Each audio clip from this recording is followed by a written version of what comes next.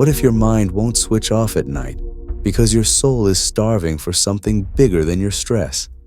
Tonight, you're not just listening to Scripture.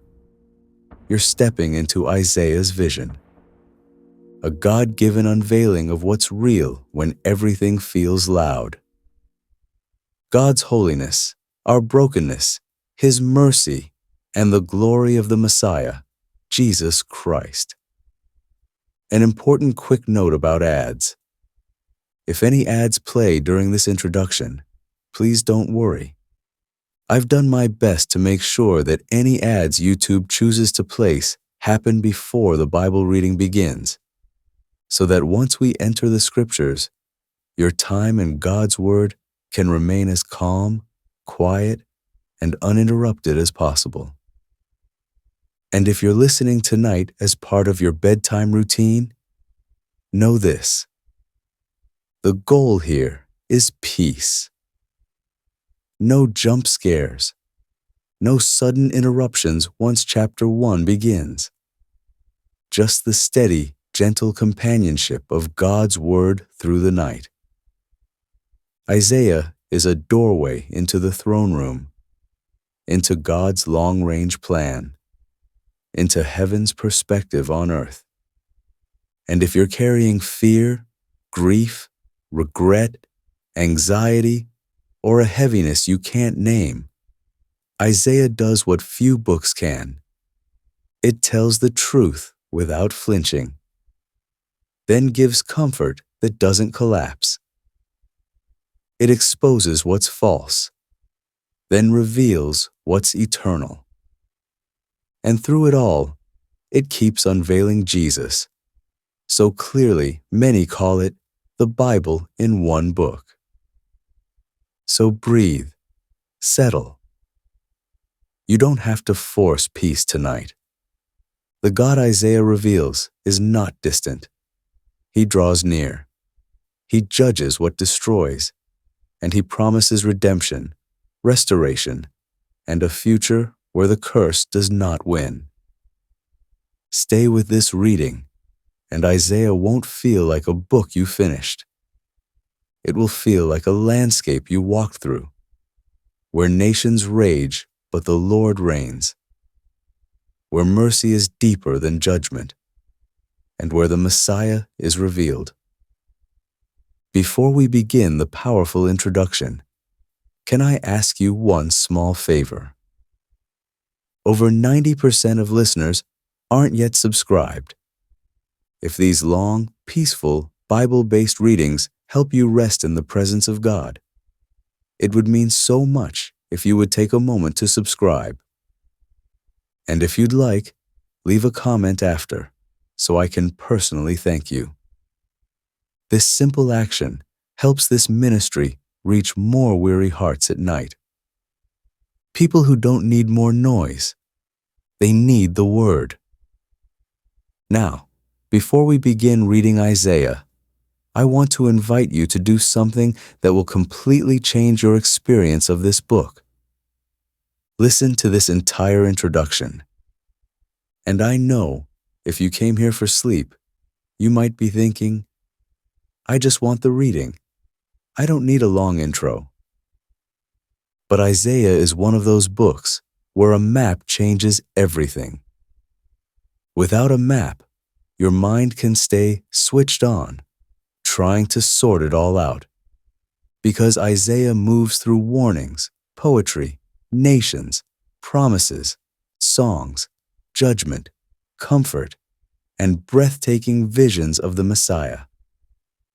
But with a gentle framework, something beautiful happens. Your mind relaxes, your heart stays engaged, and you begin to recognize patterns instead of chasing meaning. So if you stay with this introduction, you'll get 4 things that will make the reading richer and more restful.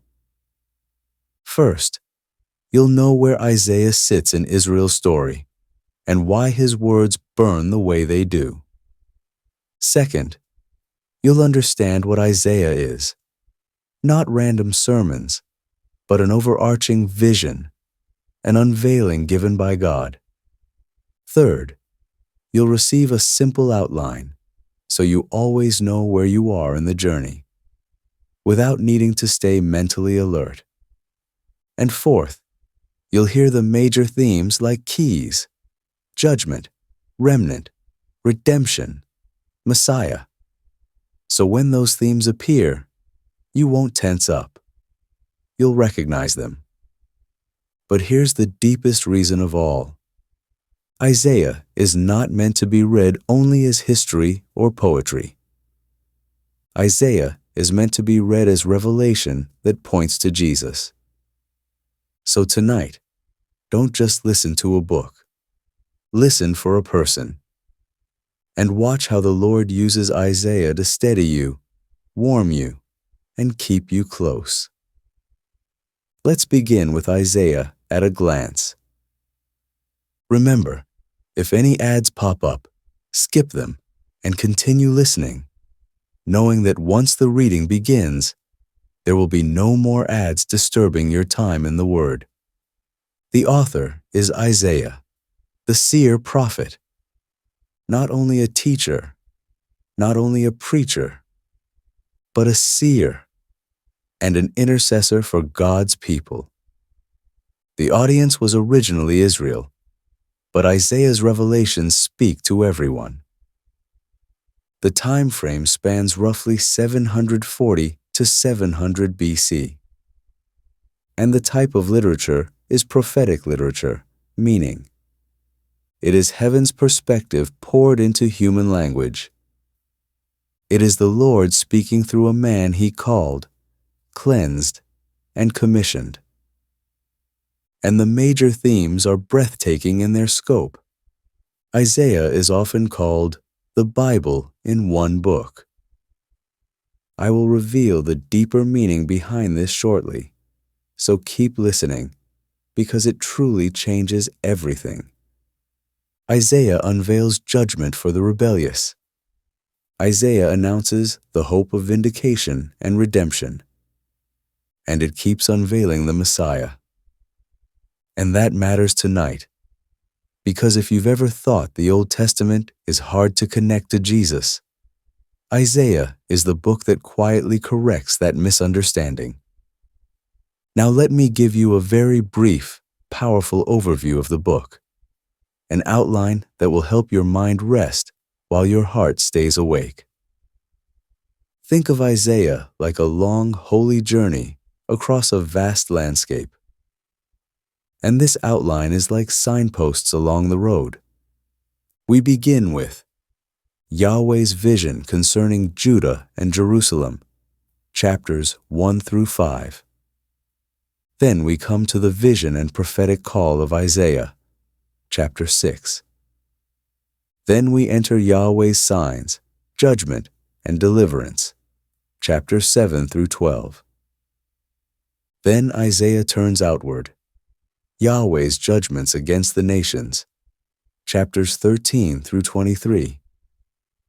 Then Isaiah shows YAHWEH's victory over the nations, chapters 24 through 27. Afterwards, Isaiah exposes the false hope of trusting the nations, chapters 28 through 33. Then, enemies judged, the redeemed return, chapters 34 through 35. Then the vision concerning Hezekiah, chapters 36 through 39. Then a great turning happens, like dawn after long night. The vision concerning God's promises, chapters 40 through 48. Then the vision concerning redemption and restoration, chapters 49 through 55.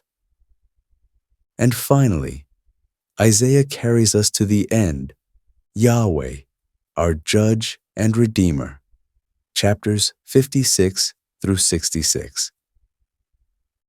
Now, about Isaiah.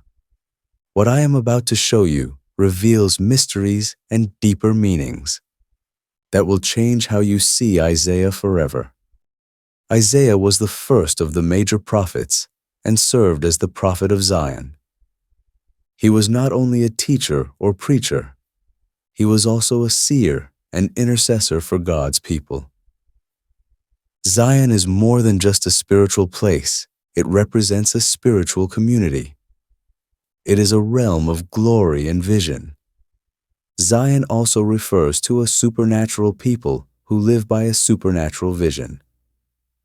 This vision is for anyone who wants to live as God's people from Zion, the realm of supernatural glory. You are about to enter a vision zone where heaven meets earth. Let's explore the vision of a man who saw the glory of God and speaks with powerful words. True prophetic ministry emerges from this vision and eventually becomes a burden. With a fresh inspiration of the Spirit, Isaiah now speaks for God with fire-touched lips. He shares the supernatural reality of Yahweh breaking into this world, offering his people insights into his loving heart and wise plan. The book of Isaiah is a vast collection of prophecies, the longest in the Bible, known as the Vision. In Hebrew, it is called Shazon. This term describes the entire supernatural revelation given by God to Isaiah. It goes beyond mere teaching or historical accounts. It represents a major understanding of God's heart revealed to his seer prophet. This vision covers God's plan throughout history. It serves as a collective overview of everything God has planned.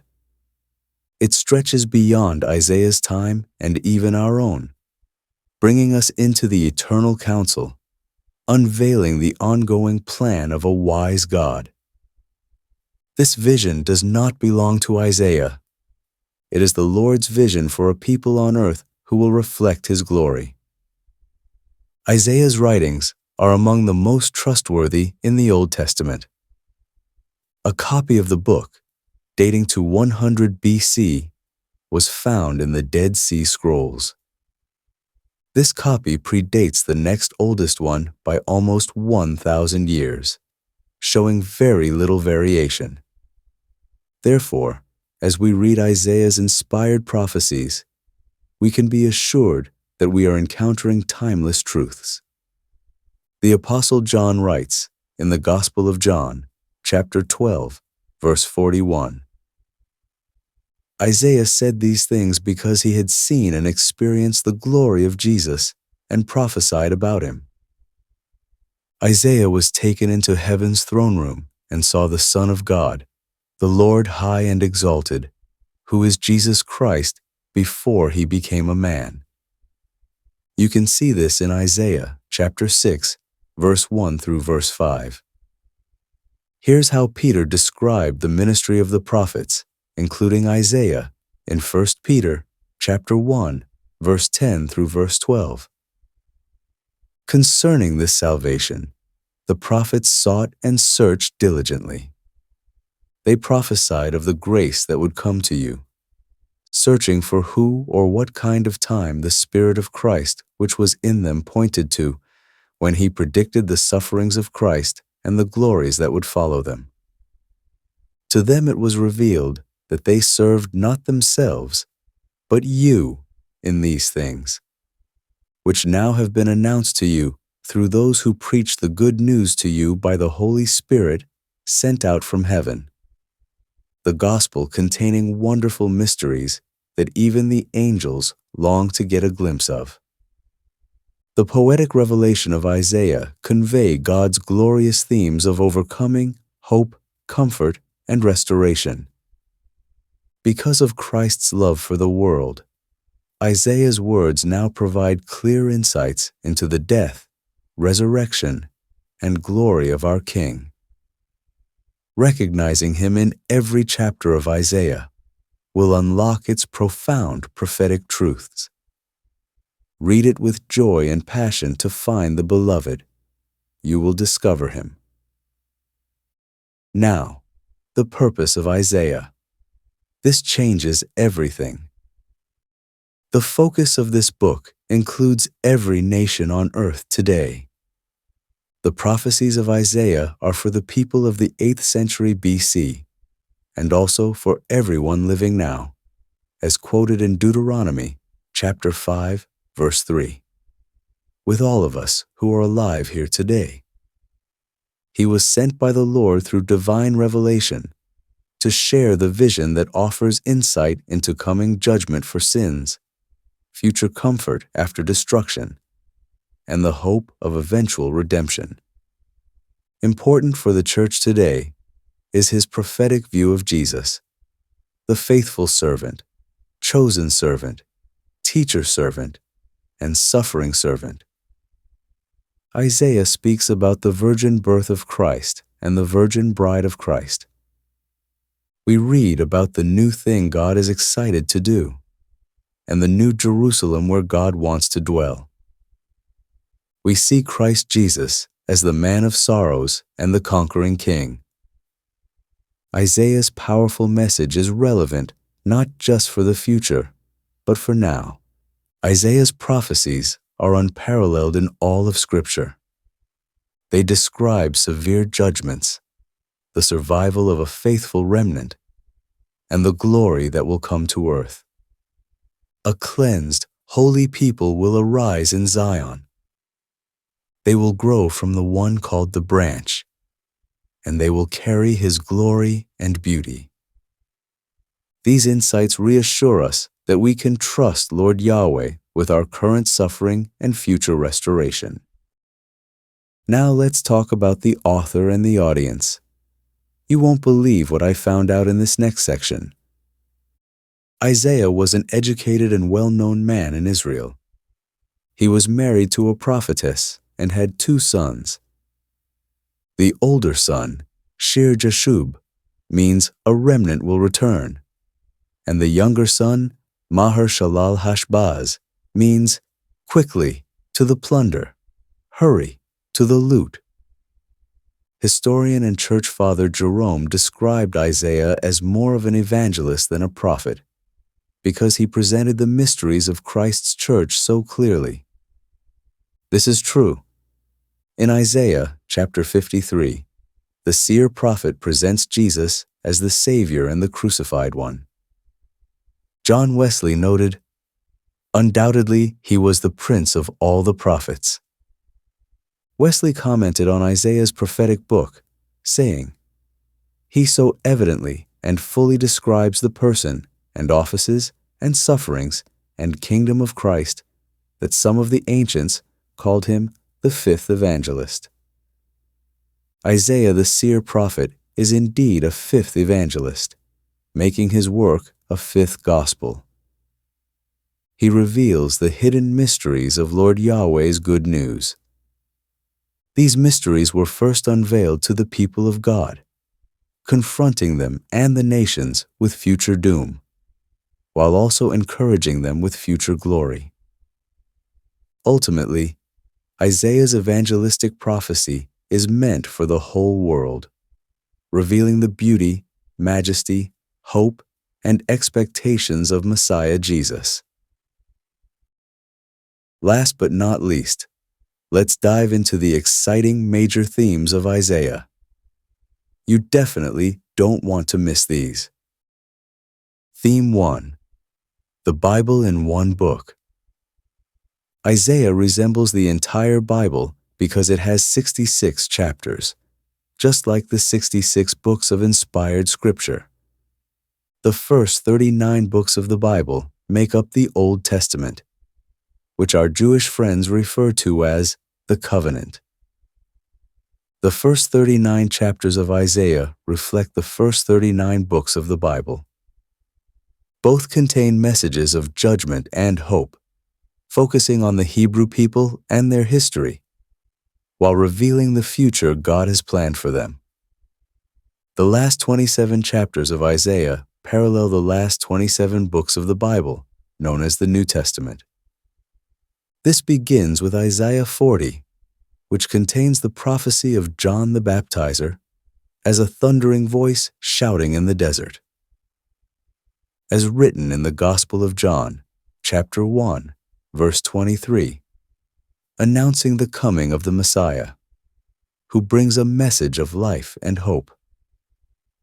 You might view your journey through Isaiah as a journey through the entire Bible, since both conclude with God making all things new, including a new heaven and a new earth, as seen in Isaiah chapter 66, verse 22, and Revelation chapters 21 through 22. Theme 2. Judgment for the rebellious. From the start, Isaiah's vision reveals a key theme that runs throughout this prophetic work: judgment for the rebellious. Everyone is corrupt, having stubbornly persisted in their rebellion from head to toe. Lord Yahweh, commander of angel armies, has spoken of judgment against humanity, targeting everyone from the leaders of Sodom to the people of Gomorrah, from the Philistines to the Moabites, from Egypt to Babylon. In vivid, powerful language, Isaiah foretold the day of Lord Yahweh, a time when he would punish the world for its evil and the wicked for their sins. On the day of his fierce anger, the heavens will tremble, and the earth will shake from its foundations. This outpouring of corrective wrath is meant not only for the nations that have turned away from Lord Yahweh, but also for God's people who have rejected the Holy One of Israel. Israel and Judah had become distant and alienated from God, offering unclean sacrifices and tainted worship. Even more importantly, they traded worship of the Holy One of Israel for worthless idols made of wood and stone. Their idolatry and lack of faith broke the covenant Israel made with Yahweh. It was as if God's children had disowned their Father. Destruction was promised for such arrogance. Yes, God is love and desires to share his love with his people, those he has chosen as his own.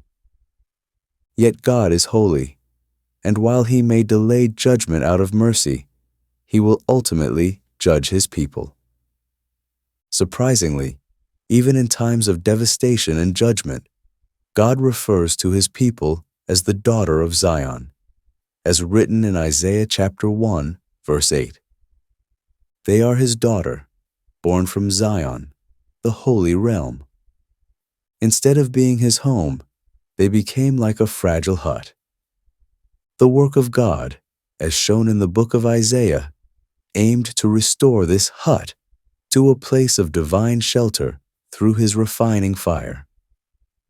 Even the besieged city will one day transform into the New Jerusalem, where God and humanity will unite as one. If you were to condense the whole Bible into one book, you would have the prophecy of Isaiah.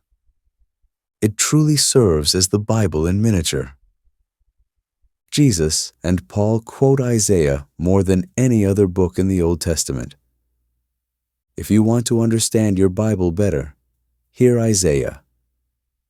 Theme 3. The hope of vindication and redemption. Favor and mercy always win over judgment.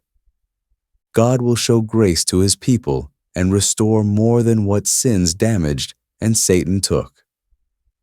A day is coming when Lord Yahweh will draw his powerful sword and fight for us. He will defeat confusion and work a great act of vindication from our enemies and redemption from our sins. He is our kinsman redeemer, the mighty one who reveals his loving care like a relative helping a family member in trouble to rescue them.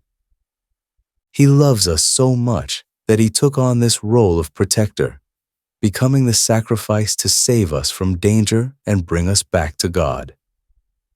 God is a God of restoration, even for those who have failed him. He has always had a remnant people, a holy seed of survivors who will emerge through his mercy, even during judgment. Today, true believers carry the holy seed of Christ within us because we have been born anew. The remnant is a key theme in the messages of the prophets. especially in Isaiah. The idea of God preserving a remnant mattered so much to Isaiah that he named one of his sons Shir-Jashob, meaning a remnant will return, as recorded in Isaiah chapter 7, verse 3. The remnant of God's lovers who hold on to one man, Jesus, will be sheltered and protected, even in a time of judgment. This vindication and redemption are captured in 3 songs in the book of Isaiah: the song of praise for the redeemed in Isaiah chapter 12, the joyful song of the redeemed in Isaiah chapter 35, and the song of salvation in Isaiah chapter 52. In each, God's children are invited to praise Lord Yahweh for turning away his anger and offering comfort, for breaking through and giving us victory, avenging our enemies with salvation, for the beautiful message of peace and joy, and for displaying Lord Yahweh's saving power to all nations. Praise is essential in Isaiah's teachings on redemption. If we do not praise, creation will do it for us. The Hebrew word for salvation is Yeshua, and it appears in Isaiah 28 times. It is similar to the Hebrew name for Jesus, Yeshua. Redemption is God's final word, not judgment. To know Jesus is to know the God of salvation who sent him, as Jesus says in the Gospel of John, chapter 14, verse 9. Through him, the suffering servant, our salvation was secured as he faced rejection, mockery, piercing, crushing, bruising, and punishment. Like wayward sheep, we have all wandered astray, Isaiah writes prophetically. Each of us has turned from God's paths and chosen our own way. Yet, Yahweh laid the guilt of our every sin upon him in Isaiah chapter 53, verse 6, unlocking the door of hope that leads to redemption. Theme 4. Unveiling the Messiah. Finally, Isaiah's vision provides prophetic insights into the most important theme of Scripture: the Messiah. More than anywhere else in God's Word, insight about Lord Yahweh's Anointed One is revealed here for the benefit of God's people. Just think about all the mysteries disclosed through this seer prophet. Isaiah chapter 7 promises the world a sign from Lord Yahweh. The virgin will conceive and give birth to a son, and will name him God Among Us, in verse 14. There is nothing unusual about a young woman having a baby. It happens every day. However, Matthew references this prophetic word for the virgin birth of the Messiah, as seen in Matthew chapter 1, verse 23. No child with a human father could fulfill the prophecy of Emmanuel, God among us. In chapter 9, Isaiah foretold the ministry of Jesus that would reverse the curse on humanity by shining the light of hope on the places where devastation has robbed us. This glorious light includes Jesus' teachings, his miracles, and the pure life he lived before the Father. Jesus Christ is a light of rescue for the lost, comfort for the hurting, wholeness for the broken, and freedom for the captive. He is the light of joy, revelation, and deliverance. Isaiah prophesied that Jesus' light would shine on the earth and bring a harvest of joy and rejoicing. The first 5 verses of chapter 11 reveal several characteristics of the Messiah. He would come from David's line. He would arise from the stump of Jesse and be the fruitful branch.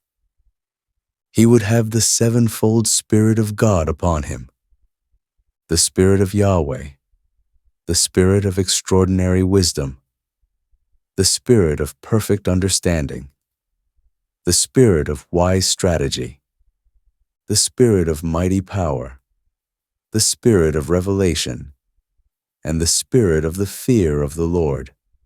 His rule would be fair and full of righteousness, demonstrating his loyalty to God. Jesus fulfills all these qualities completely as the long-awaited branch Messiah of Lord Yahweh. Isaiah 42 introduces us to Lord Jesus, the Messiah, as the chosen servant of the Lord, supported by Yahweh, sent on a mission to bring light and freedom to his covenant people. Starting in chapter 42, Isaiah presents 4 servant songs. 1.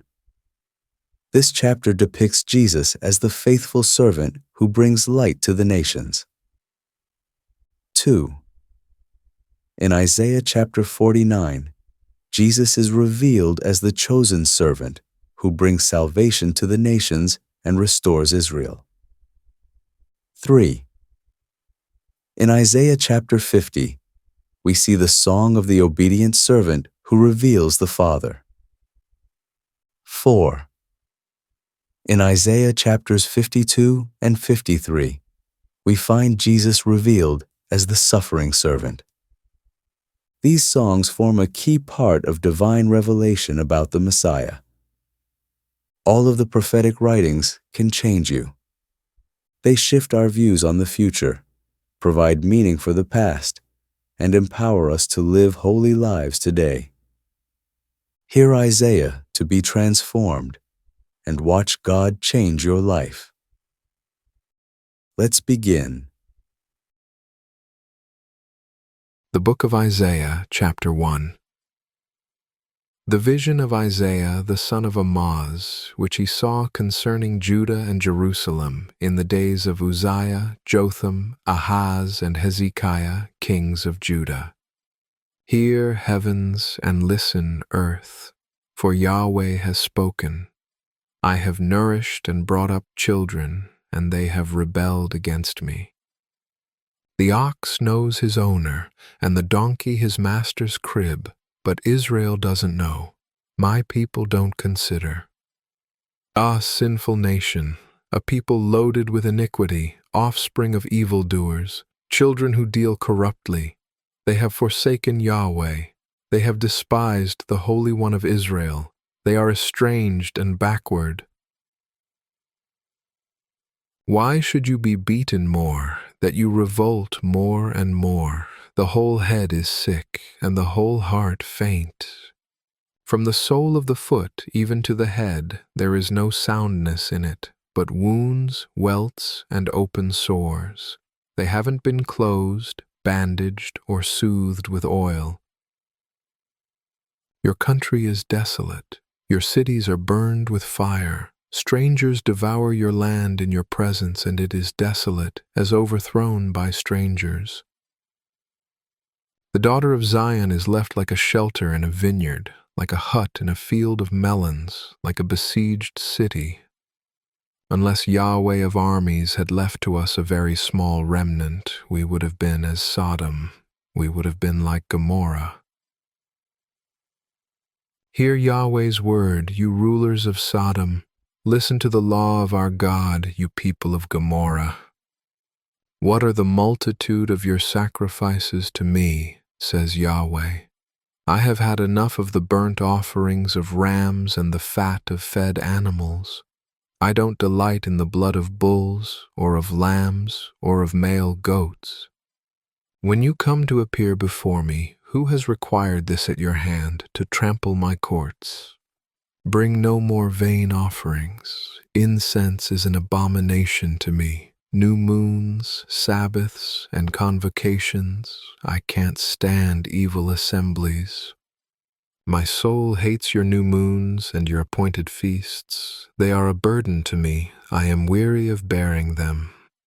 When you spread out your hands, I will hide my eyes from you. Yes, when you make many prayers, I will not hear. Your hands are full of blood. Wash yourselves, make yourself clean. Put away the evil of your doings from before my eyes. Cease to do evil. Learn to do well, Seek justice, relieve the oppressed, defend the fatherless, plead for the widow. Come now and let's reason together, says Yahweh. Though your sins are as scarlet, they shall be as white as snow. Though they are red like crimson, they shall be as wool. If you are willing and obedient, you will eat the good of the land. But if you refuse and rebel, you will be devoured with the sword, for Yahweh's mouth has spoken it. How the faithful city has become a prostitute. She was full of justice, righteousness lodged in her, but now there are murderers. Your silver has become dross, your wine mixed with water. Your princes are rebellious and companions of thieves. Everyone loves bribes and follows after rewards. They don't defend the fatherless, neither does the cause of the widow come to them. Therefore the Lord, Yahweh of armies, the mighty one of Israel, says, Ah, I will get relief from my adversaries and avenge myself on my enemies. I will turn my hand on you, thoroughly purge away your dross, and will take away all your tin. I will restore your judges as at the first, and your counselors as at the beginning. Afterward you shall be called the city of righteousness, a faithful town. Zion shall be redeemed with justice, and her converts with righteousness. But the destruction of transgressors and sinners shall be together, and those who forsake Yahweh shall be consumed. For they shall be ashamed of the oaks which you have desired, and you shall be confounded for the gardens that you have chosen. For you shall be as an oak whose leaf fades, and as a garden that has no water. The strong will be like tinder, and his work like a spark. They will both burn together, and no one will quench them. The Book of Isaiah, chapter 2. This is what Isaiah the son of Amoz saw concerning Judah and Jerusalem. It shall happen in the latter days that the mountain of Yahweh's house shall be established on the top of the mountains, and shall be raised above the hills, and all nations shall flow to it. Many peoples shall go and say, Come, let's go up to the mountain of Yahweh, to the house of the God of Jacob, and he will teach us of his ways, and we will walk in his paths. For the law shall go out of Zion, and Yahweh's word from Jerusalem. He will judge between the nations, and will decide concerning many peoples. They shall beat their swords into plowshares, and their spears into pruning hooks. Nation shall not lift up sword against nation, neither shall they learn war any more. House of Jacob, come, and let's walk in the light of Yahweh. For you have forsaken your people, the house of Jacob, because they are filled from the east with those who practice divination like the Philistines, and they clasp hands with the children of foreigners. Their land is full of silver and gold, neither is there any end of their treasures. Their land also is full of horses, neither is there any end of their chariots. Their land also is full of idols. They worship the work of their own hands, that which their own fingers have made. Man is brought low, and mankind is humbled, therefore don't forgive them. Enter into the rock and hide in the dust from before the terror of Yahweh and from the glory of his majesty.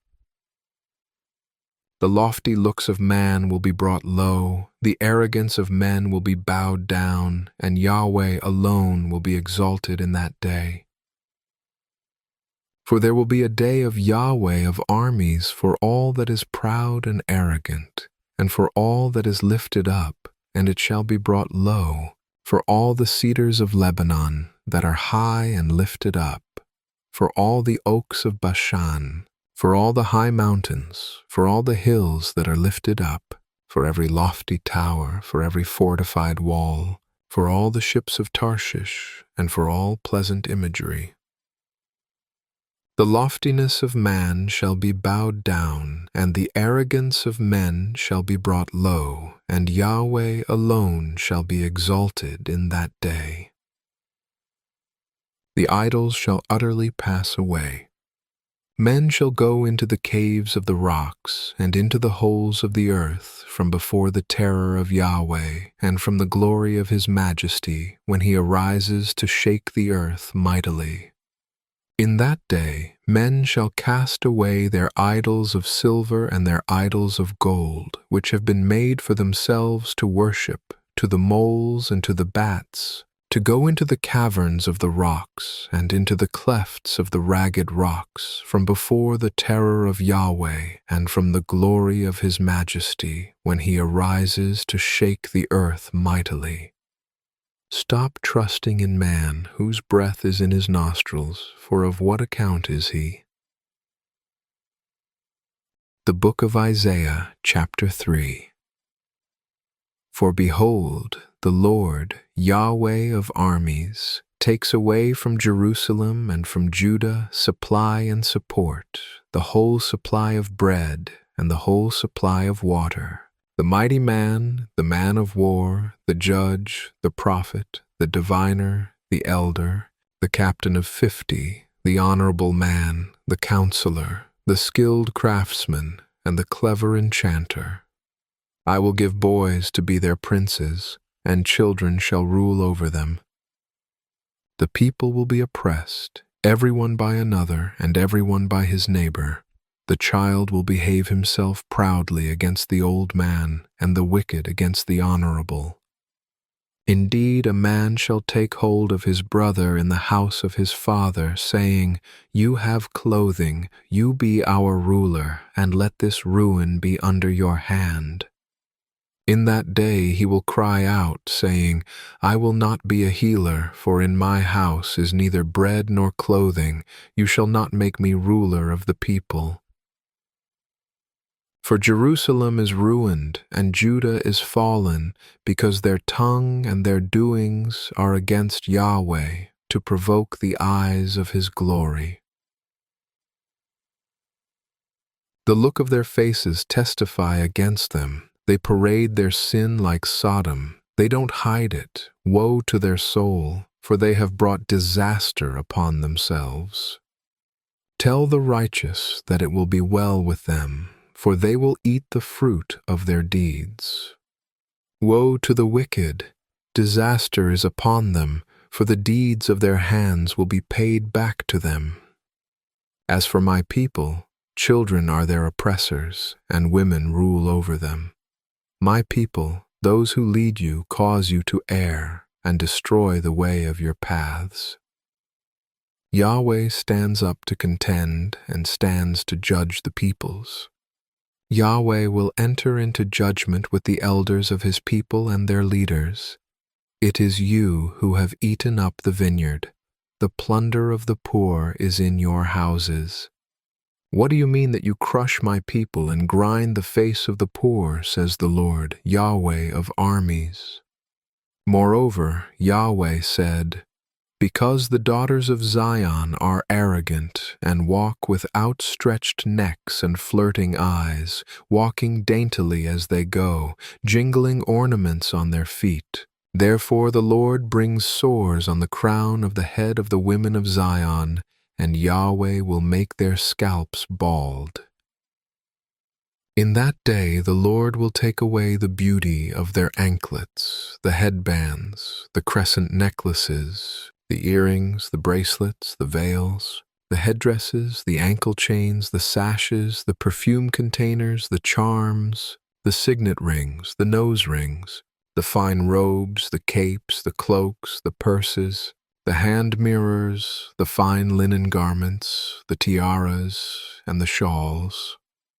It shall happen that instead of sweet spices there shall be rottenness, instead of a belt, a rope, instead of well-set hair, baldness, instead of a robe, a wearing of sackcloth, and branding instead of beauty.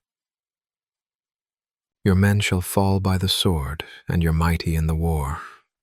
Her gates shall lament and mourn, she shall be desolate and sit on the ground.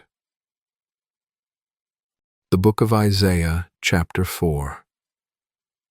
7 women shall take hold of one man in that day, saying, We will eat our own bread and wear our own clothing. Just let us be called by your name. Take away our reproach. In that day, Yahweh's branch will be beautiful and glorious, and the fruit of the land will be the beauty and glory of the survivors of Israel.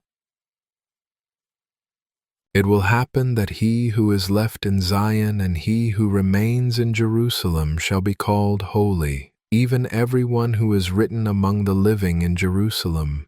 When the Lord shall have washed away the filth of the daughters of Zion, and shall have purged the blood of Jerusalem from within it, by the spirit of justice and by the spirit of burning. Yahweh will create over the whole habitation of Mount Zion and over her assemblies a cloud and smoke by day, and the shining of a flaming fire by night, for over all the glory will be a canopy. There will be a pavilion for a shade in the daytime from the heat, and for a refuge and for a shelter from storm and from rain.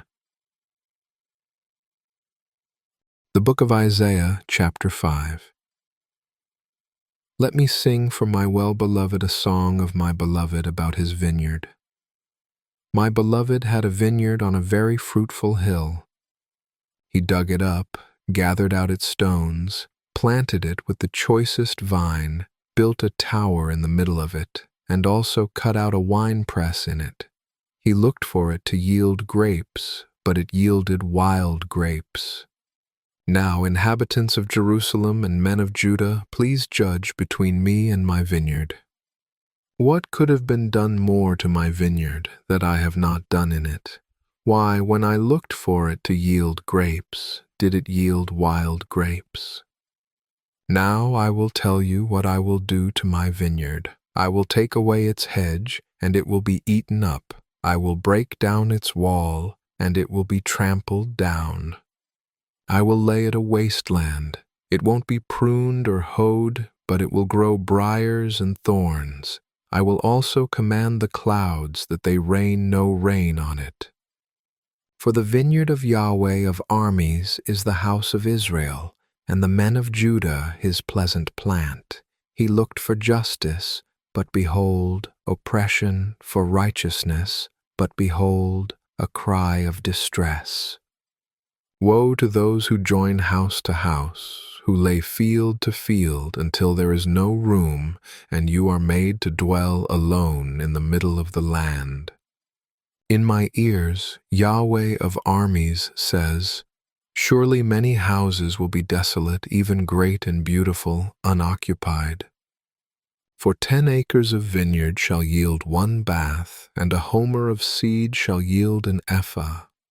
Woe to those who rise up early in the morning, that they may follow strong drink, who stay late into the night until wine inflames them. The harp, lyre, tambourine, and flute with wine are at their feasts, but they don't respect the work of Yahweh, neither have they considered the operation of his hands. Therefore my people go into captivity for lack of knowledge. Their honorable men are famished, and their multitudes are parched with thirst. Therefore Sheol has enlarged its desire, and opened its mouth without measure, and their glory, their multitude, their pomp, and he who rejoices among them descend into it. So man is brought low, mankind is humbled, and the eyes of the arrogant ones are humbled. But Yahweh of armies is exalted in justice, and God the Holy One is sanctified in righteousness. Then the lambs will graze as in their pasture, and strangers will eat the ruins of the rich. Woe to those who draw iniquity with cords of falsehood and wickedness as with cart rope, who say, Let him make haste, let him hasten his work, that we may see it. Let the counsel of the Holy One of Israel draw near and come, that we may know it. Woe to those who call evil good and good evil, who put darkness for light and light for darkness, who put bitter for sweet and sweet for bitter. Woe to those who are wise in their own eyes and prudent in their own sight. Woe to those who are mighty to drink wine and champions at mixing strong drink, who acquit the guilty for a bribe but deny justice for the innocent. Therefore, as the tongue of fire devours the stubble, and as the dry grass sinks down in the flame, so their root shall be as rottenness, and their blossom shall go up as dust, because they have rejected the law of Yahweh of armies, and despised the word of the Holy One of Israel. Therefore Yahweh's anger burns against his people, and he has stretched out his hand against them and has struck them. The mountains tremble, and their dead bodies are as refuse in the middle of the streets. For all this, his anger is not turned away, but his hand is still stretched out. He will lift up a banner to the nations from far away, and he will whistle for them from the end of the earth. Behold, they will come speedily and swiftly. No one shall be weary nor stumble among them. No one shall slumber nor sleep. Neither shall the belt of their waist be untied, nor the strap of their sandals be broken, whose arrows are sharp, and all their bows bent. Their horses' hooves will be like flint, and their wheels like a whirlwind. Their roaring will be like a lioness. They will roar like young lions. Yes, they shall roar, and seize their prey and carry it off, and there will be no one to deliver. They will roar against them in that day like the roaring of the sea. If one looks to the land, behold, darkness and distress. The light is darkened in its clouds. The Book of Isaiah, chapter 6. In the year that King Uzziah died, I saw the Lord sitting on a throne, high and lifted up, and his train filled the temple. Above him stood the seraphim. Each one had 6 wings. With 2 he covered his face. With 2 he covered his feet. With 2 he flew. One called to another and said, Holy, holy, holy is Yahweh of armies. The whole earth is full of his glory. The foundations of the thresholds shook at the voice of him who called, and the house was filled with smoke. Then I said, Woe is me, for I am undone, because I am a man of unclean lips, and I live among a people of unclean lips, for my eyes have seen the King, Yahweh of armies. Then one of the seraphim flew to me, having a live coal in his hand, which he had taken with the tongs from off the altar. He touched my mouth with it and said, Behold, this has touched your lips, and your iniquity is taken away, and your sin forgiven. I heard the Lord's voice saying, Whom shall I send, and who will go for us?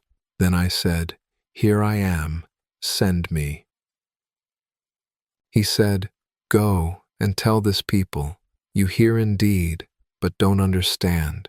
You see indeed, but don't perceive. Make the heart of this people fat. Make their ears heavy and shut their eyes, lest they see with their eyes, hear with their ears, understand with their heart, and turn again and be healed. Then I said, Lord, how long?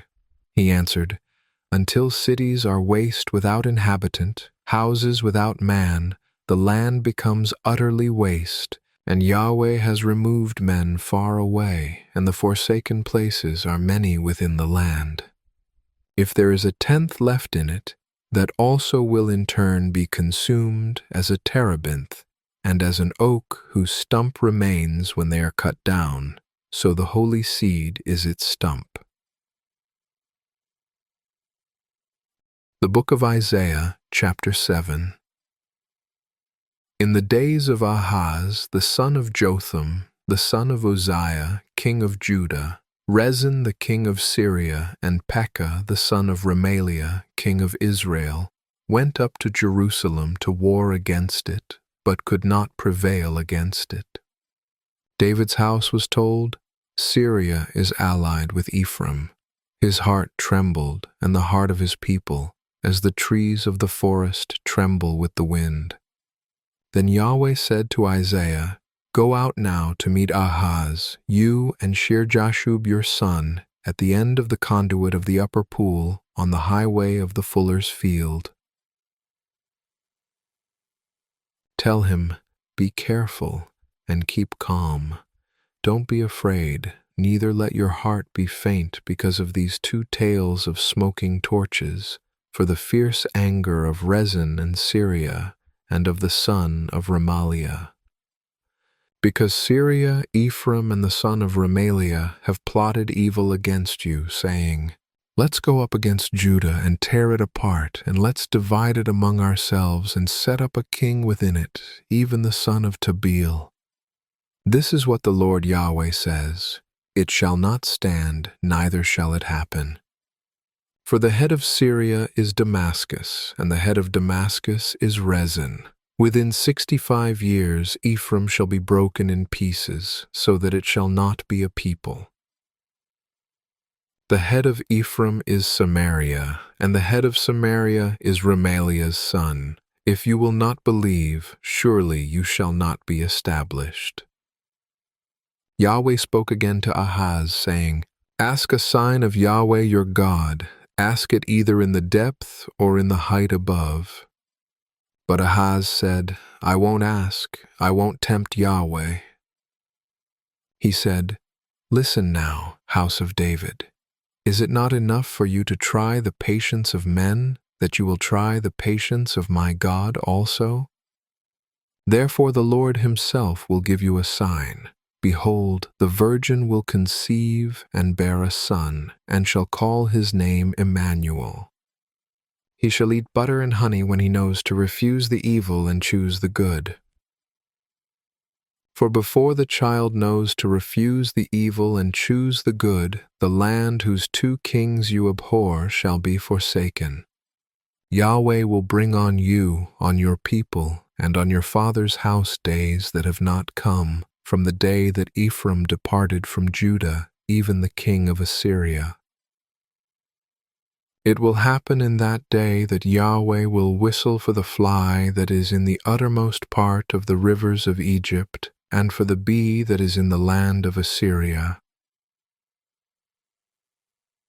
They shall come, and shall all rest in the desolate valleys, in the clefts of the rocks, on all thorn hedges, and on all pastures. In that day the Lord will shave with a razor that is hired in the parts beyond the river, even with the king of Assyria, the head and the hair of the feet, and it shall also consume the beard. It shall happen in that day that a man shall keep alive a young cow and 2 sheep. It shall happen that because of the abundance of milk which they shall give, he shall eat butter, for every one will eat butter and honey that is left within the land. It will happen in that day that every place where there were 1,000 vines worth 1,000 silver shekels will be for briars and thorns. People will go there with arrows and with bow, because all the land will be briars and thorns. All the hills that were cultivated with the hoe, you shall not come there for fear of briars and thorns, but it shall be for the sending out of oxen and for sheep to tread on. The Book of Isaiah, chapter 8. Yahweh said to me, Take a large tablet and write on it with a man's pen, for Maher Shalal Hashbaz, and I will take for myself faithful witnesses to testify, Uriah the priest and Zechariah the son of Jeberechiah. I went to the prophetess, and she conceived and bore a son. Then Yahweh said to me, Call his name Maher Shalal Hashbaz. For before the child knows how to say, "My father and my mother," the riches of Damascus and the plunder of Samaria will be carried away by the king of Assyria. Yahweh spoke to me yet again, saying, "Because this people has refused the waters of Shiloh that go softly, and rejoice in Rezin and Remaliah's son, now therefore, behold, the Lord brings upon them the mighty flood waters of the river, the king of Assyria and all his glory. It will come up over all its channels and go over all its banks. It will sweep onward into Judah. It will overflow and pass through. It will reach even to the neck. The stretching out of its wings will fill the width of your land, O Emmanuel. Make an uproar, you peoples, and be broken in pieces. Listen, all you from far countries, dress for battle and be shattered. Dress for battle and be shattered. Take counsel together, and it will be brought to nothing. Speak the word, and it will not stand, for God is with us. For Yahweh spoke this to me with a strong hand, and instructed me not to walk in the way of this people, saying, "Don't call a conspiracy all that this people call a conspiracy. Don't fear their threats or be terrorized. Yahweh of armies is who you must respect as holy. He is the one you must fear. He is the one you must dread. He will be a sanctuary, but for both houses of Israel, he will be a stumbling stone and a rock that makes them fall. For the people of Jerusalem, he will be a trap and a snare. Many will stumble over it, fall, be broken, be snared, and be captured. Wrap up the covenant, seal the law among my disciples. I will wait for Yahweh, who hides his face from the house of Jacob, and I will look for him. Behold, I and the children whom Yahweh has given me are for signs and for wonders in Israel from Yahweh of armies, who dwells in Mount Zion. When they tell you, consult with those who have familiar spirits and with the wizards who chirp and who mutter, shouldn't a people consult with their God? Should they consult the dead on behalf of the living? Turn to the law and to the covenant. If they don't speak according to this word, surely there is no mourning for them. They will pass through it, very distressed and hungry. It will happen that when they are hungry, they will worry and curse their king and their God. They will turn their faces upward, then look to the earth and see distress, darkness, and the gloom of anguish. They will be driven into thick darkness. The Book of Isaiah, chapter 9. But there shall be no more gloom for her who was in anguish. In the former time he brought into contempt the land of Zebulun and the land of Naphtali. But in the latter time he has made it glorious by the way of the sea, beyond the Jordan, Galilee of the nations. The people who walked in darkness have seen a great light. The light has shined on those who lived in the land of the shadow of death. You have multiplied the nation. You have increased their joy. They rejoice before you according to the joy in harvest, as men rejoice when they divide the plunder. For the yoke of his burden and the staff of his shoulder, the rod of his oppressor, you have broken as in the day of Midian.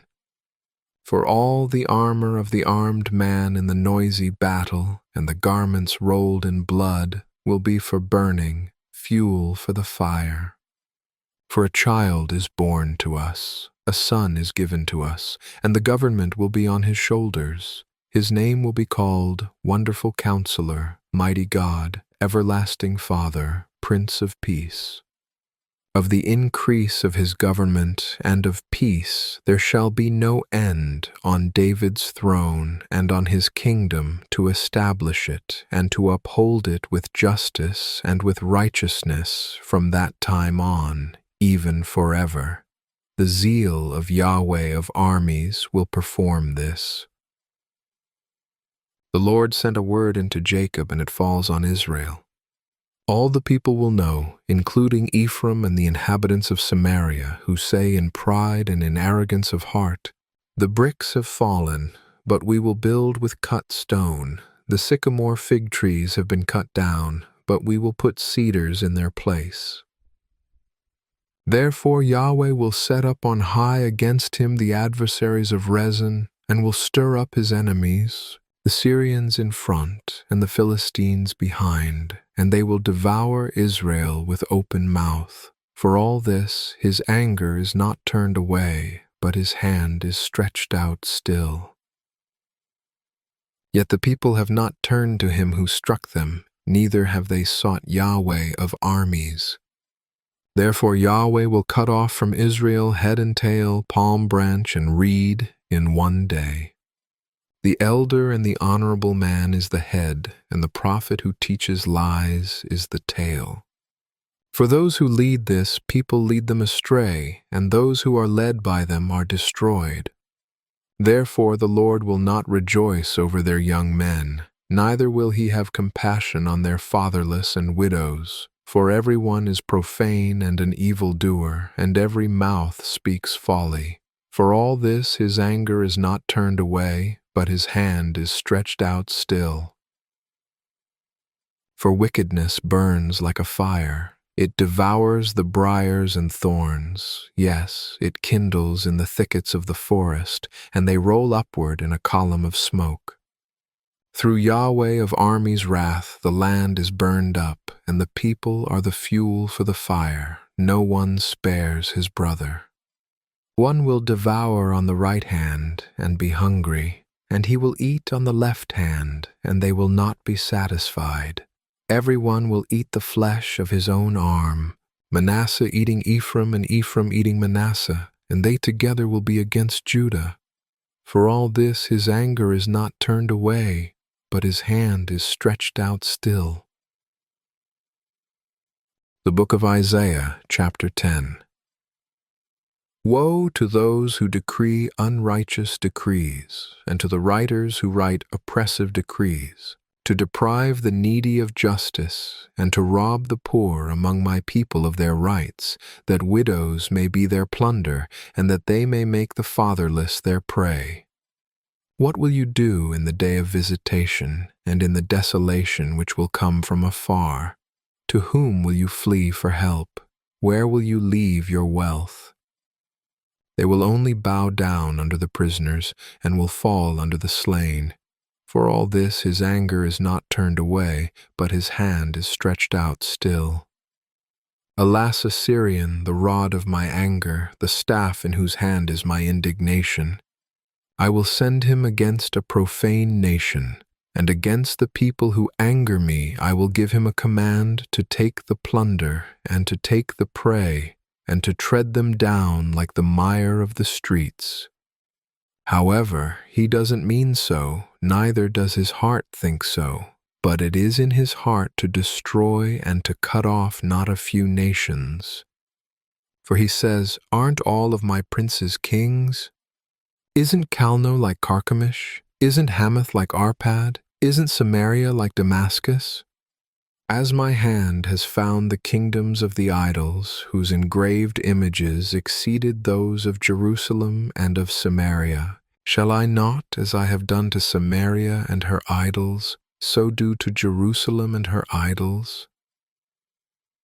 Therefore it will happen that when the Lord has performed his whole work on Mount Zion and on Jerusalem, I will punish the fruit of the willful proud heart of the king of Assyria and the insolence of his arrogant looks.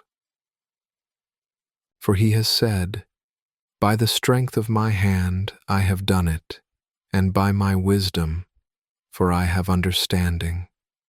I have removed the boundaries of the peoples and have robbed their treasures. Like a valiant man I have brought down their rulers.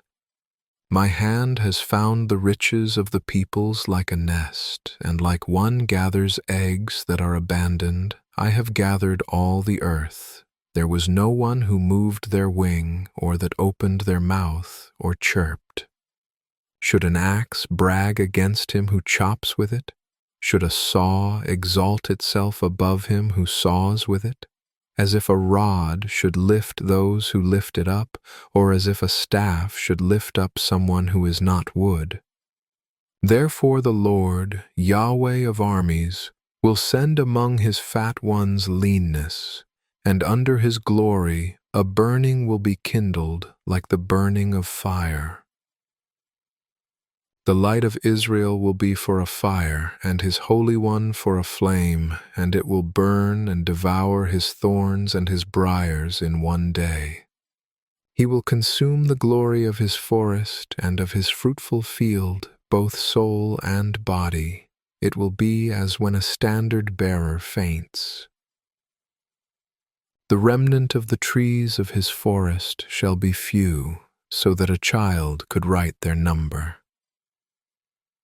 It will come to pass in that day that the remnant of Israel and those who have escaped from the house of Jacob will no more again lean on him who struck them, but shall lean on Yahweh, the Holy One of Israel, in truth. A remnant will return, even the remnant of Jacob, to the mighty God.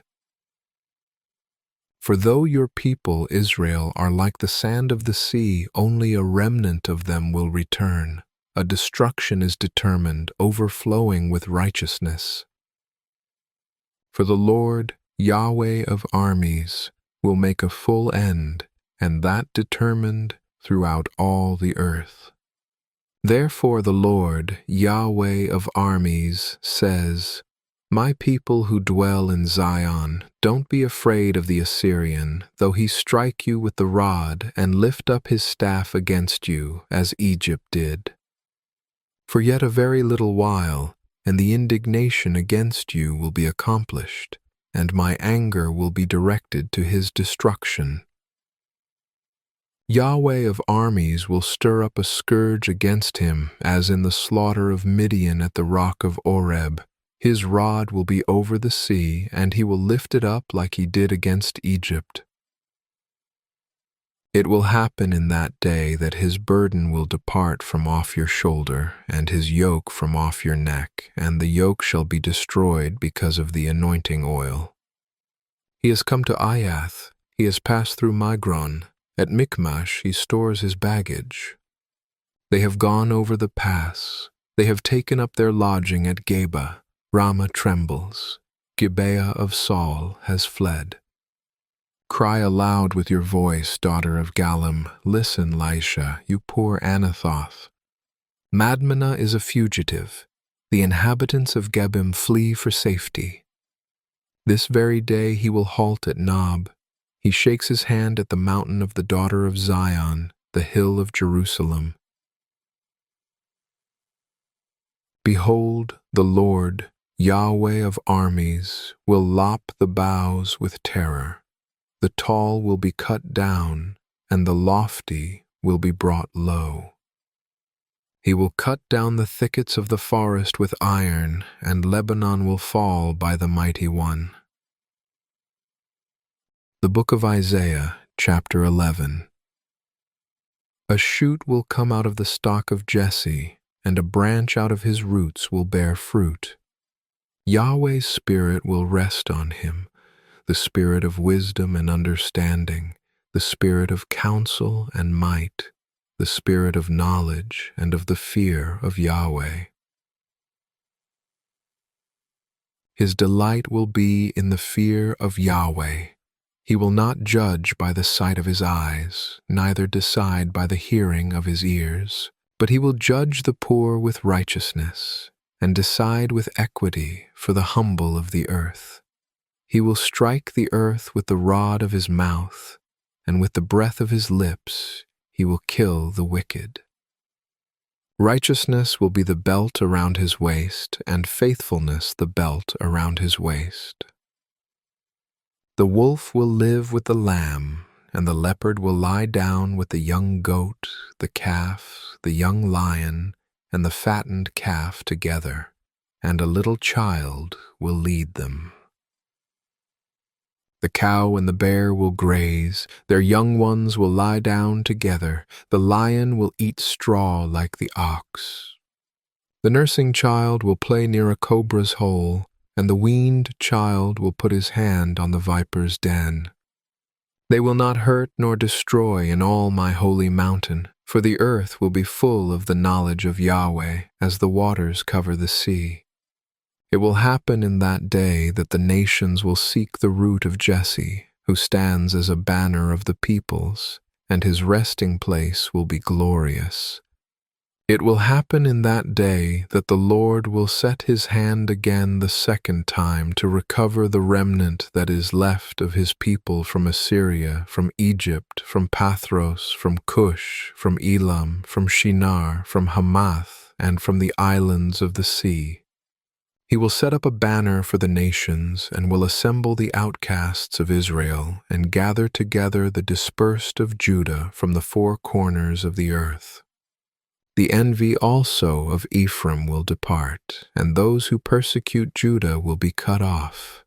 Ephraim won't envy Judah, and Judah won't persecute Ephraim.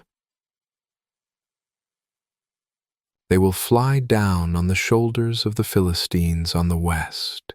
Together they will plunder the children of the east. They will extend their power over Edom and Moab, and the children of Ammon will obey them. Yahweh will utterly destroy the tongue of the Egyptian sea, and with his scorching wind he will wave his hand over the river, and will split it into 7 streams, and cause men to march over in sandals. There will be a highway for the remnant that is left of his people from Assyria, like there was for Israel in the day that he came up out of the land of Egypt. The Book of Isaiah, chapter 12. In that day you will say, I will give thanks to you, Yahweh, for though you were angry with me, your anger has turned away, and you comfort me. Behold, God is my salvation. I will trust and will not be afraid, for Yahweh is my strength and song, and he has become my salvation. Therefore with joy you will draw water out of the wells of salvation. In that day you will say, Give thanks to Yahweh, call on his name, declare his doings among the peoples, proclaim that his name is exalted. Sing to Yahweh, for he has done excellent things. Let this be known in all the earth. Cry aloud and shout, you inhabitant of Zion, for the Holy One of Israel is great among you. The Book of Isaiah, chapter 13. The burden of Babylon, which Isaiah the son of Amoz saw. Set up a banner on the bare mountain, lift up your voice to them, wave your hand that they may go into the gates of the nobles.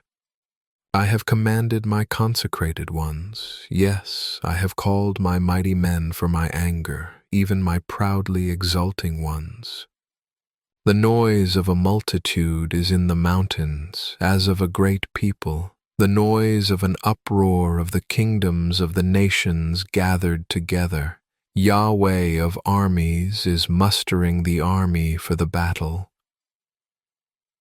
They come from a far country, from the uttermost part of heaven, even Yahweh and the weapons of his indignation to destroy the whole land. Wail, for Yahweh's day is at hand. It will come as destruction from the Almighty.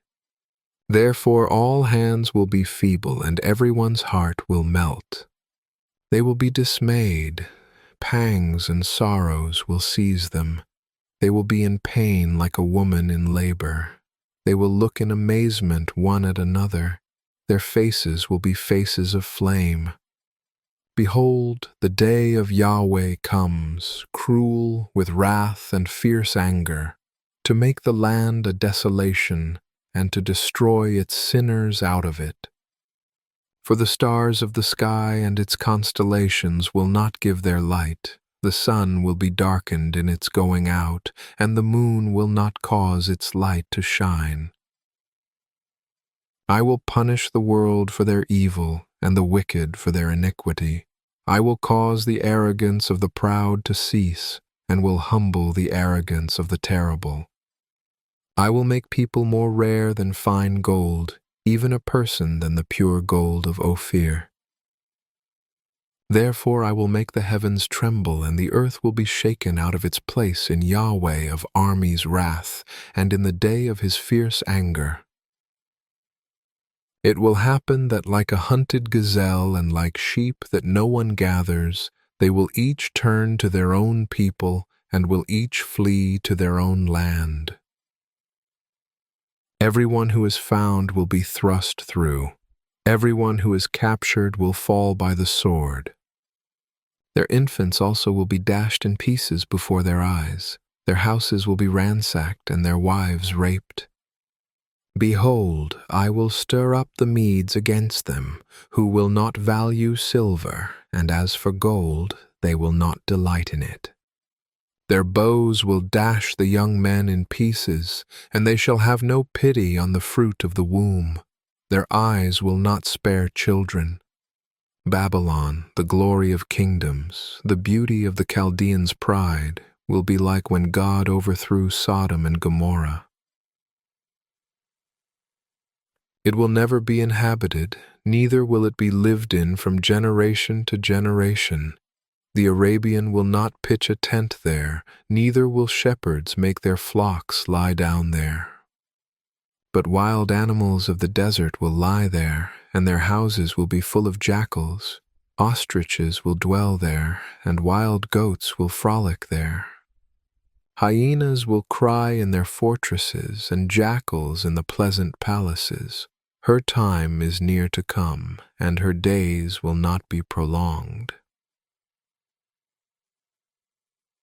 The Book of Isaiah, chapter 14. For YAHWEH will have compassion on Jacob, and will yet choose Israel, and set them in their own land. The foreigner will join himself with them, and they will unite with the house of Jacob.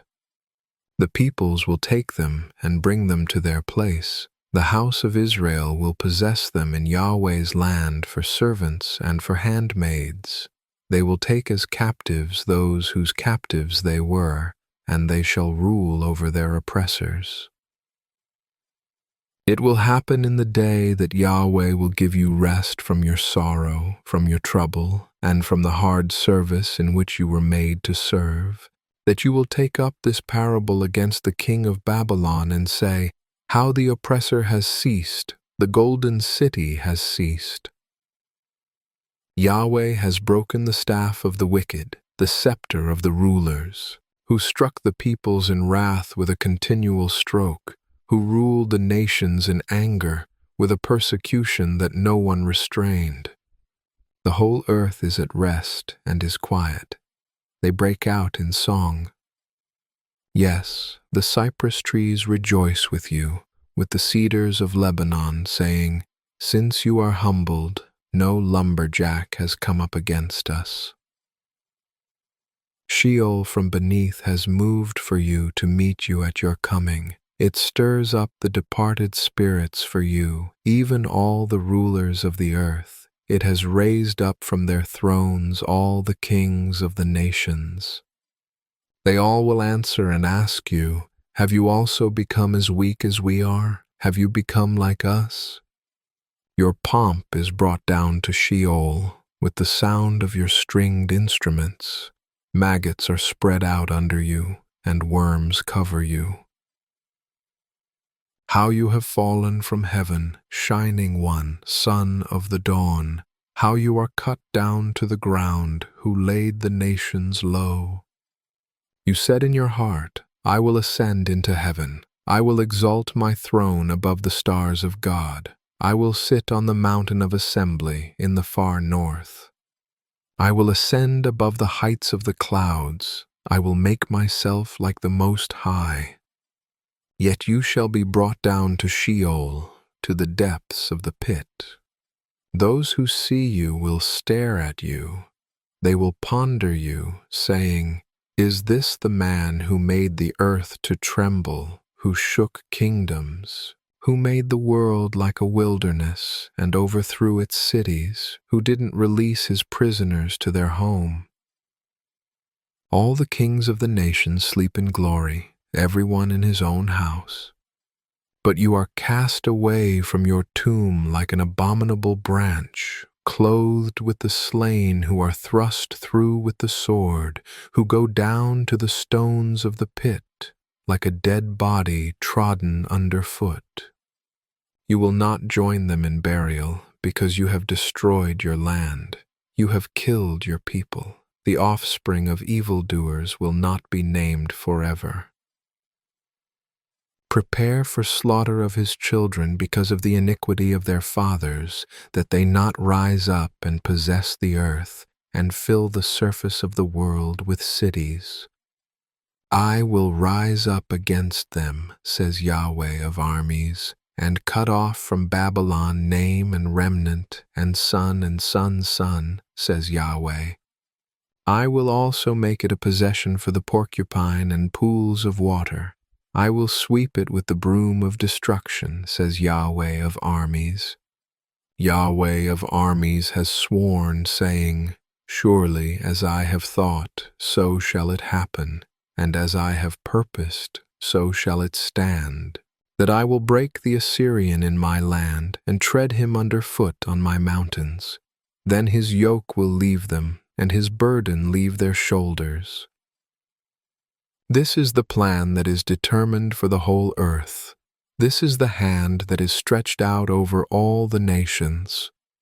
For Yahweh of armies has planned, and who can stop it? His hand is stretched out, and who can turn it back? This burden was in the year that King Ahaz died. Don't rejoice, O Philistia, all of you, because the rod that struck you is broken. For out of the serpent's root an adder will emerge, and his fruit will be a fiery flying serpent.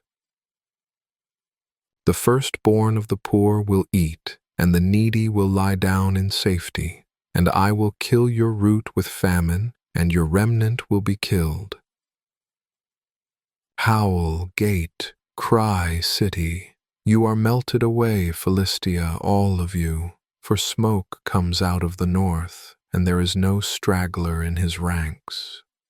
What will they answer the messengers of the nation? That Yahweh has founded Zion, and in her the afflicted of his people will take refuge.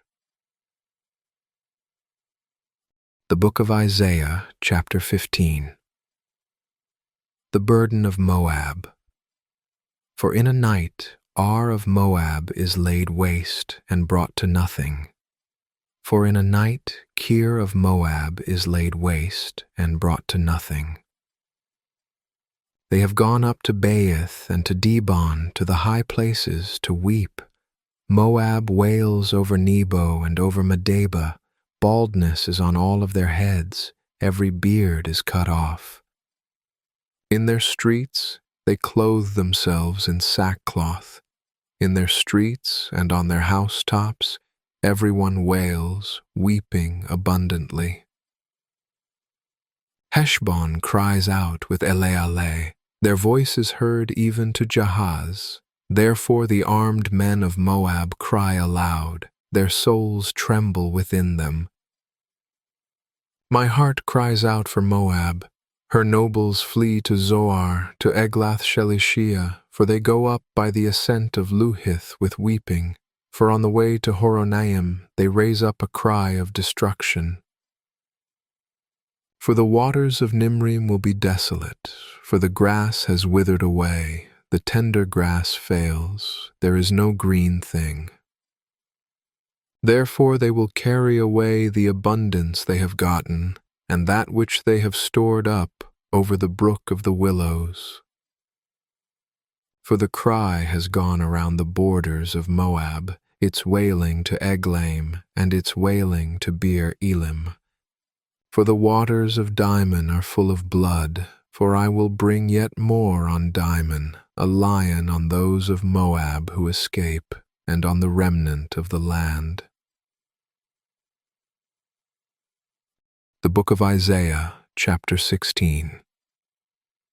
Send the lambs for the ruler of the land from Selah to the wilderness, to the mountain of the daughter of Zion. For it will be that as wandering birds, as a scattered nest, so will the daughters of Moab be at the fords of the Arnon. Give counsel, execute justice, make your shade like the night in the middle of the noonday. Hide the outcasts, don't betray the fugitive.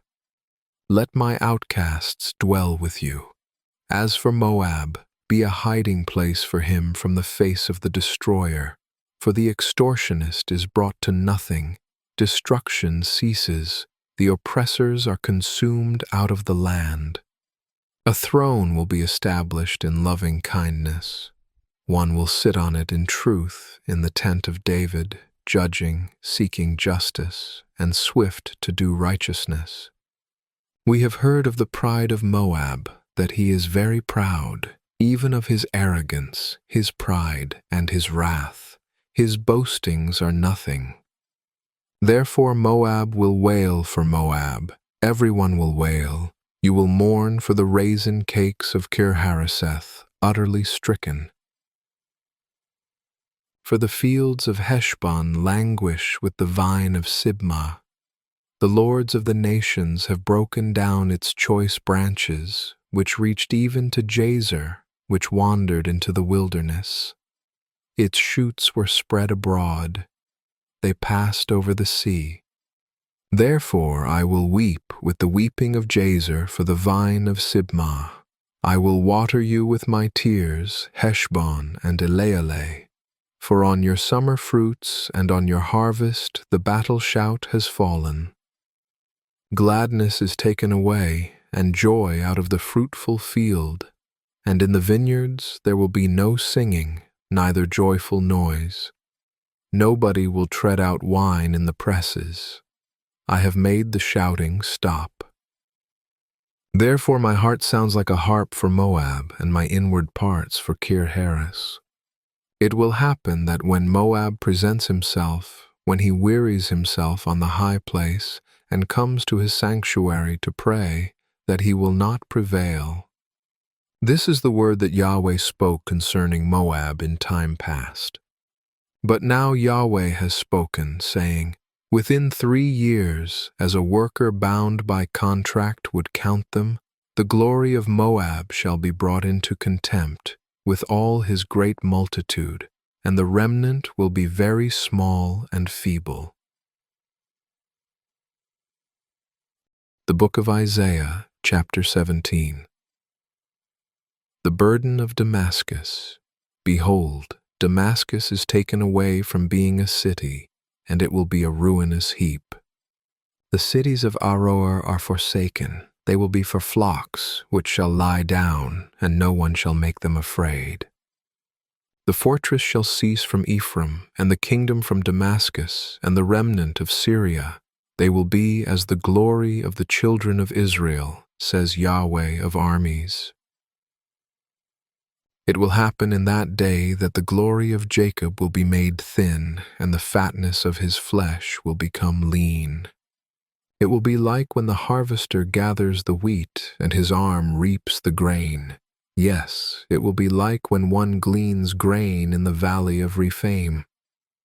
Yet gleanings will be left there, like the shaking of an olive tree, 2 or 3 olives in the top of the uppermost bough, 4 or 5 in the outermost branches of a fruitful tree, says Yahweh, the God of Israel. In that day people will look to their Maker, and their eyes will have respect for the Holy One of Israel. They will not look to the altars, the work of their hands, neither shall they respect that which their fingers have made, either the Asherah poles or the incense altars. In that day, their strong cities will be like the forsaken places in the woods and on the mountain top, which were forsaken from before the children of Israel, and it will be a desolation. For you have forgotten the God of your salvation, and have not remembered the rock of your strength. Therefore you plant pleasant plants and set out foreign seedlings. In the day of your planting, you hedge it in. In the morning, you make your seed blossom, but the harvest flees away in the day of grief and of desperate sorrow. Ah, the uproar of many peoples who roar like the roaring of the seas, and the rushing of nations that rush like the rushing of mighty waters. The nations will rush like the rushing of many waters, but he will rebuke them, and they will flee far off, and will be chased like the chaff of the mountains before the wind, and like the whirling dust before the storm. At evening behold terror, before the morning they are no more. This is the portion of those who plunder us, and the lot of those who rob us. The Book of Isaiah, chapter 18. Ah, the land of the rustling of wings, which is beyond the rivers of Ethiopia, that sends ambassadors by the sea, even in vessels of papyrus on the waters, saying, Go, you swift messengers, to a nation tall and smooth, to a people awesome from their beginning onward, a nation that measures out and treads down, whose land the rivers divide. All you inhabitants of the world, and you dwellers on the earth, when a banner is lifted up on the mountains, look. When the trumpet is blown, listen. For Yahweh said to me, I will be still, and I will see in my dwelling place, like clear heat in sunshine, like a cloud of dew in the heat of harvest. For before the harvest, when the blossom is over and the flower becomes a ripening grape, he will cut off the sprigs with pruning hooks, and he will cut down and take away the spreading branches. They will be left together for the ravenous birds of the mountains, and for the animals of the earth. The ravenous birds will eat them in the summer, and all the animals of the earth will eat them in the winter. In that time, a present will be brought to Yahweh of armies from a people tall and smooth, even from a people awesome from their beginning onward, a nation that measures out and treads down, whose land the rivers divide, to the place of the name of Yahweh of armies, Mount Zion. The Book of Isaiah, chapter 19. The burden of Egypt. Behold, Yahweh rides on a swift cloud and comes to Egypt. The idols of Egypt will tremble at his presence, and the heart of Egypt will melt within it. I will stir up the Egyptians against the Egyptians, and they will fight everyone against his brother, and everyone against his neighbor, city against city, and kingdom against kingdom. The spirit of the Egyptians will fail within them. I will destroy their counsel. They will seek the idols, the charmers, those who have familiar spirits, and the wizards. I will give over the Egyptians into the hand of a cruel lord. A fierce king will rule over them, says the Lord, Yahweh of armies. The waters will fail from the sea, and the river will be wasted and become dry. The rivers will become foul, the streams of Egypt will be diminished and dried up, the reeds and flags will wither away. The meadows by the Nile, by the brink of the Nile, and all the sown fields of the Nile will become dry, be driven away, and be no more. The fishermen will lament, and all those who fish in the Nile will mourn, and those who spread nets on the waters will languish.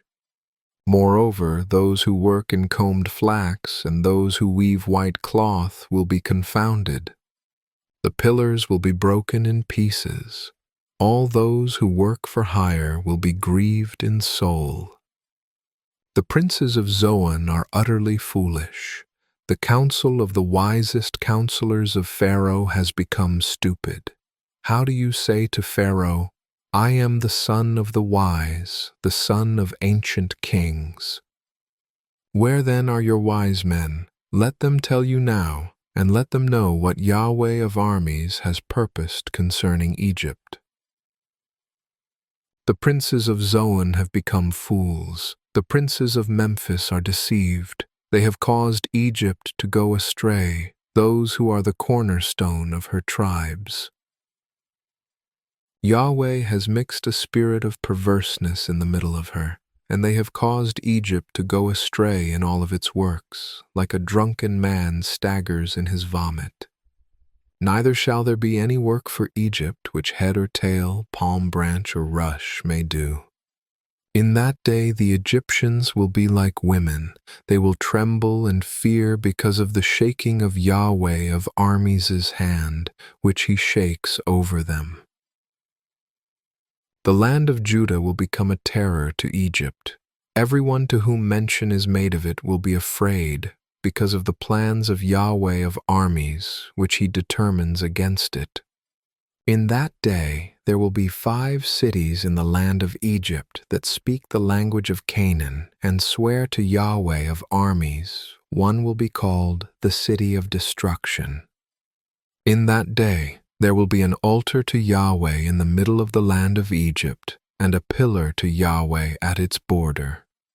It will be for a sign and for a witness to Yahweh of armies in the land of Egypt. For they will cry to Yahweh because of oppressors, and he will send them a Savior and a defender, and he will deliver them. Yahweh will be known to Egypt, and the Egyptians will know Yahweh in that day. Yes, they will worship with sacrifice and offering, and will vow a vow to Yahweh and will perform it. Yahweh will strike Egypt, striking and healing. They will return to Yahweh, and he will be entreated by them and will heal them. In that day there will be a highway out of Egypt to Assyria, and the Assyrian shall come into Egypt, and the Egyptian into Assyria, and the Egyptians will worship with the Assyrians. In that day Israel will be the third with Egypt and with Assyria, a blessing within the earth, because Yahweh of armies has blessed them, saying, Blessed be Egypt my people, Assyria the work of my hands, and Israel my inheritance. The Book of Isaiah, chapter 20. In the year that Tartan came to Ashdod, when Sargon the king of Assyria sent him, and he fought against Ashdod and took it, at that time Yahweh spoke by Isaiah the son of Amoz, saying, Go and loosen the sackcloth from off your waist, and take your sandals from off your feet. He did so, walking naked and barefoot. Yahweh said, As my servant Isaiah has walked naked and barefoot 3 years for a sign and a wonder concerning Egypt and concerning Ethiopia, so the king of Assyria will lead away the captives of Egypt and the exiles of Ethiopia, young and old, naked and barefoot, and with buttocks uncovered, to the shame of Egypt. They will be dismayed and confounded because of Ethiopia their expectation, and of Egypt their glory. The inhabitants of this coastland will say in that day, Behold, this is our expectation, where we fled for help to be delivered from the king of Assyria. And we, how will we escape? The Book of Isaiah, chapter 21. The burden of the wilderness of the sea, as whirlwinds in the south sweep through, it comes from the wilderness, from an awesome land. A grievous vision is declared to me. The treacherous man deals treacherously, and the destroyer destroys. Go up, Elam, attack. I have stopped all of Media's sighing. Therefore my thighs are filled with anguish. Pains have seized me, like the pains of a woman in labor. I am in so much pain that I can't hear. I am so dismayed that I can't see. My heart flutters. Horror has frightened me. The twilight that I desired has been turned into trembling for me. They prepare the table, they set the watch, they eat, they drink. Rise up, you princes, oil the shield. For the Lord said to me, Go, set a watchman, let him declare what he sees. When he sees a troop, horsemen in pairs, a troop of donkeys, a troop of camels, he shall listen diligently with great attentiveness. He cried like a lion, Lord, I stand continually on the watchtower in the daytime, and every night I stay at my post. Behold, here comes a troop of men, horsemen in pairs. He answered, Fallen, fallen is Babylon, and all the engraved images of her gods are broken to the ground. You are my threshing, and the grain of my floor. That which I have heard from Yahweh of armies, the God of Israel, I have declared to you. The burden of Dumah. One calls to me out of Seir, Watchman, what of the night? Watchman, what of the night?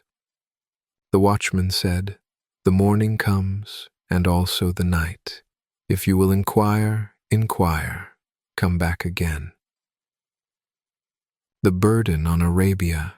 You will lodge in the thickets in Arabia, you caravans of Dedanites. They brought water to him who was thirsty. The inhabitants of the land of Tema met the fugitives with their bread. For they fled away from the swords, from the drawn sword, from the bent bow, and from the heat of battle. For the Lord said to me, Within a year, as a worker bound by contract would count it, all the glory of Kedar will fail, and the residue of the number of the archers, the mighty men of the children of Kedar, will be few. For Yahweh, the God of Israel, has spoken it. The Book of Isaiah, chapter 22. The burden of the valley of vision. What ails you now, that you have all gone up to the housetops? You that are full of shouting, a tumultuous city, a joyous town, your slain are not slain with the sword, neither are they dead in battle. All your rulers fled away together. They were bound by the archers. All who were found by you were bound together. They fled far away. Therefore I said, Look away from me. I will weep bitterly. Don't labor to comfort me for the destruction of the daughter of my people. For it is a day of confusion and of treading down and of perplexity from the Lord, Yahweh of armies, in the valley of vision, a breaking down of the walls and a crying to the mountains. Elam carried his quiver with chariots of men and horsemen, and Kir uncovered the shield. Your choicest valleys were full of chariots, and the horsemen set themselves in array at the gate. He took away the covering of Judah, and you looked in that day to the armor in the house of the forest.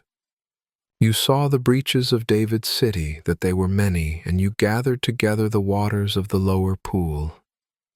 You counted the houses of Jerusalem, and you broke down the houses to fortify the wall. You also made a reservoir between the two walls for the water of the old pool. But you didn't look to him who had done this, neither did you have respect for him who planned it long ago.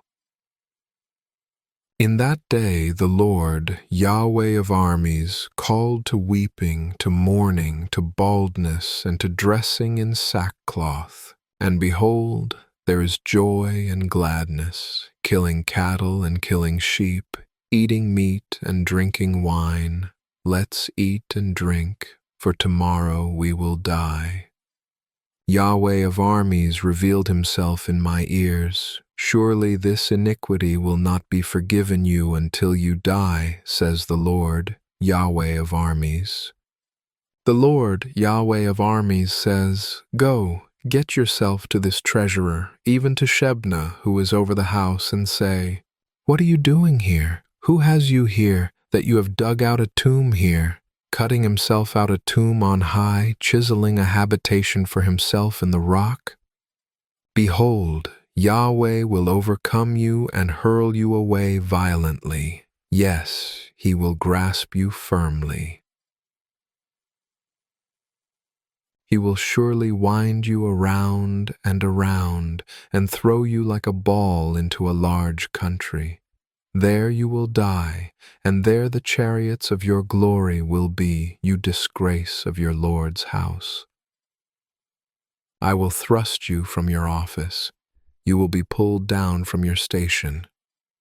It will happen in that day that I will call my servant Eliakim the son of Hilkiah, and I will clothe him with your robe and strengthen him with your belt.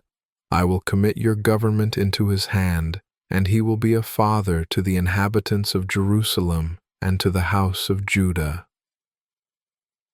I will lay the key of David's house on his shoulder. He will open, and no one will shut. He will shut, and no one will open. I will fasten him like a nail in a sure place. He will be for a throne of glory to his father's house. They will hang on him all the glory of his father's house, the offspring and the issue, every small vessel, from the cups even to all the pitchers. In that day, says Yahweh of armies, the nail that was fastened in a sure place will give way. It will be cut down and fall. The burden that was on it will be cut off, for Yahweh has spoken it. The Book of Isaiah, chapter 23. The burden of Tyre. Howl, you ships of Tarshish, for it is laid waste, so that there is no house, no entering in. From the land of Kittim it is revealed to them. Be still, you inhabitants of the coast, you whom the merchants of Sidon that pass over the sea have replenished. On great waters, the seed of the Shihor, the harvest of the Nile, was her revenue. She was the market of nations. Be ashamed, Sidon, for the sea has spoken, the stronghold of the sea, saying, I have not travailed nor given birth, neither have I nourished young men nor brought up virgins. When the report comes to Egypt, they will be in anguish at the report of Tyre. Pass over to Tarshish, wail, you inhabitants of the coast. Is this your joyous city, whose antiquity is of ancient days, whose feet carried her far away to travel? Who has planned this against Tyre, the giver of crowns, whose merchants are princes, whose traders are the honorable of the earth? Yahweh of armies has planned it, to stain the pride of all glory, to bring into contempt all the honorable of the earth. Pass through your land like the Nile, daughter of Tarshish. There is no restraint any more. He has stretched out his hand over the sea. He has shaken the kingdoms. Yahweh has ordered the destruction of Canaan's strongholds. He said, You shall rejoice no more, you oppressed virgin daughter of Sidon. Arise, pass over to Kittim, even there you will have no rest. Behold, the land of the Chaldeans. This people didn't exist. The Assyrians founded it for those who dwell in the wilderness. They set up their towers. They overthrew its palaces. They made it a ruin. Howl, you ships of Tarshish, for your stronghold is laid waste. It will come to pass in that day that Tyre will be forgotten 70 years, according to the days of one king. After the end of 70 years, it will be to Tyre like in the song of the prostitute. Take a harp, go about the city, you prostitute that has been forgotten. Make sweet melody. Sing many songs that you may be remembered. It will happen after the end of 70 years that Yahweh will visit Tyre. She will return to her wages and will play the prostitute with all the kingdoms of the world on the surface of the earth. Her merchandise and her wages will be holiness to Yahweh. It will not be treasured nor laid up. For her merchandise will be for those who dwell before Yahweh, to eat sufficiently and for durable clothing.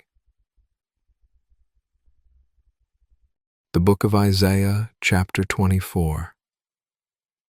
Behold, Yahweh makes the earth empty, makes it waste, turns it upside down, and scatters its inhabitants. It will be as with the people, so with the priest, as with the servant, so with his master, as with the maid, so with her mistress, as with the buyer, so with the seller, as with the creditor, so with the debtor, as with the taker of interest, so with the giver of interest.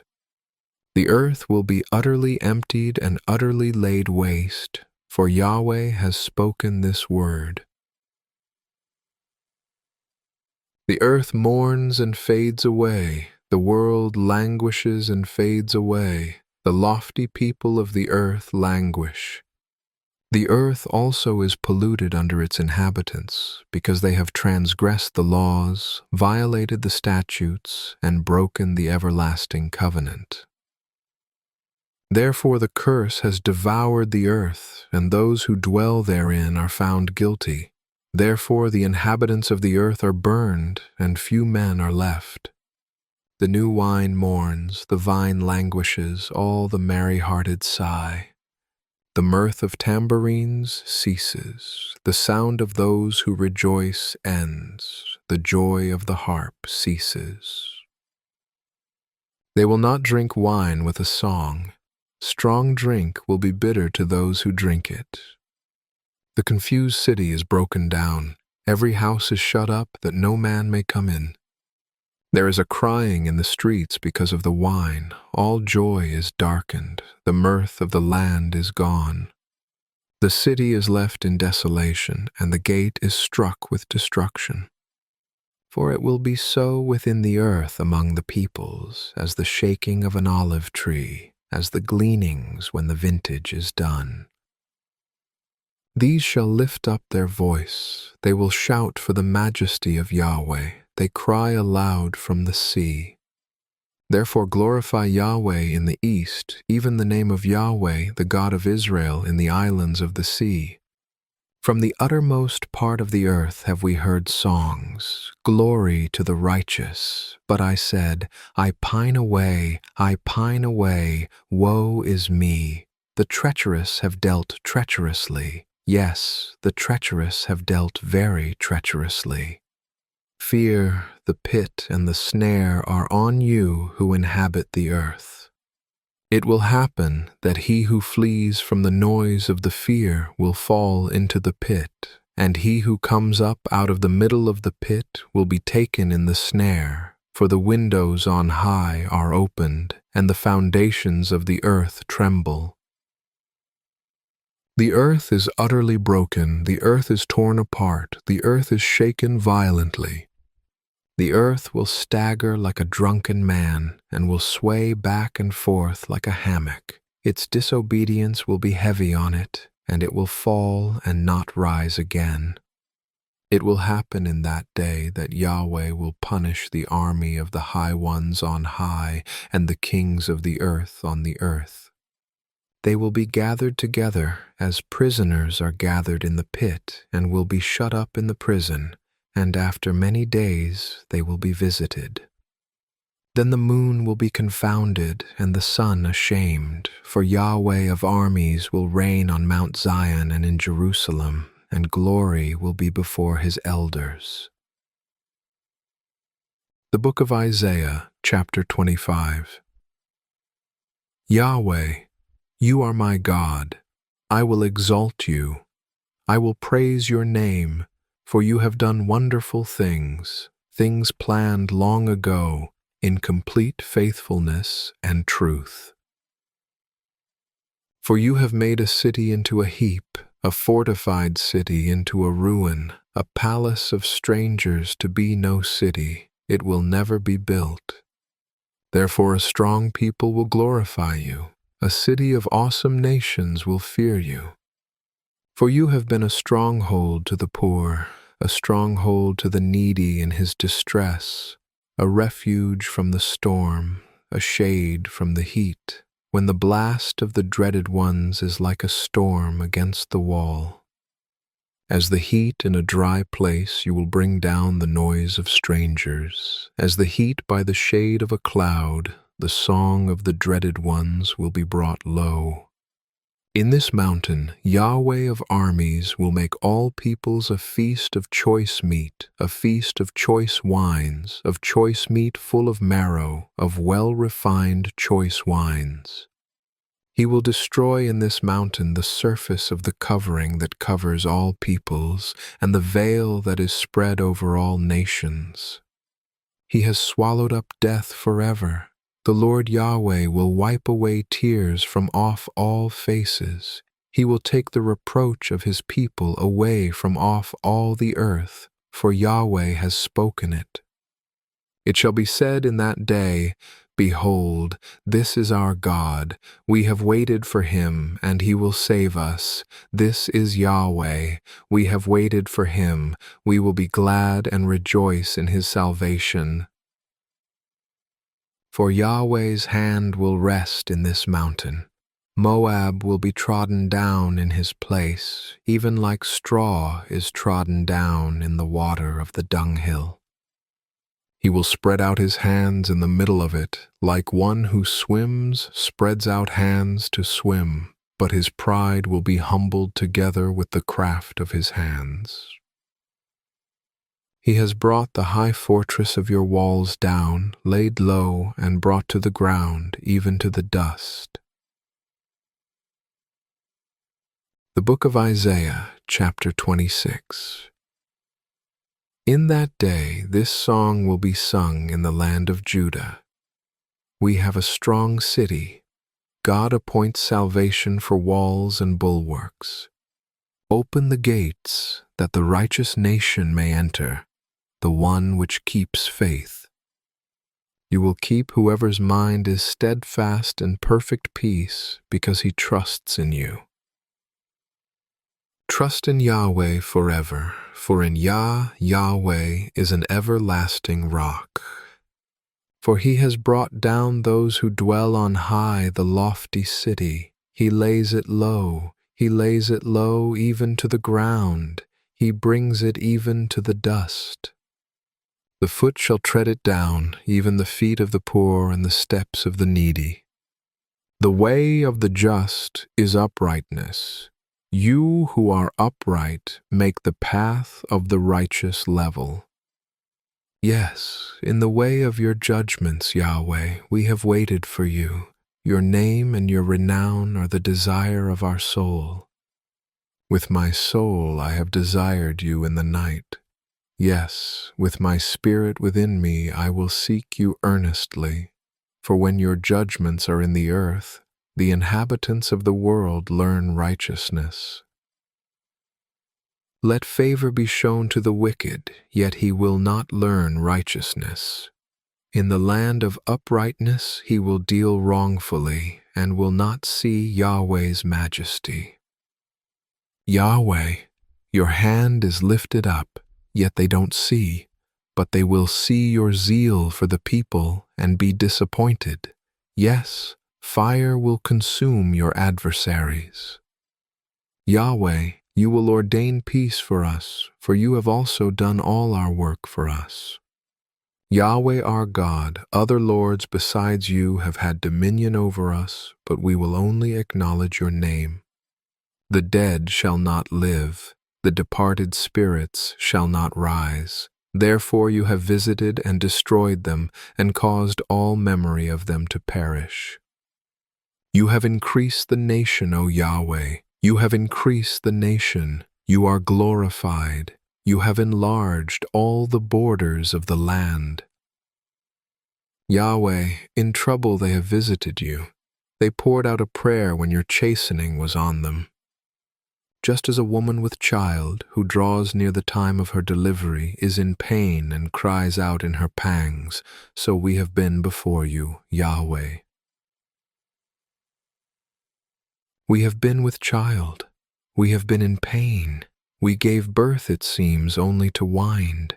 We have not worked any deliverance in the earth, neither have the inhabitants of the world fallen.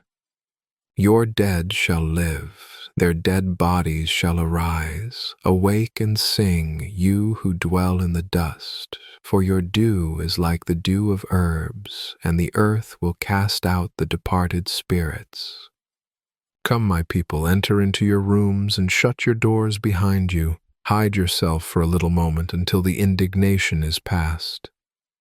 For behold, Yahweh comes out of his place to punish the inhabitants of the earth for their iniquity. The earth also will disclose her blood and will no longer cover her slain.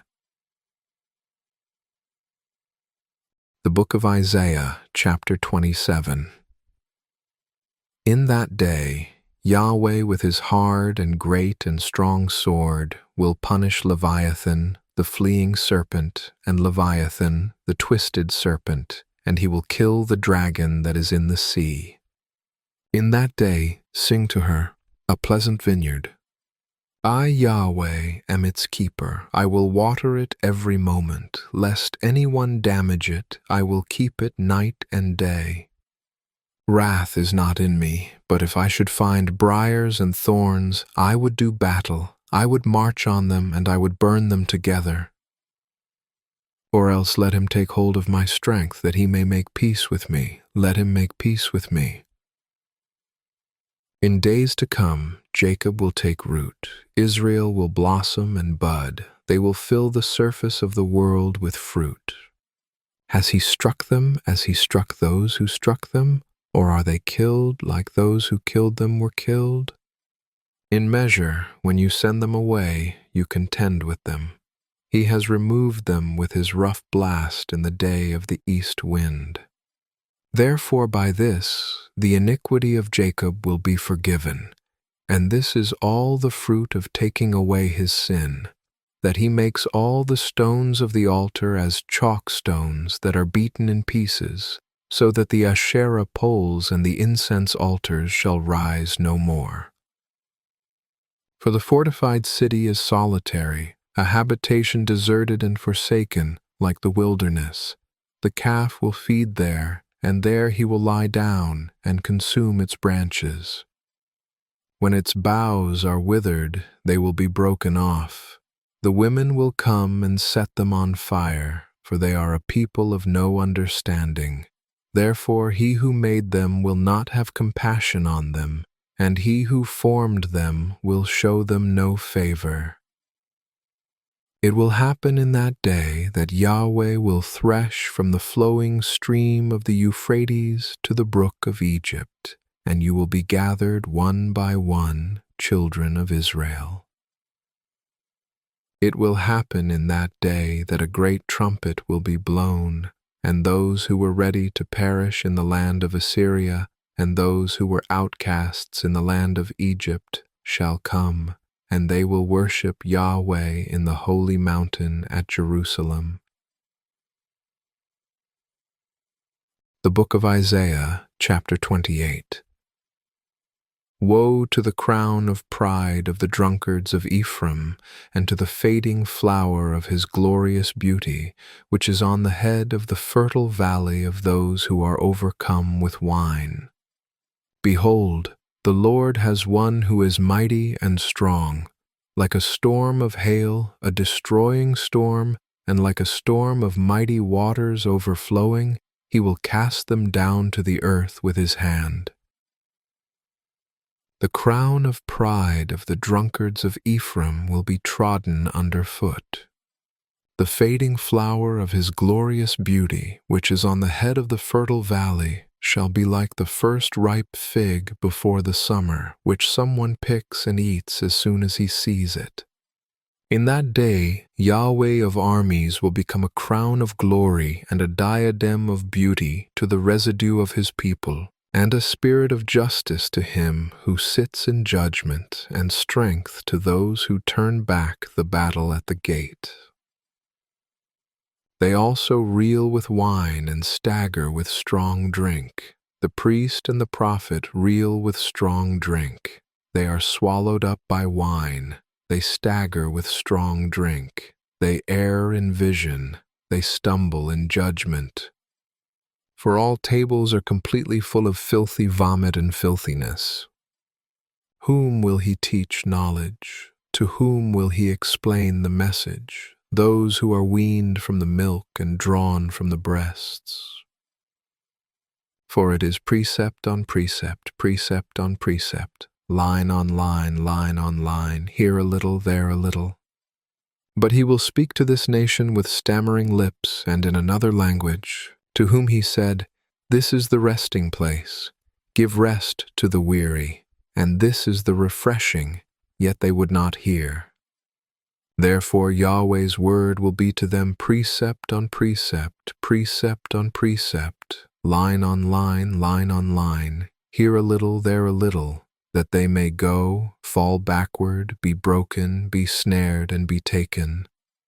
Therefore hear Yahweh's word, you scoffers, that rule this people in Jerusalem, because you have said, We have made a covenant with death, and we are in agreement with Sheol.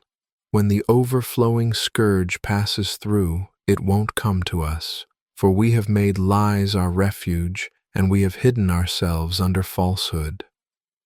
Therefore the Lord Yahweh says, Behold, I lay in Zion for a foundation a stone, a tried stone, a precious cornerstone of a sure foundation. He who believes shall not act hastily.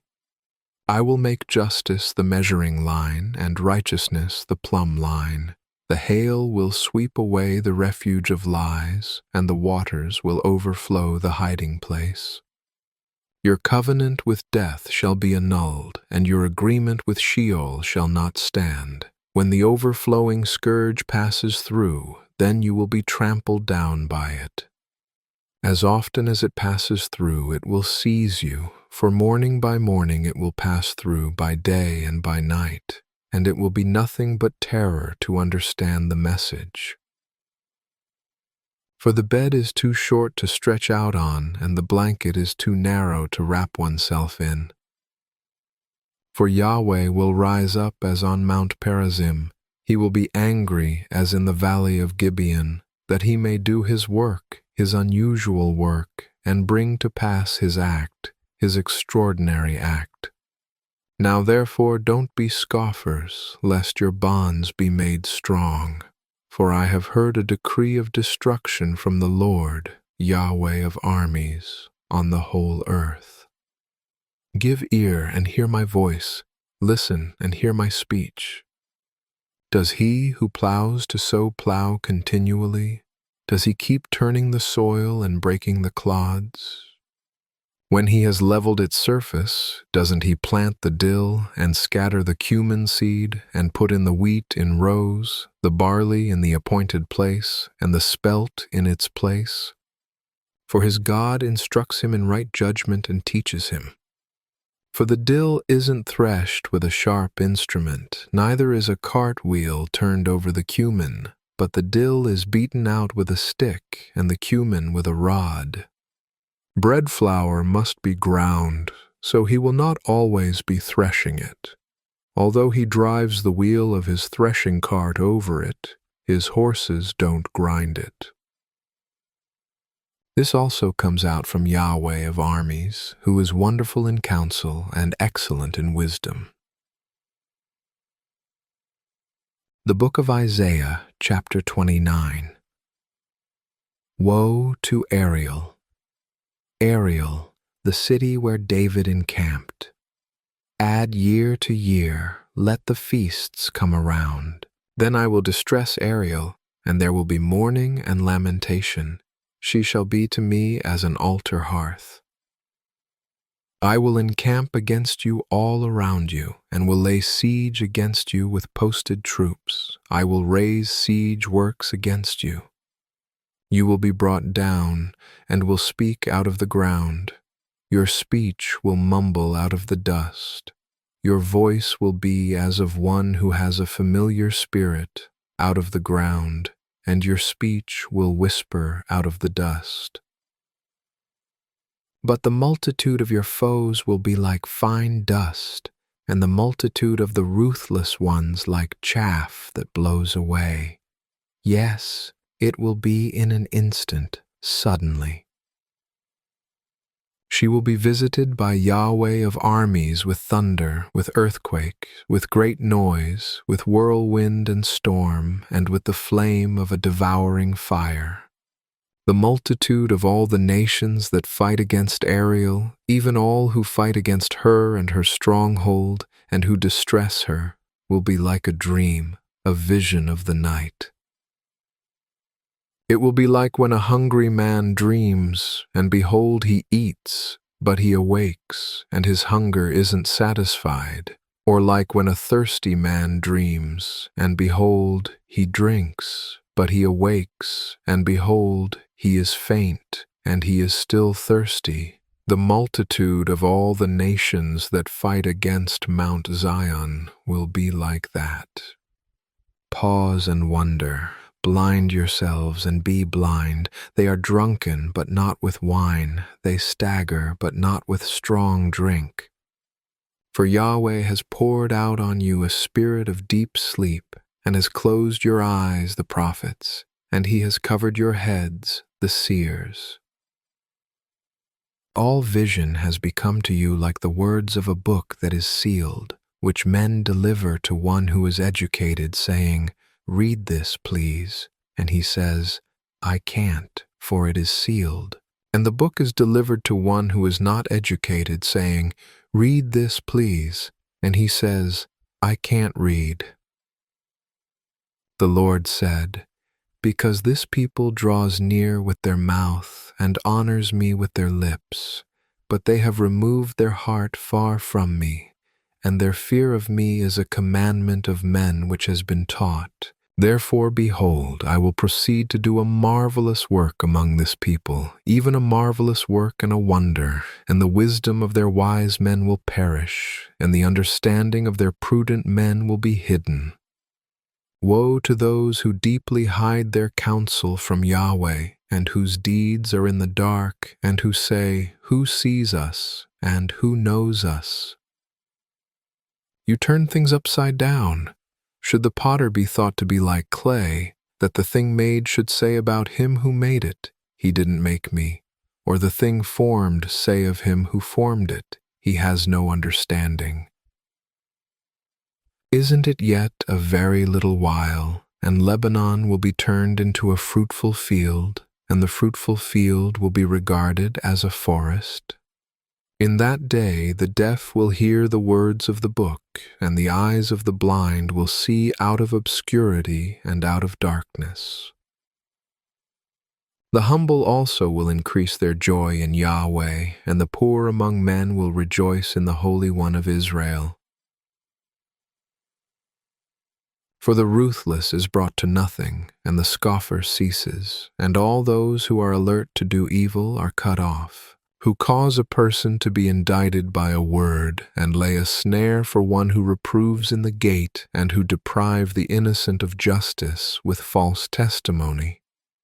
Therefore Yahweh, who redeemed Abraham, says concerning the house of Jacob, "Jacob shall no longer be ashamed, neither shall his face grow pale. But when he sees his children, the work of my hands, in the middle of him, they will sanctify my name.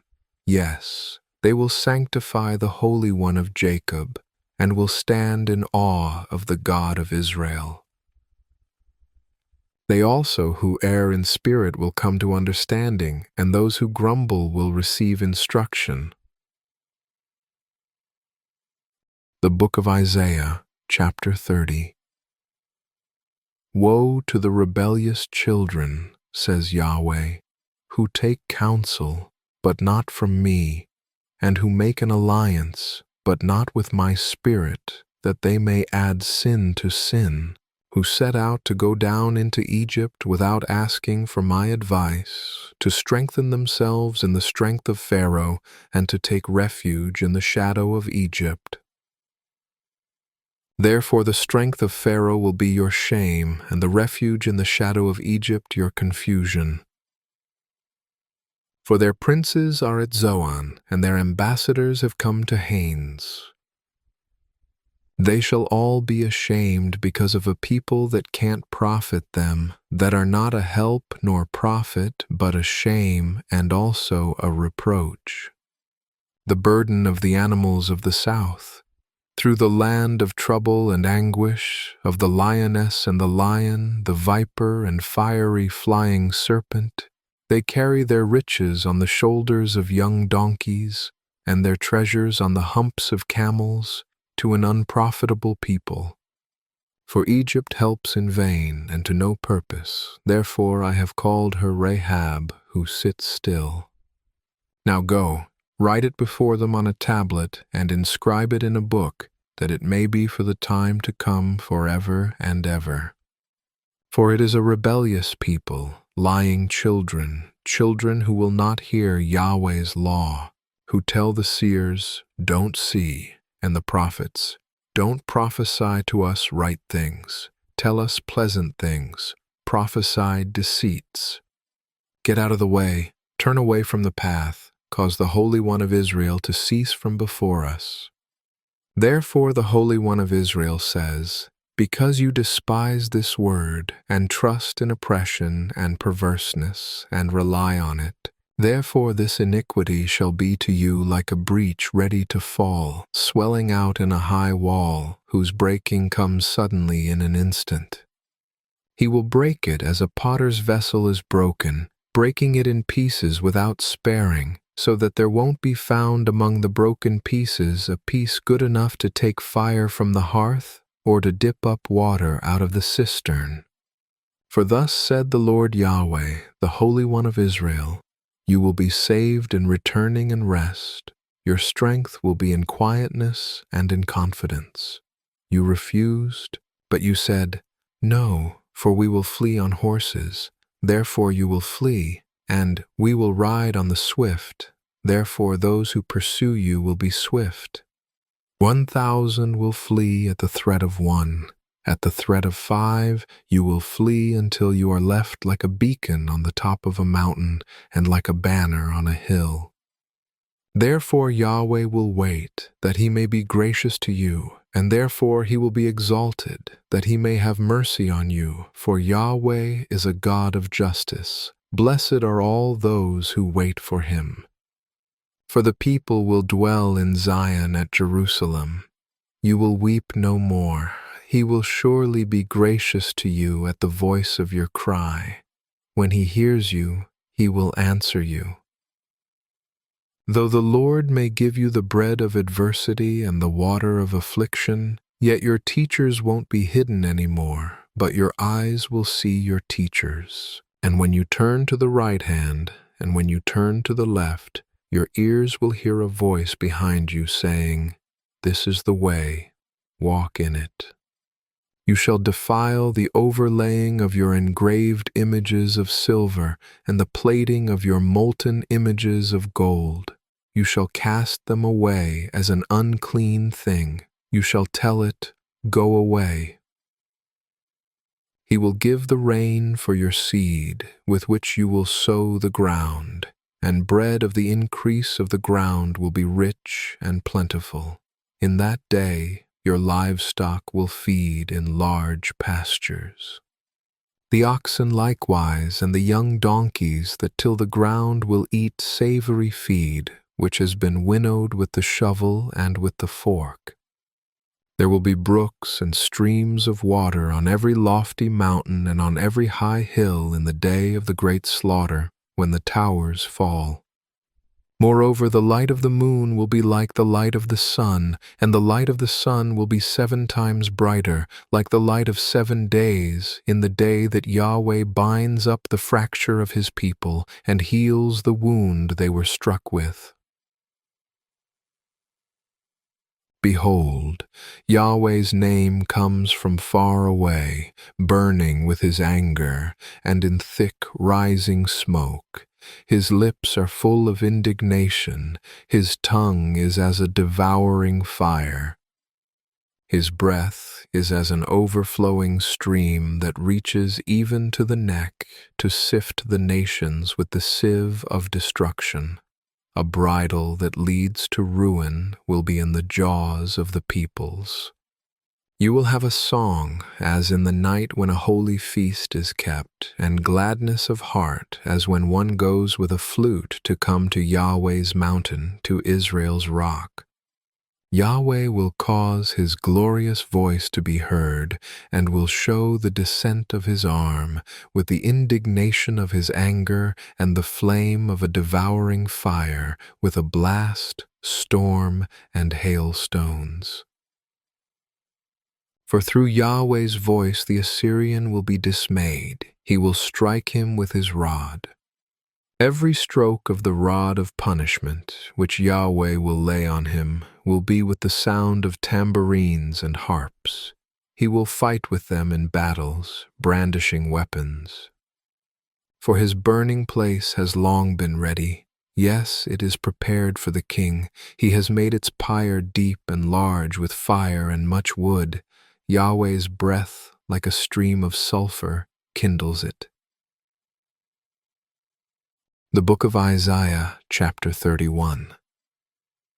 Woe to those who go down to Egypt for help, and rely on horses, and trust in chariots because they are many, and in horsemen because they are very strong, but they don't look to the Holy One of Israel, and they don't seek Yahweh. Yet he also is wise, and will bring disaster, and will not call back his words, but will arise against the house of the evildoers, and against the help of those who work iniquity. Now the Egyptians are men and not God, and their horses flesh and not spirit. When Yahweh stretches out his hand, both he who helps shall stumble, and he who is helped shall fall, and they all shall be consumed together. For Yahweh says to me, as the lion and the young lion growling over his prey, if a multitude of shepherds is called together against him, will not be dismayed at their voice, nor abase himself for their noise, so Yahweh of armies will come down to fight on Mount Zion and on its heights. As birds hovering, so Yahweh of armies will protect Jerusalem. He will protect and deliver it. He will pass over and preserve it. Return to him from whom you have deeply revolted, children of Israel. For in that day everyone shall cast away his idols of silver and his idols of gold, sin which your own hands have made for you. The Assyrian will fall by the sword, not of man, and the sword, not of mankind, shall devour him. He will flee from the sword, and his young men will become subject to forced labor. His rock will pass away by reason of terror, and his princes will be afraid of the banner, says Yahweh, whose fire is in Zion and his furnace in Jerusalem. The Book of Isaiah, chapter 32. Behold, a king shall reign in righteousness, and princes shall rule in justice. A man shall be as a hiding place from the wind, and a covert from the storm, as streams of water in a dry place, as the shade of a large rock in a weary land. The eyes of those who see will not be dim, and the ears of those who hear will listen. The heart of the rash will understand knowledge, and the tongue of the stammerers will be ready to speak plainly. The fool will no longer be called noble, nor the scoundrel be highly respected. For the fool will speak folly, and his heart will work iniquity, to practice profanity, and to utter error against Yahweh, to make empty the soul of the hungry, and to cause the drink of the thirsty to fail. The ways of the scoundrel are evil. He devises wicked plans to destroy the humble with lying words, even when the needy speaks right. But the noble devises noble things, and he will continue in noble things. Rise up, you women who are at ease. Hear my voice, you careless daughters. Give ear to my speech. For days beyond a year you will be troubled, you careless women, for the vintage will fail, the harvest won't come. Tremble, you women who are at ease. Be troubled, you careless ones. Strip yourselves, make yourselves naked, and put sackcloth on your waist. Beat your breasts for the pleasant fields, for the fruitful vine. Thorns and briars will come up on my people's land. Yes, on all the houses of joy in the joyous city. For the palace will be forsaken, the populous city will be deserted, the hill and the watchtower will be for dens forever, a delight for wild donkeys, a pasture of flocks, until the Spirit is poured on us from on high, and the wilderness becomes a fruitful field, and the fruitful field is considered a forest. Then justice will dwell in the wilderness, and righteousness will remain in the fruitful field. The work of righteousness will be peace, and the effect of righteousness, quietness and confidence forever. My people will live in a peaceful habitation, in safe dwellings, and in quiet resting places, though hail flattens the forest and the city is leveled completely. Blessed are you who sow beside all waters, who send out the feet of the ox and the donkey. The Book of Isaiah, chapter 33. Woe to you who destroy, but you weren't destroyed, and who betray, but nobody betrayed you. When you have finished destroying, you will be destroyed, and when you have finished betrayal, you will be betrayed. Yahweh, be gracious to us. We have waited for you. Be our strength every morning, our salvation also in the time of trouble. At the noise of the thunder, the peoples have fled. When you lift yourself up, the nations are scattered. Your plunder will be gathered as the caterpillar gathers. Men will leap on it as locusts leap. Yahweh is exalted, for he dwells on high. He has filled Zion with justice and righteousness. There will be stability in your times, abundance of salvation, wisdom, and knowledge. The fear of Yahweh is your treasure. Behold, their valiant ones cry outside. The ambassadors of peace weep bitterly. The highways are desolate. The traveling man ceases. The covenant is broken. He has despised the cities. He doesn't respect man. The land mourns and languishes. Lebanon is confounded and withers away. Sharon is like a desert, and Bashan and Carmel are stripped bare. Now I will arise, says Yahweh. Now I will lift myself up. Now I will be exalted. You will conceive chaff. You will give birth to stubble. Your breath is a fire that will devour you. The peoples will be like the burning of lime, like thorns that are cut down and burned in the fire. Hear, you who are far off, what I have done, and you who are near acknowledge my might. The sinners in Zion are afraid. Trembling has seized the godless ones. Who among us can live with the devouring fire? Who among us can live with everlasting burning? He who walks righteously and speaks blamelessly, he who despises the gain of oppressions, who gestures with his hands, refusing to take a bribe, who stops his ears from hearing of bloodshed and shuts his eyes from looking at evil, he will dwell on high. His place of defense will be the fortress of rocks. His bread will be supplied. His waters will be sure. Your eyes will see the king in his beauty. They will see a distant land. Your heart will meditate on the terror. Where is he who counted? Where is he who weighed?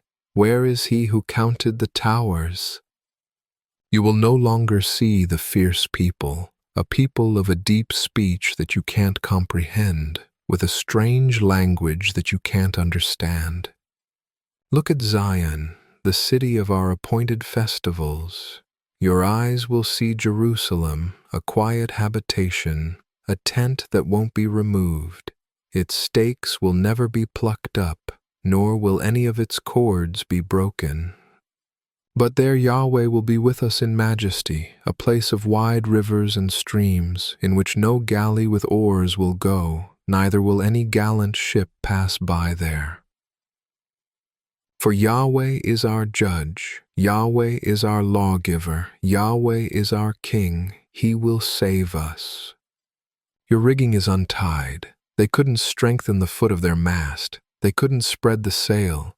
Then the prey of a great plunder was divided. The lame took the prey. The inhabitant won't say, I am sick. The people who dwell therein will be forgiven their iniquity. The Book of Isaiah, chapter 34. Come near, you nations, to hear. Listen, you peoples. Let the earth and all it contains hear, the world and everything that comes from it. For Yahweh is enraged against all the nations and angry with all their armies. He has utterly destroyed them. He has given them over for slaughter. Their slain will also be cast out, and the stench of their dead bodies will come up. The mountains will melt in their blood. All of the army of the sky will be dissolved. The sky will be rolled up like a scroll, and all its armies will fade away, as a leaf fades from off a vine or a fig tree. For my sword has drunk its fill in the sky. Behold, it will come down on Edom and on the people of my curse for judgment. Yahweh's sword is filled with blood. It is covered with fat, with the blood of lambs and goats, with the fat of the kidneys of rams. For Yahweh has a sacrifice in Basra, and a great slaughter in the land of Edom. The wild oxen will come down with them, and the young bulls with the mighty bulls, and their land will be drunken with blood, and their dust made greasy with fat. For Yahweh has a day of vengeance, a year of recompense for the cause of Zion. Its streams will be turned into pitch, its dust into sulfur, and its land will become burning pitch. It won't be quenched night or day. Its smoke will go up forever. From generation to generation, it will lie waste. No one will pass through it forever and ever.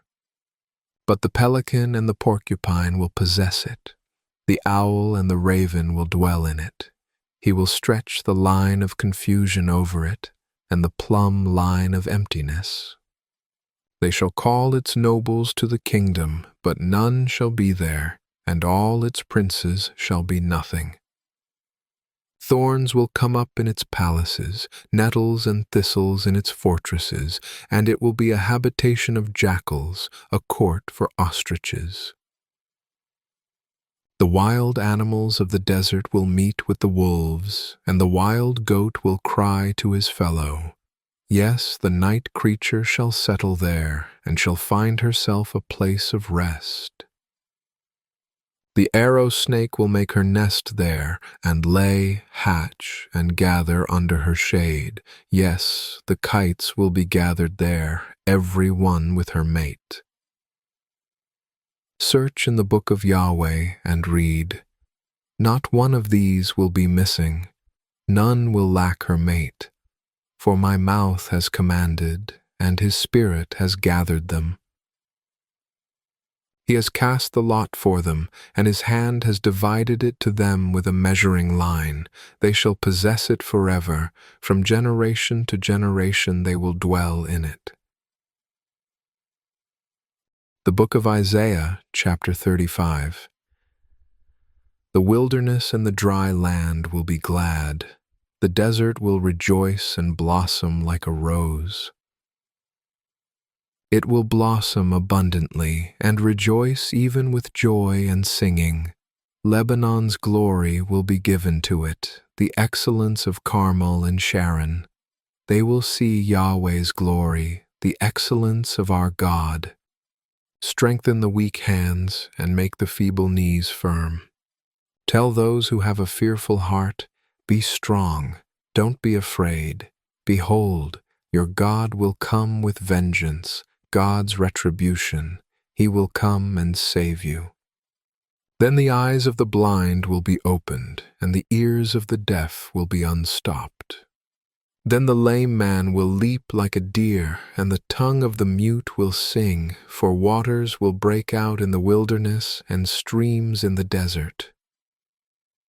The burning sand will become a pool, and the thirsty ground springs of water. Grass with reeds and rushes will be in the habitation of jackals, where they lay. A highway will be there, a road, and it will be called the Holy Way. The unclean shall not pass over it, but it will be for those who walk in the way. Wicked fools shall not go there. No lion will be there, nor will any ravenous animal go up on it. They will not be found there, but the redeemed will walk there. Then Yahweh's ransomed ones will return and come with singing to Zion, and everlasting joy will be on their heads. They will obtain gladness and joy, and sorrow and sighing will flee away. The Book of Isaiah, chapter 36. Now in the 14th year of King Hezekiah, Sennacherib king of Assyria attacked all of the fortified cities of Judah and captured them. The king of Assyria sent Rabshakeh from Lachish to Jerusalem to King Hezekiah with a large army. He stood by the aqueduct from the upper pool in the Fuller's Field highway. Then Eliakim the son of Hilkiah, who was over the household, and Shebna the scribe, and Joah the son of Asaph the recorder came out to him. Rabshakeh said to them, Now tell Hezekiah, the great king, the king of Assyria, says, What confidence is this in which you trust? I say that your counsel and strength for the war are only vain words. Now in whom do you trust that you have rebelled against me? Behold, you trust in the staff of this bruised reed, even in Egypt, which if a man leans on it, it will go into his hand and pierce it. So is Pharaoh king of Egypt to all who trust in him. But if you tell me, we trust in Yahweh our God, isn't that he whose high places and whose altars Hezekiah has taken away, and has said to Judah and to Jerusalem, You shall worship before this altar? Now therefore please make a pledge to my master the king of Assyria, and I will give you 2,000 horses if you are able on your part to set riders on them. How then can you turn away the face of one captain of the least of my master's servants, and put your trust in Egypt for chariots and for horsemen? Have I come up now without Yahweh against this land to destroy it? Yahweh said to me, Go up against this land and destroy it. Then Eliakim, Shebna, and Joah said to Rabshakeh, Please speak to your servants in Aramaic, for we understand it. Don't speak to us in the Jews' language in the hearing of the people who are on the wall. But Rabshakeh said, Has my master sent me only to your master and to you to speak these words, and not to the men who sit on the wall, who will eat their own dung and drink their own urine with you? Then Rabshakeh stood and called out with a loud voice in the Jews' language and said, Hear the words of the great king, the king of Assyria. The king says, Don't let Hezekiah deceive you, for he will not be able to deliver you. Don't let Hezekiah make you trust in Yahweh, saying, Yahweh will surely deliver us. This city won't be given into the hand of the king of Assyria.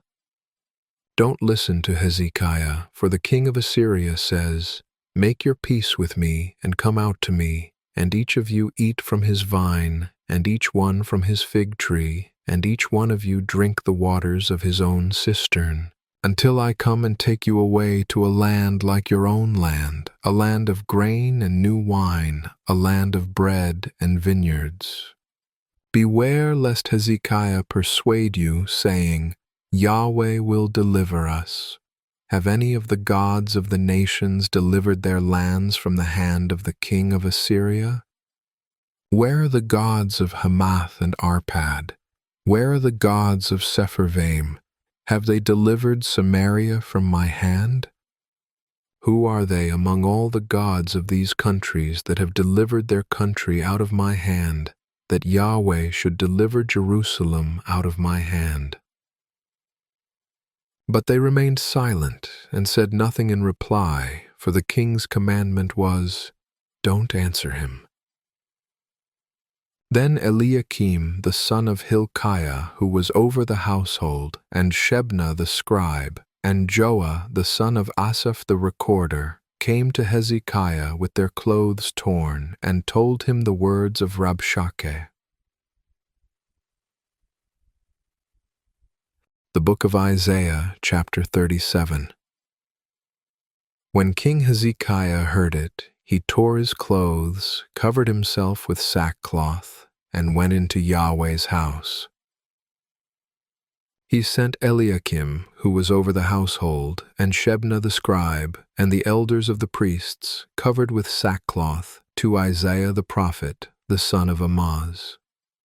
They said to him, Hezekiah says, Today is a day of trouble, and of rebuke, and of rejection, for the children have come to the birth, and there is no strength to give birth.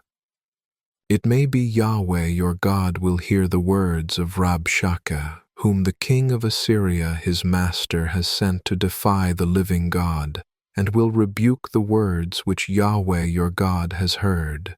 Therefore lift up your prayer for the remnant that is left. So the servants of King Hezekiah came to Isaiah. Isaiah said to them, Tell your master, Yahweh says, Don't be afraid of the words that you have heard, with which the servants of the king of Assyria have blasphemed me. Behold, I will put a spirit in him, and he will hear news, and will return to his own land. I will cause him to fall by the sword in his own land. So Rabshakeh returned, and found the king of Assyria warring against Libnah, for he heard that he had departed from Lachish. He heard news concerning Tirhakah, king of Ethiopia. He has come out to fight against you. When he heard it, he sent messengers to Hezekiah, saying, Thus you shall speak to Hezekiah, king of Judah, saying, Don't let your God in whom you trust deceive you, saying, Jerusalem won't be given into the hand of the king of Assyria. Behold, you have heard what the kings of Assyria have done to all lands by destroying them utterly. Shall you be delivered? Have the gods of the nations delivered them, which my fathers have destroyed, Gozan, Haran, Rezeph, and the children of Eden who were in Telassar? Where is the king of Hamath, and the king of Arpad, and the king of the city of Sepharvaim, of Hena and Eva? Hezekiah received the letter from the hand of the messengers and read it. Then Hezekiah went up to Yahweh's house and spread it before Yahweh. Hezekiah prayed to Yahweh, saying, Yahweh of armies, the God of Israel, who is enthroned among the cherubim, you are the God, even you alone, of all the kingdoms of the earth. You have made heaven and earth. Turn your ear, Yahweh, and hear. Open your eyes, Yahweh, and behold. Hear all of the words of Sennacherib, who has sent to defy the living God. Truly, Yahweh, the kings of Assyria have destroyed all the countries and their land, and have cast their gods into the fire. For they were no gods, but the work of men's hands, wood and stone. Therefore they have destroyed them. Now therefore, Yahweh our God, save us from his hand, that all the kingdoms of the earth may know that you are Yahweh, even you only. Then Isaiah the son of Amoz sent to Hezekiah, saying, Yahweh, the God of Israel, says, because you have prayed to me against Sennacherib king of Assyria, this is the word which Yahweh has spoken concerning him. The virgin daughter of Zion has despised you and ridiculed you. The daughter of Jerusalem has shaken her head at you. Whom have you defied and blasphemed? Against whom have you exalted your voice and lifted up your eyes on high? Against the Holy One of Israel. By your servants you have defied the Lord and have said, with the multitude of my chariots I have come up to the height of the mountains, to the innermost parts of Lebanon. I will cut down its tall cedars and its choice cypress trees. I will enter into its farthest height, the forest of its fruitful field. I have dug and drunk water, and with the sole of my feet I will dry up all the rivers of Egypt. Have you not heard how I have done it long ago, and formed it in ancient times? Now I have brought it to pass, that it should be yours to destroy fortified cities, turning them into ruinous heaps. Therefore their inhabitants had little power. They were dismayed and confounded. They were like the grass of the field, and like the green herb, like the grass on the housetops, and like a field before its crop has grown. But I know you're sitting down, you're going out, you're coming in, and you're raging against me. Because of your raging against me, and because your arrogance has come up into my ears, therefore I will put my hook in your nose and my bridle in your lips, and I will turn you back by the way by which you came. This shall be the sign to you. You will eat this year that which grows of itself, and in the second year that which springs from it, and in the third year sow and reap and plant vineyards, and eat their fruit.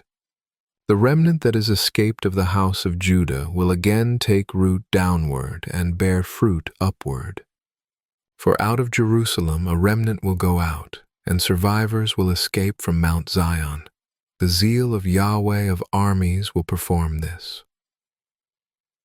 Therefore Yahweh says concerning the king of Assyria, he will not come to this city, nor shoot an arrow there, neither will he come before it with shield, nor cast up a mound against it.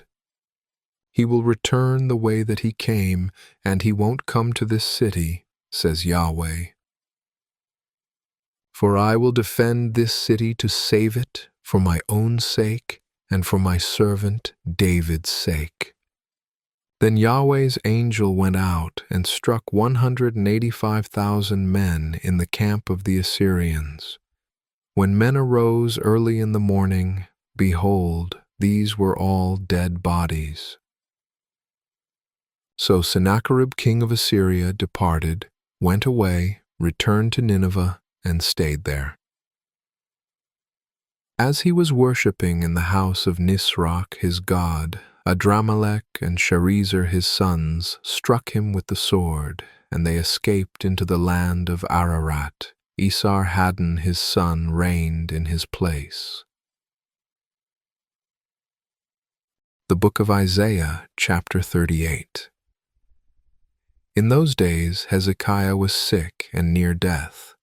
Isaiah the prophet, the son of Amoz, came to him and said to him, Yahweh says, set your house in order, for you will die and not live.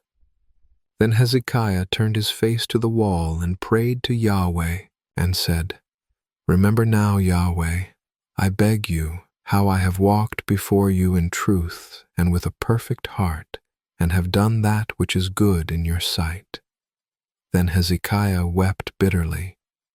Then Yahweh's word came to Isaiah, saying, go and tell Hezekiah, Yahweh, the God of David your father, says, I have heard your prayer, I have seen your tears. Behold, I will add 15 years to your life. I will deliver you and this city out of the hand of the king of Assyria, and I will defend this city. This shall be the sign to you from Yahweh, that Yahweh will do this thing that he has spoken. Behold, I will cause the shadow on the sundial, which has gone down on the sundial of Ahaz with the sun, to return backward 10 steps. So the sun returned 10 steps on the sundial on which it had gone down. The writing of Hezekiah, king of Judah, when he had been sick and had recovered of his sickness. I said, in the middle of my life I go into the gates of Sheol. I am deprived of the residue of my years. I said, I won't see Yah in the land of the living. I will see man no more with the inhabitants of the world. My dwelling is removed and is carried away from me like a shepherd's tent. I have rolled up my life like a weaver. He will cut me off from the loom.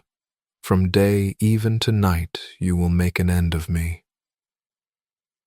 I waited patiently until morning. He breaks all my bones like a lion. From day even to night you will make an end of me. I chattered like a swallow or a crane. I moaned like a dove. My eyes weaken looking upward. Lord, I am oppressed. Be my security. What will I say? He has both spoken to me and himself has done it.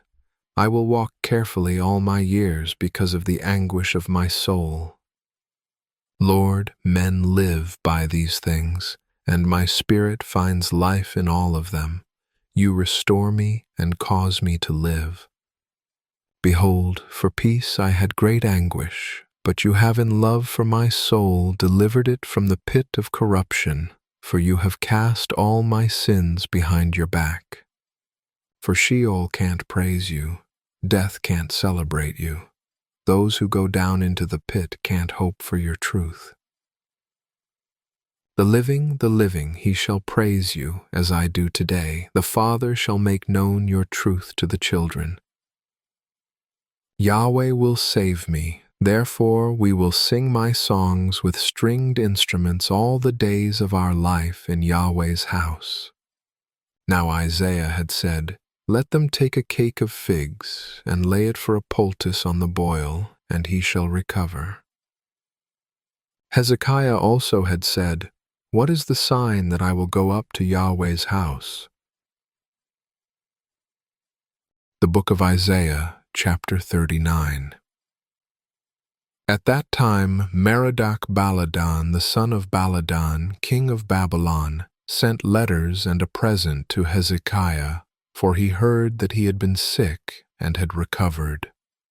Hezekiah was pleased with them and showed them the house of his precious things, the silver, the gold, the spices, and the precious oil, and all the house of his armor, and all that was found in his treasures. There was nothing in his house, nor in all his dominion, that Hezekiah didn't show them. Then Isaiah the prophet came to King Hezekiah and asked him, what did these men say? From where did they come to you? Hezekiah said, they have come from a country far from me, even from Babylon. Then he asked, what have they seen in your house? Hezekiah answered, they have seen all that is in my house. There is nothing among my treasures that I have not shown them.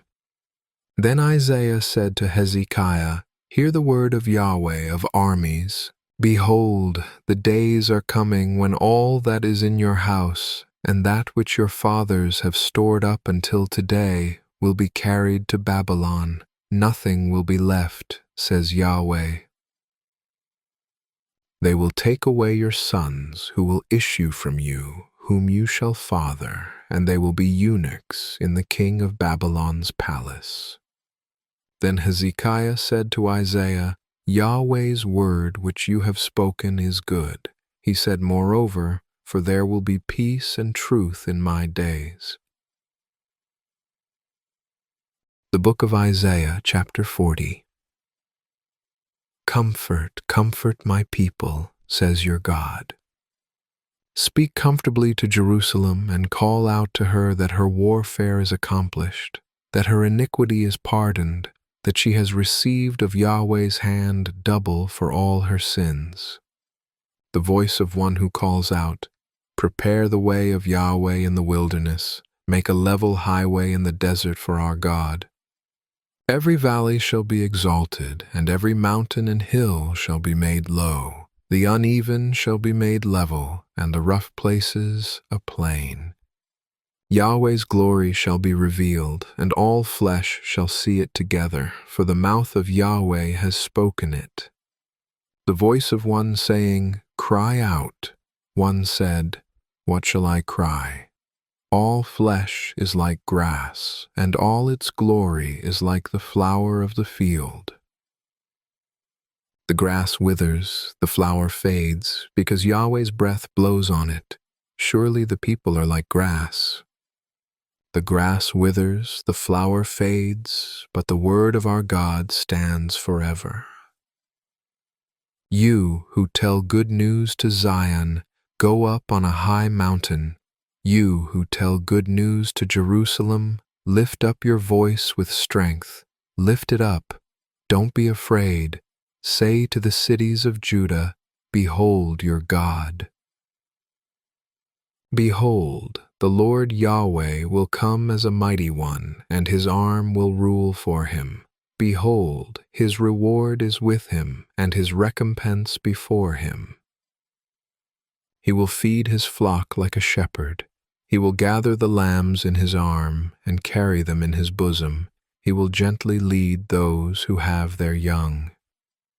Who has measured the waters in the hollow of his hand, and marked off the sky with his span, and calculated the dust of the earth in a measuring basket, and weighed the mountains in scales, and the hills in a balance?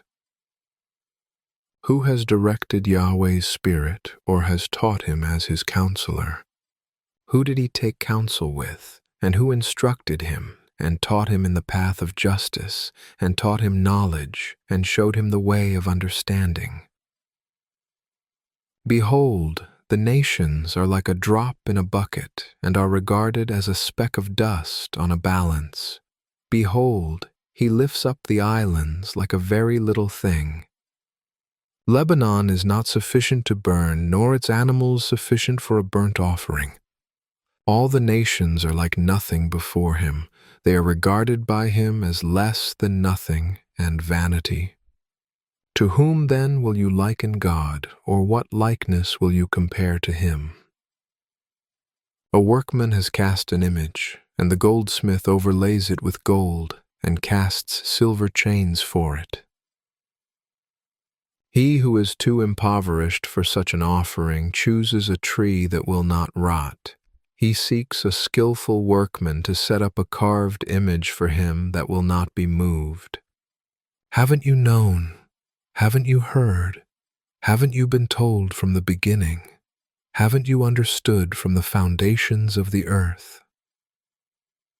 It is he who sits above the circle of the earth, and its inhabitants are like grasshoppers, who stretches out the heavens like a curtain and spreads them out like a tent to dwell in, who brings princes to nothing, who makes the judges of the earth meaningless. They are planted scarcely, they are sown scarcely, their stock has scarcely taken root in the ground. He merely blows on them, and they wither, and the whirlwind takes them away as stubble. To whom then will you liken me? Who is my equal, says the Holy One? Lift up your eyes on high, and see who has created these, who brings out their army by number. He calls them all by name, by the greatness of his might, and because he is strong in power, not one is lacking. Why do you say, Jacob, and speak, Israel, my way is hidden from Yahweh, and the justice due me is disregarded by my God? Haven't you known? Haven't you heard? The everlasting God, Yahweh, the creator of the ends of the earth, doesn't faint. He isn't weary. His understanding is unsearchable. He gives power to the weak. He increases the strength of him who has no might. Even the youths faint and get weary, and the young men utterly fall. But those who wait for Yahweh will renew their strength. They will mount up with wings like eagles. They will run and not be weary. They will walk and not faint. The Book of Isaiah, chapter 41. Keep silent before me, islands, and let the peoples renew their strength. Let them come near, then let them speak. Let's meet together for judgment. Who has raised up one from the east? Who called him to his feet in righteousness? He hands over nations to him and makes him rule over kings. He gives them like the dust to his sword, like the driven stubble to his bow. He pursues them and passes by safely, even by a way that he had not gone with his feet. Who has worked and done it, calling the generations from the beginning? I, Yahweh, the first, and with the last, I am He. The islands have seen and fear. The ends of the earth tremble. They approach and come. Everyone helps his neighbor. They say to their brothers, "Be strong." So the carpenter encourages the goldsmith. He who smooths with the hammer encourages him who strikes the anvil, saying of the soldering, "It is good," and he fastens it with nails, that it might not totter. But you, Israel, my servant, Jacob, whom I have chosen, the offspring of Abraham, my friend, you whom I have taken hold of from the ends of the earth, and called from its corners, and said to you, "You are my servant. I have chosen you and have not cast you away." Don't you be afraid, for I am with you. Don't be dismayed, for I am your God. I will strengthen you. Yes, I will help you. Yes, I will uphold you with the right hand of my righteousness. Behold, all those who are incensed against you will be disappointed and confounded. Those who strive with you will be like nothing and shall perish. You will seek them and won't find them, even those who contend with you. Those who war against you will be as nothing, as a non-existent thing. For I, Yahweh your God, will hold your right hand, saying to you, "Don't be afraid, I will help you." Don't be afraid, you worm Jacob, and you men of Israel. I will help you, says Yahweh. Your Redeemer is the Holy One of Israel. Behold, I have made you into a new sharp threshing instrument with teeth. You will thresh the mountains and beat them small, and will make the hills like chaff. You will winnow them, and the wind will carry them away, and the whirlwind will scatter them. You will rejoice in Yahweh. You will glory in the Holy One of Israel. The poor and needy seek water, and there is none. Their tongue fails for thirst. I, Yahweh, will answer them. I, the God of Israel, will not forsake them. I will open rivers on the bare heights and springs in the middle of the valleys. I will make the wilderness a pool of water and the dry land springs of water. I will put cedar, acacia, myrtle, and oil trees in the wilderness. I will set cypress trees, pine, and box trees together in the desert, that they may see, know, consider, and understand together that Yahweh's hand has done this, and the Holy One of Israel has created it. Produce your cause, says Yahweh. Bring out your strong reasons, says the King of Jacob. Let them announce and declare to us what will happen. Declare the former things, what they are, that we may consider them and know the latter end of them, or show us things to come. Declare the things that are to come hereafter, that we may know that you are gods. Yes, do good or do evil, that we may be dismayed and see it together. Behold, you are nothing, and your work is nothing. He who chooses you is an abomination. I have raised up one from the north, and he has come from the rising of the sun, one who calls on my name. And he shall come on rulers as on mortar, and as the potter treads clay. Who has declared it from the beginning that we may know? and before that we may say, He is right? Surely there is no one who declares. Surely there is no one who shows. Surely there is no one who hears your words. I am the first to say to Zion, Behold, look at them, and I will give one who brings good news to Jerusalem. When I look, there is no man, even among them there is no counselor who, when I ask, can answer a word. Behold, all of their deeds are vanity and nothing. Their molten images are wind and confusion. The Book of Isaiah, chapter 42. Behold, my servant, whom I uphold, my chosen, in whom my soul delights. I have put my spirit on him. He will bring justice to the nations. He will not shout, nor raise his voice, nor cause it to be heard in the street. He won't break a bruised reed. He won't quench a dimly burning wick. He will faithfully bring justice. He will not fail nor be discouraged until he has set justice in the earth, and the islands wait for his law. God Yahweh, He who created the heavens and stretched them out, He who spread out the earth and that which comes out of it, He who gives breath to its people and spirit to those who walk in it, says, I, Yahweh, have called you in righteousness. I will hold your hand. I will keep you and make you a covenant for the people, as a light for the nations, to open the blind eyes, to bring the prisoners out of the dungeon, and those who sit in darkness out of the prison.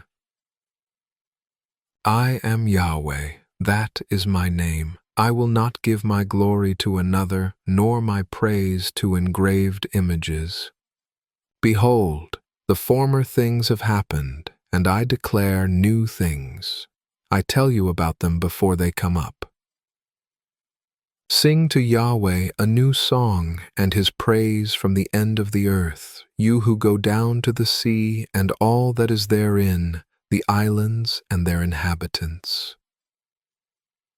Let the wilderness and its cities raise their voices with the villages that Kedar inhabits. Let the inhabitants of Sela sing. Let them shout from the top of the mountains. Let them give glory to Yahweh and declare his praise in the islands. Yahweh will go out like a mighty man. He will stir up zeal like a man of war. He will raise a war cry. Yes, he will shout aloud. He will triumph over his enemies. I have been silent a long time. I have been quiet and restrained myself. Now I will cry out like a travailing woman. I will both gasp and pant. I will destroy mountains and hills and dry up all their herbs. I will make the rivers islands and will dry up the pools. I will bring the blind by a way that they don't know. I will lead them in paths that they don't know. I will make darkness light before them and crooked places straight. I will do these things, and I will not forsake them. Those who trust in engraved images, who tell molten images, you are our gods, will be turned back. They will be utterly disappointed. Hear you deaf, and look you blind, that you may see. Who is blind but my servant? Or who is as deaf as my messenger whom I send? Who is as blind as he who is at peace, and as blind as Yahweh's servant? You see many things, but don't observe. His ears are open, but he doesn't listen. It pleased Yahweh for his righteousness' sake to magnify the law and make it honorable. But this is a robbed and plundered people. All of them are snared in holes, and they are hidden in prisons. They have become captives, and no one delivers, and a plunder, and no one says, Restore them. Who is there among you who will give ear to this, who will listen and hear for the time to come? Who gave Jacob as plunder and Israel to the robbers? Didn't Yahweh, he against whom we have sinned? For they would not walk in his ways, and they disobeyed his law. Therefore he poured the fierceness of his anger on him and the strength of battle. It set him on fire all around, but he didn't know. It burned him, but he didn't take it to heart. The Book of Isaiah, chapter 43. But now Yahweh, who created you, Jacob, and he who formed you, Israel, says, Don't be afraid, for I have redeemed you. I have called you by your name. You are mine. When you pass through the waters, I will be with you, and through the rivers, they will not overflow you. When you walk through the fire, you will not be burned, and flame will not scorch you. For I am Yahweh your God, the Holy One of Israel, your Savior. I have given Egypt as your ransom, Ethiopia and Seba in your place. Since you have been precious and honored in my sight, and I have loved you, therefore I will give people in your place and nations instead of your life. Don't be afraid, for I am with you. I will bring your offspring from the east and gather you from the west. I will tell the north, Give them up, and tell the south, Don't hold them back. Bring my sons from far away, and my daughters from the ends of the earth. Everyone who is called by my name, and whom I have created for my glory, whom I have formed, yes, whom I have made. Bring out the blind people who have eyes, and the deaf who have ears. Let all the nations be gathered together, and let the peoples be assembled. Who among them can declare this and show us former things? Let them bring their witnesses, that they may be justified, or let them hear and say, That is true. You are my witnesses, says Yahweh, with my servant whom I have chosen, that you may know and believe me and understand that I am He. Before me there was no God formed, neither will there be after me. I myself am Yahweh, besides me there is no Savior. I have declared, I have saved, and I have shown, and there was no strange God among you. Therefore you are my witnesses, says Yahweh, and I am God. Yes, since the day was, I am He. There is no one who can deliver out of my hand. I will work, and who can hinder it?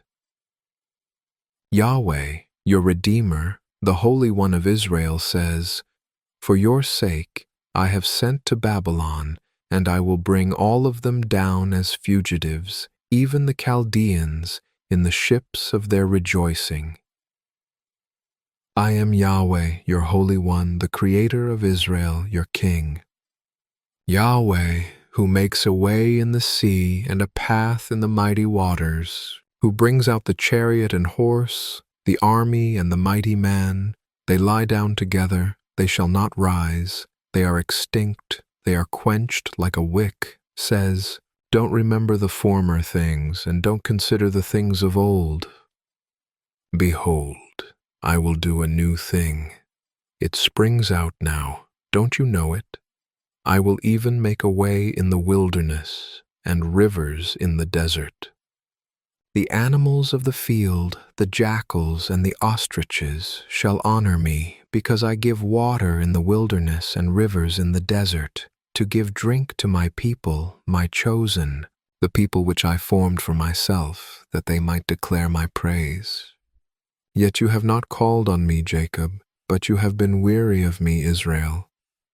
You have not brought me any of your sheep for burnt offerings, neither have you honored me with your sacrifices.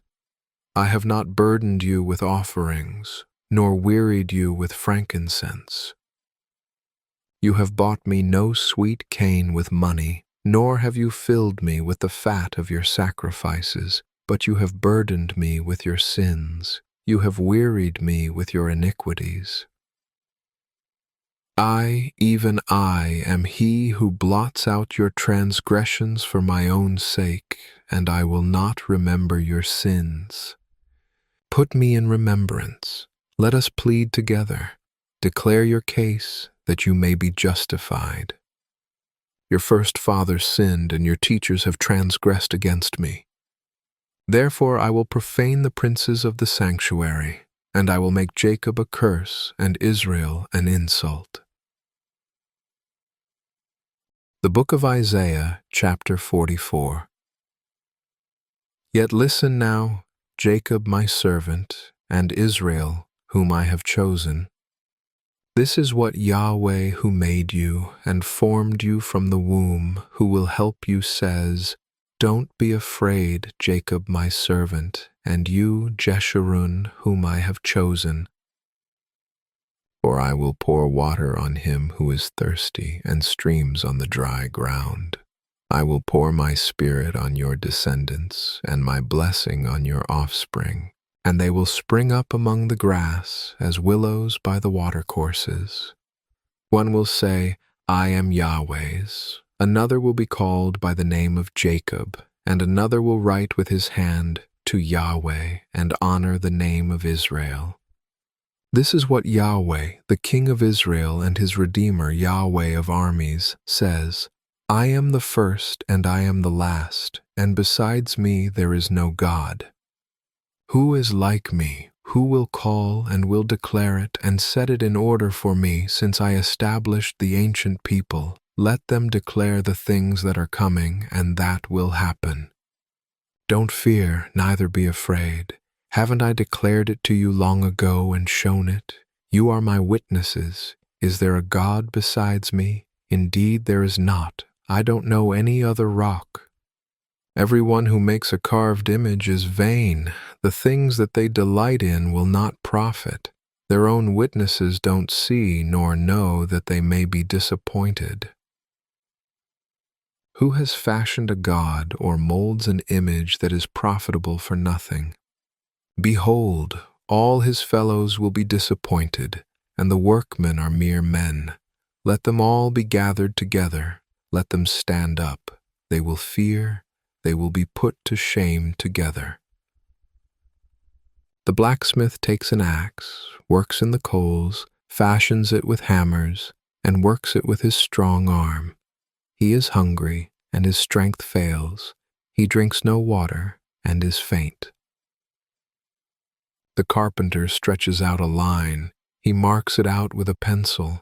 He shapes it with planes. He marks it out with compasses, and shapes it like the figure of a man, with the beauty of a man, to reside in a house. He cuts down cedars for himself, and takes the cypress and the oak, and strengthens for himself one among the trees of the forest. He plants a cypress tree, and the rain nourishes it. Then it will be for a man to burn, and he takes some of it and warms himself. Yes, he burns it and bakes bread. Yes, he makes a god and worships it. He makes it a carved image and falls down to it. He burns part of it in the fire. With part of it he eats meat. He roasts a roast and is satisfied. Yes, he warms himself and says, Aha, I am warm. I have seen the fire. The rest of it he makes into a god, even his engraved image. He bows down to it and worships and prays to it and says, Deliver me, for you are my God. They don't know, neither do they consider, for he has shut their eyes that they can't see, and their hearts that they can't understand.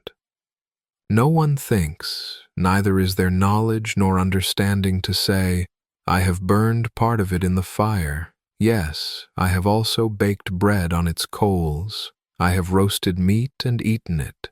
Shall I make the rest of it into an abomination? Shall I bow down to a tree trunk? He feeds on ashes. A deceived heart has turned him aside, and he can't deliver his soul, nor say, Isn't there a lie in my right hand? Remember these things, Jacob and Israel, for you are my servant. I have formed you. You are my servant. Israel, you will not be forgotten by me. I have blotted out as a thick cloud your transgressions, and as a cloud your sins. Return to me, for I have redeemed you. Sing, you heavens, for Yahweh has done it. Shout, you lower parts of the earth. Break out into singing, you mountains, O forest, all of your trees, for Yahweh has redeemed Jacob and will glorify himself in Israel.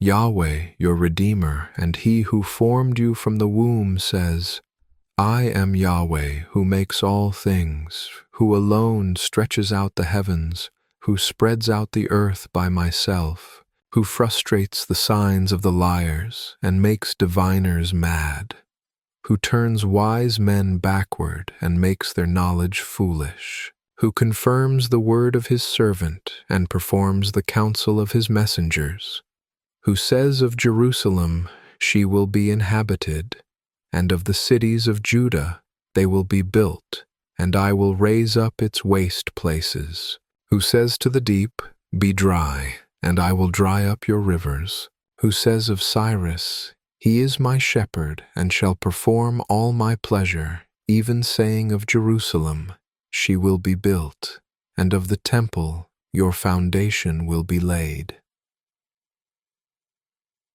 The Book of Isaiah, chapter 45. Yahweh says to his anointed, to Cyrus, whose right hand I have held to subdue nations before him and strip kings of their armor, to open the doors before him, and the gates shall not be shut.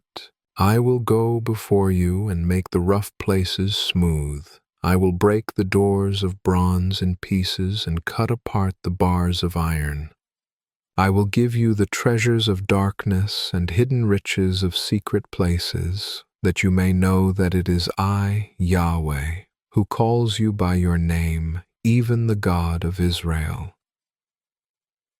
For Jacob my servant's sake, and Israel my chosen, I have called you by your name. I have given you a title, though you have not known me. I am Yahweh, and there is no one else. Besides me there is no God. I will strengthen you, though you have not known me, that they may know from the rising of the sun and from the west that there is no one besides me. I am Yahweh, and there is no one else. I form the light and create darkness. I make peace and create calamity. I am Yahweh who does all these things. Rain, you heavens, from above, and let the skies pour down righteousness. Let the earth open, that it may produce salvation, and let it cause righteousness to spring up with it. I, Yahweh, have created it. Woe to him who strives with his Maker, a clay pot among the clay pots of the earth. Shall the clay ask him who fashions it, what are you making? Or your work, he has no hands? Woe to him who says to a father, what have you become the father of? Or to a mother, what have you given birth to? Yahweh, the Holy One of Israel and his Maker, says, you ask me about the things that are to come concerning my sons, and you command me concerning the work of my hands. I have made the earth and created man on it. I, even my hands, have stretched out the heavens. I have commanded all their army. I have raised him up in righteousness, and I will make all his ways straight. He shall build my city, and he shall let my exiles go free, not for price nor reward, says Yahweh of armies. Yahweh says, the labor of Egypt and the merchandise of Ethiopia and the Sabeans, men of stature, will come over to you, and they will be yours. They will go after you. They shall come over in chains. They will bow down to you. They will make supplication to you. Surely God is in you, and there is no one else. There is no other God. Most certainly you are a God who has hidden yourself, God of Israel, the Savior. They will be disappointed, yes, confounded, all of them. Those who are makers of idols will go into confusion together. Israel will be saved by Yahweh with an everlasting salvation. You will not be disappointed nor confounded to ages everlasting. For Yahweh, who created the heavens, the God who formed the earth and made it, who established it and didn't create it a waste, who formed it to be inhabited, says, I am Yahweh, there is no other. I have not spoken in secret, in a place of the land of darkness. I didn't say to the offspring of Jacob, seek me in vain. I, Yahweh, speak righteousness. I declare things that are right. Assemble yourselves and come. Draw near together, you who have escaped from the nations. Those have no knowledge who carry the wood of their engraved image and pray to a God that can't save. Declare and present it. Yes, let them take counsel together. Who has shown this from ancient time? Who has declared it of old? Haven't I, Yahweh? There is no other God besides me, a just God and a Savior. There is no one besides me. Look to me and be saved, all the ends of the earth, for I am God and there is no other. I have sworn by myself. The word has gone out of my mouth in righteousness and will not be revoked, that to me every knee shall bow, every tongue shall take an oath. They will say of me, there is righteousness and strength only in Yahweh. Even to him will men come. All those who raged against him will be disappointed. All the offspring of Israel will be justified in Yahweh and will rejoice. The book of Isaiah, chapter 46. Bel bows down, Nebo stoops. Their idols are carried by animals and on the livestock. The things that you carried around are heavy loads, a burden for the weary. They stoop and they bow down together. They could not deliver the burden, but they have gone into captivity. Listen to me, house of Jacob, and all the remnant of the house of Israel, that have been carried from their birth, that have been carried from the womb. Even to old age I am he, and even to gray hairs I will carry you. I have made, and I will bear. Yes, I will carry, and will deliver. To whom will you compare me, and consider my equal, and compare me as if we were the same? Some pour out gold from the bag, and weigh silver in the balance. They hire a goldsmith, and he makes it a god. They fall down, yes, they worship. They bear it on their shoulder. They carry it and set it in its place, and it stands there. It cannot move from its place. Yes, one may cry to it, yet it cannot answer. It cannot save him out of his trouble. Remember this, and show yourselves men. Bring it to mind again, you transgressors. Remember the former things of old, for I am God, and there is no other. I am God, and there is none like me. I declare the end from the beginning, and from ancient times things that are not yet done. I say, my counsel will stand, and I will do all that I please. I call a ravenous bird from the east, the man of my counsel from a far country. Yes, I have spoken. I will also bring it to pass. I have planned. I will also do it. Listen to me, you stubborn-hearted who are far from righteousness. I bring my righteousness near. It is not far off, and my salvation will not wait. I will grant salvation to Zion, my glory to Israel. The book of Isaiah, chapter 47. Come down and sit in the dust, virgin daughter of Babylon. Sit on the ground without a throne, daughter of the Chaldeans, for you will no longer be called tender and delicate. Take the millstones and grind flour. Remove your veil, lift up your skirt, uncover your legs, and wade through the rivers. Your nakedness will be uncovered. Yes, your shame will be seen. I will take vengeance and will spare no one. Our Redeemer, Yahweh of armies is his name, is the Holy One of Israel. Sit in silence and go into darkness, daughter of the Chaldeans, for you shall no longer be called the mistress of kingdoms. I was angry with my people. I profaned my inheritance and gave them into your hand. You showed them no mercy. You laid a very heavy yoke on the aged. You said, I will be a princess forever, so that you didn't lay these things to your heart, nor did you remember the results. Now therefore hear this, you who are given to pleasures, who sit securely, who say in your heart, I am, and there is no one else besides me. I won't sit as a widow, neither will I know the loss of children. But these two things will come to you in a moment, in one day, the loss of children and widowhood. They will come on you in their full measure, in the multitude of your sorceries and the great abundance of your enchantments. For you have trusted in your wickedness. You have said, no one sees me. Your wisdom and your knowledge has perverted you.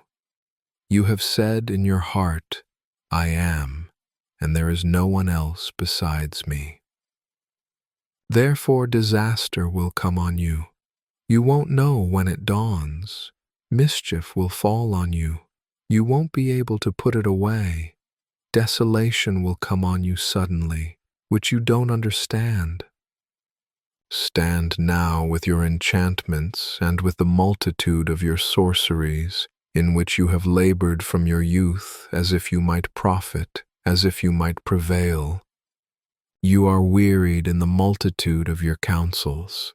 Now let the astrologers, the stargazers, and the monthly prognosticators stand up and save you from the things that will happen to you. Behold, they are like stubble. The fire will burn them. They won't deliver themselves from the power of the flame. It won't be a coal to warm at or a fire to sit by. The things that you labored in will be like this. Those who have trafficked with you from your youth will each wander in his own way. There will be no one to save you. The Book of Isaiah, chapter 48. Hear this, house of Jacob, you who are called by the name of Israel and have come out of the waters of Judah. You swear by Yahweh's name and make mention of the God of Israel, but not in truth, nor in righteousness. For they call themselves citizens of the holy city and rely on the God of Israel. Yahweh of armies is his name. I have declared the former things from of old. Yes, they went out of my mouth, and I revealed them. I did them suddenly, and they happened. Because I knew that you are obstinate, and your neck is an iron sinew, and your brow bronze. Therefore I have declared it to you from of old. Before it came to pass I showed it to you, lest you should say, my idol has done them, my engraved image and my molten image has commanded them. You have heard it. Now see all this. And you, won't you declare it? I have shown you new things from this time, even hidden things, which you have not known. They are created now, and not from of old. Before today you didn't hear them, lest you should say, behold, I knew them. Yes, you didn't hear. Yes, you didn't know. Yes, from of old your ear was not opened, for I knew that you dealt very treacherously, and were called a transgressor from the womb. For my name's sake I will defer my anger, and for my praise I hold it back for you so that I don't cut you off. Behold, I have refined you, but not as silver. I have chosen you in the furnace of affliction. For my own sake I will do it. For how would my name be profaned? I will not give my glory to another. Listen to me, O Jacob, and Israel my called. I am he, I am the first, I am also the last. Yes, my hand has laid the foundation of the earth, and my right hand has spread out the heavens. When I call to them, they stand up together. Assemble yourselves, all of you, and hear. Who among them has declared these things? He whom Yahweh loves will do what he likes to Babylon, and his arm will be against the Chaldeans. I, even I, have spoken. Yes, I have called him. I have brought him, and he shall make his way prosperous. Come near to me and hear this. From the beginning I have not spoken in secret. From the time that it happened, I was there. Now the Lord Yahweh has sent me with his Spirit. Yahweh, your Redeemer, the Holy One of Israel, says, I am Yahweh your God, who teaches you to profit, who leads you by the way that you should go.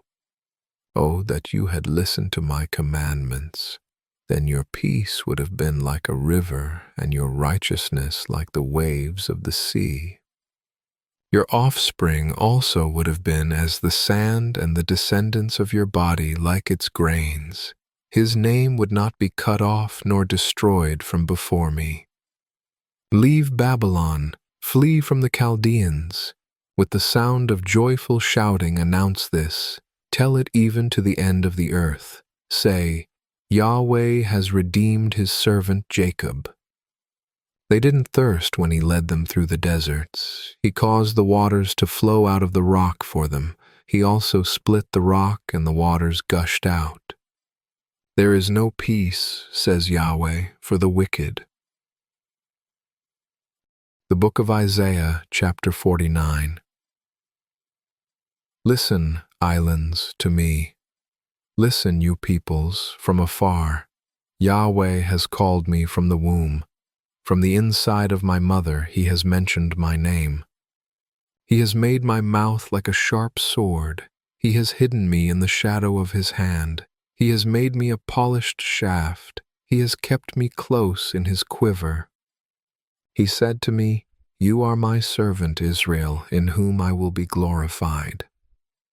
But I said, I have labored in vain. I have spent my strength in vain for nothing.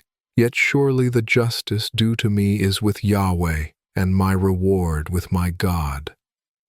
Now Yahweh, he who formed me from the womb to be his servant, says to bring Jacob again to him, and to gather Israel to him, for I am honorable in Yahweh's eyes, and my God has become my strength. Indeed, he says, it is too light a thing that you should be my servant to raise up the tribes of Jacob, and to restore the preserved of Israel. I will also give you as a light to the nations, that you may be my salvation to the end of the earth. Yahweh, the Redeemer of Israel and his Holy One, says to him whom man despises, to him whom the nation abhors, to a servant of rulers, Kings shall see and rise up, princes, and they shall worship, because of Yahweh who is faithful, even the Holy One of Israel who has chosen you. Yahweh says, I have answered you in an acceptable time. I have helped you in a day of salvation. I will preserve you and give you for a covenant of the people, to raise up the land, to make them inherit the desolate heritage, saying to those who are bound, Come out. To those who are in darkness, show yourselves. They shall feed along the paths, and their pasture shall be on all treeless heights. They shall not hunger nor thirst, neither shall the heat nor sun strike them, for he who has mercy on them will lead them. He will guide them by springs of water. I will make all my mountains a road, and my highways shall be exalted. Behold, these shall come from afar, and behold, these from the north and from the west, and these from the land of Sinim.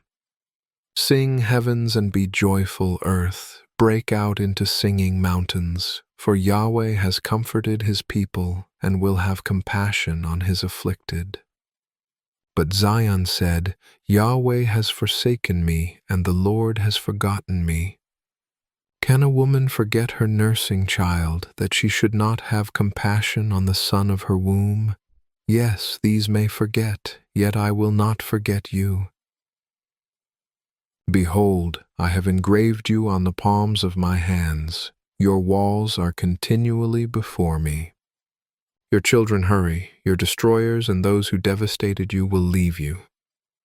Lift up your eyes all around and see. All these gather themselves together and come to you. As I live, says Yahweh, you shall surely clothe yourself with them all as with an ornament, and dress yourself with them like a bride.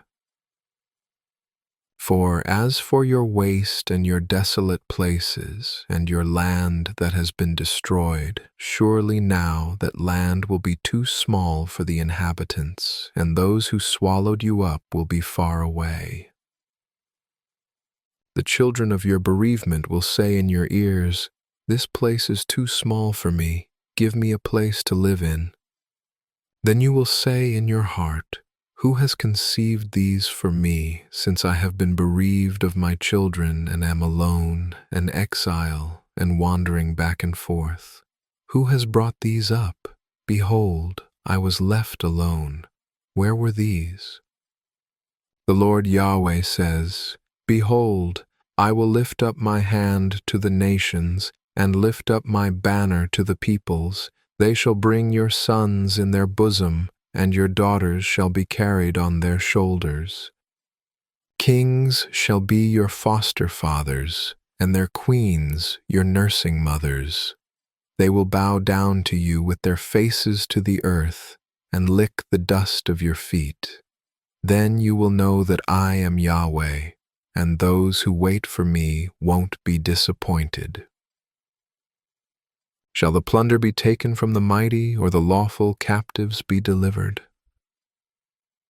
But Yahweh says, Even the captives of the mighty shall be taken away, and the plunder retrieved from the fierce.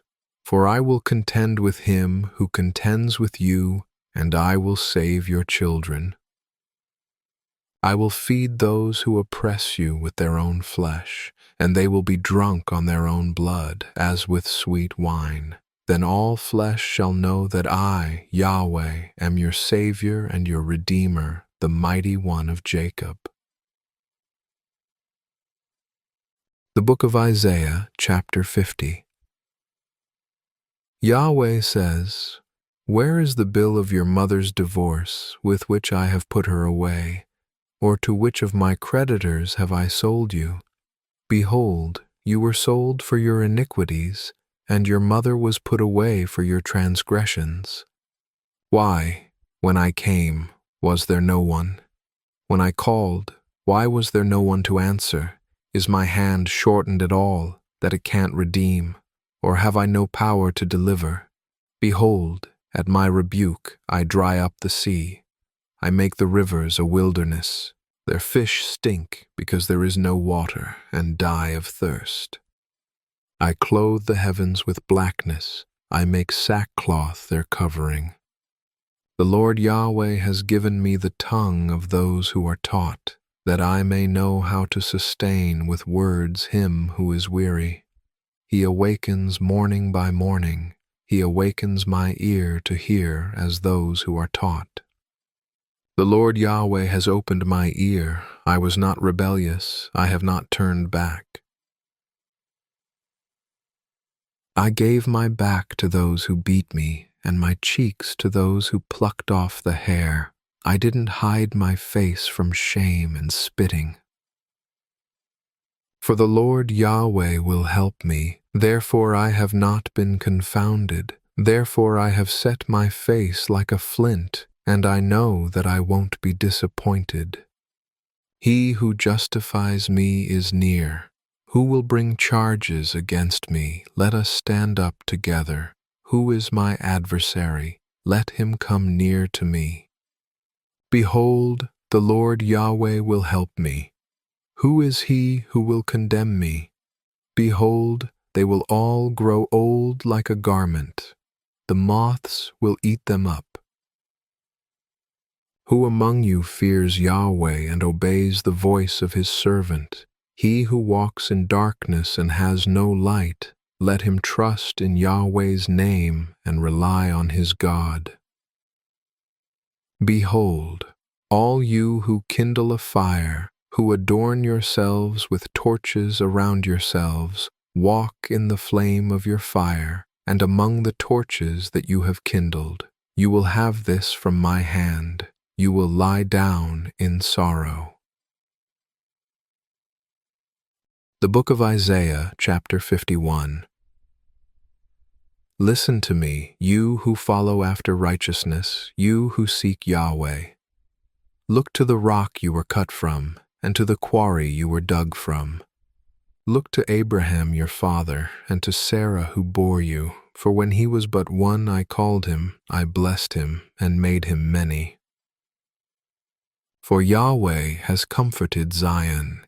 He has comforted all her waste places, and has made her wilderness like Eden, and her desert like the garden of Yahweh. Joy and gladness will be found in them, thanksgiving, and the voice of melody. Listen to me, my people, and hear me, my nation, for a law will go out from me, and I will establish my justice for a light to the peoples. My righteousness is near. My salvation has gone out, and my arms will judge the peoples. The islands will wait for me, and they will trust my arm.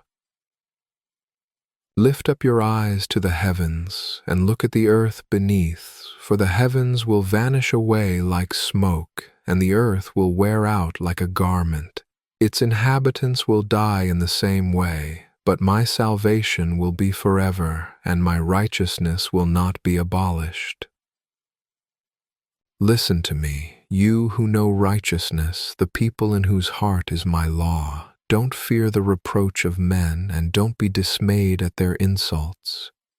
For the moth will eat them up like a garment, and the worm will eat them like wool, but my righteousness will be forever, and my salvation to all generations. Awake, awake, put on strength, arm of Yahweh. Awake, as in the days of old, the generations of ancient times. Isn't it you who cut Rahab in pieces, who pierced the monster? Isn't it you who dried up the sea, the waters of the great deep, who made the depths of the sea a way for the redeemed to pass over?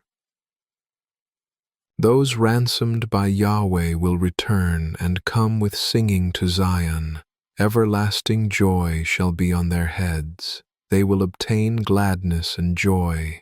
Sorrow and sighing shall flee away. I, even I, am he who comforts you. Who are you that you are afraid of man who shall die, and of the Son of Man who will be made as grass? Have you forgotten Yahweh your Maker, who stretched out the heavens and laid the foundations of the earth? Do you live in fear continually all day because of the fury of the oppressor when he prepares to destroy? Where is the fury of the oppressor? The captive exile will speedily be freed. He will not die and go down into the pit. His bread won't fail. For I am Yahweh your God, who stirs up the sea so that its waves roar. Yahweh of armies is his name. I have put my words in your mouth and have covered you in the shadow of my hand, that I may plant the heavens and lay the foundations of the earth and tell Zion, you are my people. Awake, awake! Stand up, Jerusalem, you who have drunk from Yahweh's hand the cup of his wrath. You have drunken the bowl of the cup of staggering and drained it. There is no one to guide her among all the sons to whom she has given birth, and there is no one who takes her by the hand among all the sons whom she has brought up. These two things have happened to you. Who will grieve with you? Desolation and destruction and famine and the sword. How can I comfort you? Your sons have fainted. They lie at the head of all the streets, like an antelope in a net. They are full of Yahweh's wrath, the rebuke of your God. Therefore now hear this, you afflicted and drunken, but not with wine. Your Lord Yahweh, your God who pleads the cause of his people says, Behold, I have taken out of your hand the cup of staggering, even the bowl of the cup of my wrath. You will not drink it any more. I will put it into the hand of those who afflict you, who have said to your soul, Bow down, that we may walk over you, and you have laid your back as the ground, like a street to those who walk over. The Book of Isaiah, chapter 52. Awake, awake. Put on your strength, Zion. Put on your beautiful garments, Jerusalem, the holy city, for from now on the uncircumcised and the unclean will no more come into you. Shake yourself from the dust. Arise, sit up, Jerusalem. Release yourself from the bonds of your neck, captive daughter of Zion. For Yahweh says, You were sold for nothing, and you will be redeemed without money. For the Lord Yahweh says, My people went down at the first into Egypt to live there, and the Assyrian has oppressed them without cause. Now, therefore, what do I do here, says Yahweh, seeing that my people are taken away for nothing? Those who rule over them mock, says Yahweh, and my name is blasphemed continually all day long. Therefore my people shall know my name, therefore they shall know in that day that I am he who speaks. Behold, it is I. How beautiful on the mountains are the feet of him who brings good news, who publishes peace, who brings good news, who proclaims salvation, who says to Zion, Your God reigns. Your watchmen lift up their voice, together they sing, for they shall see eye to eye when Yahweh returns to Zion. Break out into joy. Sing together, you waste places of Jerusalem, for Yahweh has comforted his people. He has redeemed Jerusalem. Yahweh has made his holy arm bare in the eyes of all the nations. All the ends of the earth have seen the salvation of our God. Depart, depart, go out from there. Touch no unclean thing. Go out from among her. Cleanse yourselves, you who carry Yahweh's vessels. For you shall not go out in haste, neither shall you go by flight. For Yahweh will go before you, and the God of Israel will be your rear guard. Behold, my servant will deal wisely. He will be exalted and lifted up, and will be very high. Just as many were astonished at you, his appearance was marred more than any man, and his form more than the sons of men. So he will cleanse many nations. Kings will shut their mouths at him, for they will see that which had not been told them, and they will understand that which they had not heard. The Book of Isaiah, chapter 53. Who has believed our message? To whom has Yahweh's arm been revealed? For he grew up before him as a tender plant, and as a root out of dry ground. He has no good looks or majesty. When we see him, there is no beauty that we should desire him. He was despised and rejected by men, a man of suffering and acquainted with disease. He was despised as one from whom men hide their face, and we didn't respect him. Surely he has borne our sickness and carried our suffering, yet we considered him plagued, struck by God, and afflicted. But he was pierced for our transgressions. He was crushed for our iniquities. The punishment that brought our peace was on him, and by his wounds we are healed. All we like sheep have gone astray, Everyone has turned to his own way, and Yahweh has laid on him the iniquity of us all.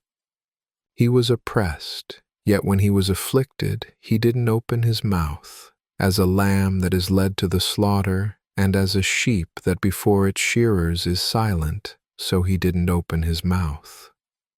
He was taken away by oppression and judgment.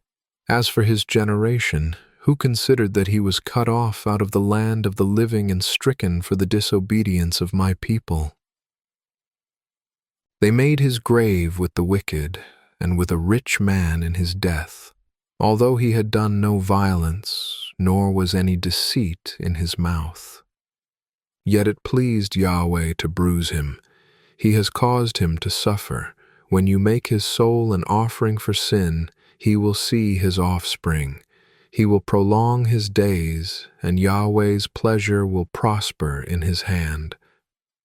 After the suffering of his soul, he will see the light and be satisfied. My righteous servant will justify many by the knowledge of himself, and he will bear their iniquities. Therefore I will give him a portion with the great.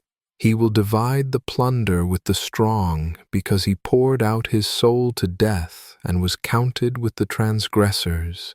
Yet he bore the sins of many and made intercession for the transgressors. The Book of Isaiah, chapter 54. Sing, barren, you who didn't give birth. Break out into singing and cry aloud, you who didn't travail with child. For more are the children of the desolate than the children of the married wife, says Yahweh. Enlarge the place of your tent, and let them stretch out the curtains of your habitations. Don't spare, lengthen your cords, and strengthen your stakes. For you will spread out on the right hand and on the left, and your offspring will possess the nations and settle in desolate cities. Don't be afraid, for you will not be ashamed. Don't be confounded, for you will not be disappointed. For you will forget the shame of your youth. You will remember the reproach of your widowhood no more. For your Maker is your husband, Yahweh of armies is his name. The Holy One of Israel is your Redeemer. He will be called the God of the whole earth. For Yahweh has called you as a wife forsaken and grieved in spirit, even a wife of youth when she is cast off, says your God. For a small moment I have forsaken you, but I will gather you with great mercies.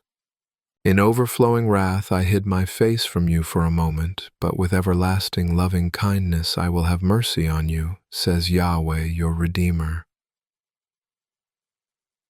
For this is like the waters of Noah to me, for as I have sworn that the waters of Noah will no more go over the earth, so I have sworn that I will not be angry with you, nor rebuke you. For the mountains may depart, and the hills be removed, but my loving kindness will not depart from you, and my covenant of peace will not be removed, says Yahweh who has mercy on you. You afflicted, tossed with storms, and not comforted, behold, I will set your stones in beautiful colors, and lay your foundations with sapphires. I will make your pinnacles of rubies, your gates of sparkling jewels, and all your walls of precious stones. All your children will be taught by Yahweh, and your children's peace will be great. You will be established in righteousness. You will be far from oppression, for you will not be afraid, and far from terror, for it shall not come near you. Behold, they may gather together, but not by me. Whoever gathers together against you will fall because of you. Behold, I have created the blacksmith who fans the coals into flame and forges a weapon for his work, and I have created the destroyer to destroy. No weapon that is formed against you will prevail, and you will condemn every tongue that rises against you in judgment. This is the heritage of Yahweh's servants, and their righteousness is of me, says Yahweh. The book of Isaiah, chapter 55. Hey, come, everyone who thirsts, to the waters. Come, he who has no money, buy and eat. Yes, come, buy wine and milk without money and without price. Why do you spend money for that which is not bread, and your labor for that which doesn't satisfy? Listen diligently to me, and eat that which is good, and let your soul delight itself in richness. Turn your ear and come to me. Hear, and your soul will live. I will make an everlasting covenant with you, even the sure mercies of David. Behold, I have given him for a witness to the peoples, a leader and commander to the peoples.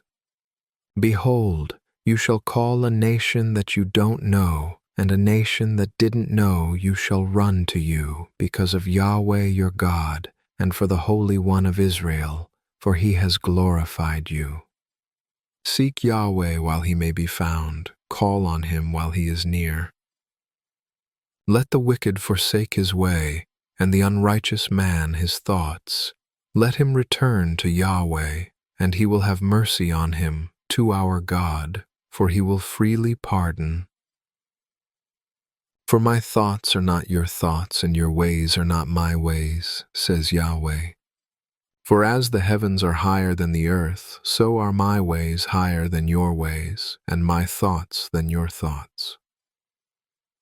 For as the rain comes down and the snow from the sky, and doesn't return there, but waters the earth, and makes it grow and bud, and gives seed to the sower and bread to the eater, so is my word that goes out of my mouth. It will not return to me void, but it will accomplish that which I please, and it will prosper in the thing I sent it to do. For you shall go out with joy, and be led out with peace. The mountains and the hills will break out before you into singing, and all the trees of the fields will clap their hands. Instead of the thorn, the cypress tree will come up, and instead of the briar, the myrtle tree will come up. It will make a name for Yahweh, for an everlasting sign that will not be cut off. The book of Isaiah, chapter 56. Yahweh says, maintain justice and do what is right, for my salvation is near, and my righteousness will soon be revealed. Blessed is the man who does this, and the Son of Man who holds it fast, who keeps the Sabbath without profaning it, and keeps his hand from doing any evil. Let no foreigner who has joined himself to Yahweh speak, saying, Yahweh will surely separate me from his people. Do not let the eunuch say, behold, I am a dry tree. For Yahweh says, to the eunuchs who keep my Sabbaths, choose the things that please me, and hold fast to my covenant. I will give them in my house and within my walls a memorial and a name better than of sons and of daughters. I will give them an everlasting name that will not be cut off. Also the foreigners who join themselves to Yahweh to serve him, and to love Yahweh's name, to be his servants, everyone who keeps the Sabbath from profaning it, and holds fast my covenant, I will bring these to my holy mountain, and make them joyful in my house of prayer. Their burnt offerings and their sacrifices will be accepted on my altar. For my house will be called a house of prayer for all peoples. The Lord Yahweh, who gathers the outcasts of Israel, says, I will yet gather others to him, in addition to his own who are gathered. All you animals of the field come to devour, all you animals in the forest.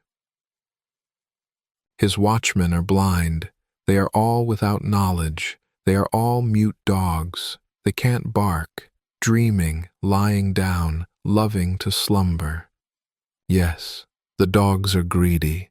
They can never have enough. They are shepherds who can't understand. They have all turned to their own way, each one to his gain from every quarter. Come, they say, I will get wine, and we will fill ourselves with strong drink, and tomorrow will be as today, great beyond measure. The Book of Isaiah, chapter 57. The righteous perish, and no one lays it to heart. Merciful men are taken away, and no one considers that the righteous is taken away from the evil. He enters into peace, they rest in their beds, each one who walks in his uprightness. But draw near here, you sons of a sorceress, you offspring of adulterers and prostitutes. Whom do you mock? Against whom do you make a wide mouth and stick out your tongue? Aren't you children of disobedience and offspring of falsehood? You who inflame yourselves among the oaks under every green tree, who kill the children in the valleys under the clefts of the rocks. Among the smooth stones of the valley is your portion. They are your lot. You have even poured a drink offering to them. You have offered an offering. Shall I be appeased for these things? On a high and lofty mountain you have set your bed. You also went up there to offer sacrifice. You have set up your memorial behind the doors and the posts, for you have exposed yourself to someone besides me and have gone up. You have enlarged your bed and made a covenant for yourself with them. You loved what you saw on their bed. You went to the king with oil, increased your perfumes, sent your ambassadors far off, and degraded yourself even to Sheol. You were wearied with the length of your ways, yet you didn't say, "It is in vain." You found a reviving of your strength, therefore you weren't faint. Whom have you dreaded and feared so that you lie and have not remembered me, nor laid it to your heart? Haven't I held my peace for a long time, and you don't fear me? I will declare your righteousness, and as for your works, they will not benefit you. When you cry, let those whom you have gathered deliver you, but the wind will take them. A breath will carry them all away, but he who takes refuge in me will possess the land and will inherit my holy mountain. He will say, build up, prepare the way, remove the stumbling block out of the way of my people. For the high and lofty one who inhabits eternity, whose name is holy, says, I dwell in the high and holy place, with him also who is of a contrite and humble spirit, to revive the spirit of the humble, and to revive the heart of the contrite. For I will not contend forever, neither will I always be angry, for the spirit would faint before me, and the souls whom I have made. I was angry because of the iniquity of his covetousness and struck him. I hid myself and was angry, and he went on backsliding in the way of his heart. I have seen his ways and will heal him. I will lead him also and restore comforts to him and to his mourners. I create the fruit of the lips, peace, peace, to him who is far off and to him who is near, says Yahweh, and I will heal them. But the wicked are like the troubled sea, for it can't rest, and its waters cast up mire and mud. There is no peace, says my God, for the wicked. The Book of Isaiah, chapter 58. Cry aloud, don't spare, lift up your voice like a trumpet. Declare to my people their disobedience, and to the house of Jacob their sins. Yet they seek me daily, and delight to know my ways. As a nation that did righteousness, and didn't forsake the ordinance of their God, they ask of me righteous judgments. They delight to draw near to God. Why have we fasted, they say, and you don't see? Why have we afflicted our soul, and you don't notice? Behold, in the day of your fast you find pleasure, and oppress all your laborers. Behold, You fast for strife and contention, and to strike with the fist of wickedness. You don't fast today so as to make your voice to be heard on high. Is this the fast that I have chosen, a day for a man to humble his soul? Is it to bow down his head like a reed, and to spread sackcloth and ashes under himself? Will you call this a fast and an acceptable day to Yahweh? Isn't this the fast that I have chosen, to release the bonds of wickedness, to undo the straps of the yoke, to let the oppressed go free, and that you break every yoke? Isn't it to distribute your bread to the hungry, and that you bring the poor who are cast out to your house? When you see the naked, that you cover him, and that you not hide yourself from your own flesh? Then your light will break out as the morning, and your healing will appear quickly. Then your righteousness shall go before you, and Yahweh's glory will be your rear guard. Then you will call, and Yahweh will answer. You will cry for help, and he will say, Here I am. If you take away from among you the yoke, finger-pointing, and speaking wickedly, and if you pour out your soul to the hungry and satisfy the afflicted soul, then your light will rise in darkness, and your obscurity will be as the noonday. And Yahweh will guide you continually, satisfy your soul in dry places, and make your bones strong. You will be like a watered garden, and like a spring of water whose waters don't fail.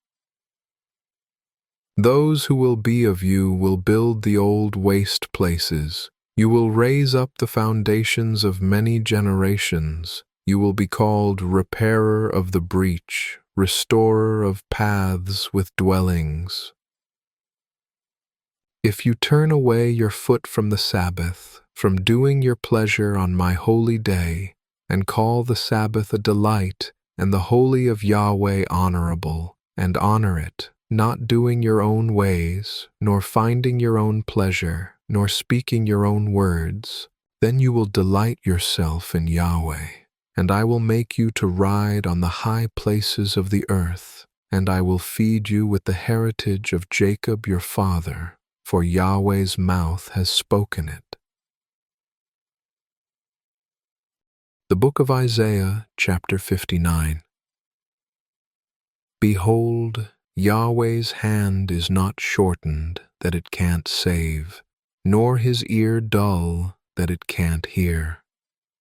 But your iniquities have separated you and your God, and your sins have hidden his face from you so that he will not hear. For your hands are defiled with blood, and your fingers with iniquity. Your lips have spoken lies, your tongue mutters wickedness. No one sues in righteousness, and no one pleads in truth. They trust in vanity and speak lies. They conceive mischief and give birth to iniquity. They hatch adder's eggs and weave the spider's web. He who eats of their eggs dies, and that which is crushed breaks out into a viper. Their webs won't become garments. They won't cover themselves with their works. Their works are works of iniquity, and acts of violence are in their hands. Their feet run to evil, and they hurry to shed innocent blood. Their thoughts are thoughts of iniquity. Desolation and destruction are in their paths. They don't know the way of peace, and there is no justice in their ways. They have made crooked paths for themselves. Whoever goes in them doesn't know peace. Therefore justice is far from us, and righteousness doesn't overtake us. We look for light, but see darkness, for brightness, but we walk in obscurity. We grope for the wall like the blind. Yes, we grope as those who have no eyes. We stumble at noon as if it were twilight. Among those who are strong, we are like dead men. We all roar like bears and moan sadly like doves. We look for justice, but there is none, for salvation, but it is far off from us. For our transgressions are multiplied before you, and our sins testify against us. For our transgressions are with us, and as for our iniquities, we know them. Transgressing and denying Yahweh, and turning away from following our God, speaking oppression and revolt, conceiving and uttering from the heart words of falsehood. Justice is turned away backward, and righteousness stands far away. For truth has fallen in the street, and uprightness can't enter. Yes, truth is lacking, and he who departs from evil makes himself a prey. Yahweh saw it, and it displeased him that there was no justice. He saw that there was no man, and wondered that there was no intercessor.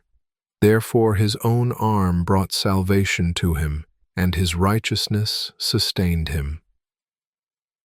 He put on righteousness as a breastplate, and a helmet of salvation on his head. He put on garments of vengeance for clothing, and was clad with zeal as a mantle. According to their deeds he will repay as appropriate, wrath to his adversaries, recompense to his enemies. He will repay the islands their due. So they will fear Yahweh's name from the west, and his glory from the rising of the sun. For he will come as a rushing stream which Yahweh's breath drives. A Redeemer will come to Zion and to those who turn from disobedience in Jacob, says Yahweh. As for me, this is my covenant with them, says Yahweh.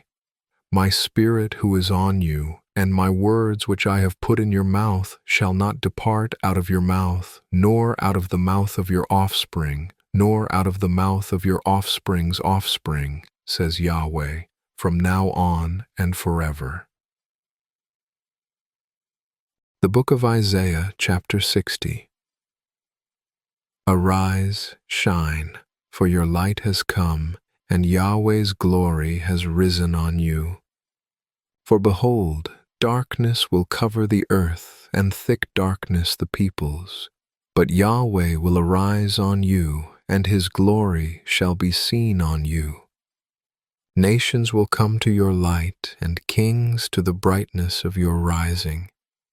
Lift up your eyes all around and see. They all gather themselves together. They come to you. Your sons will come from far away, and your daughters will be carried in arms.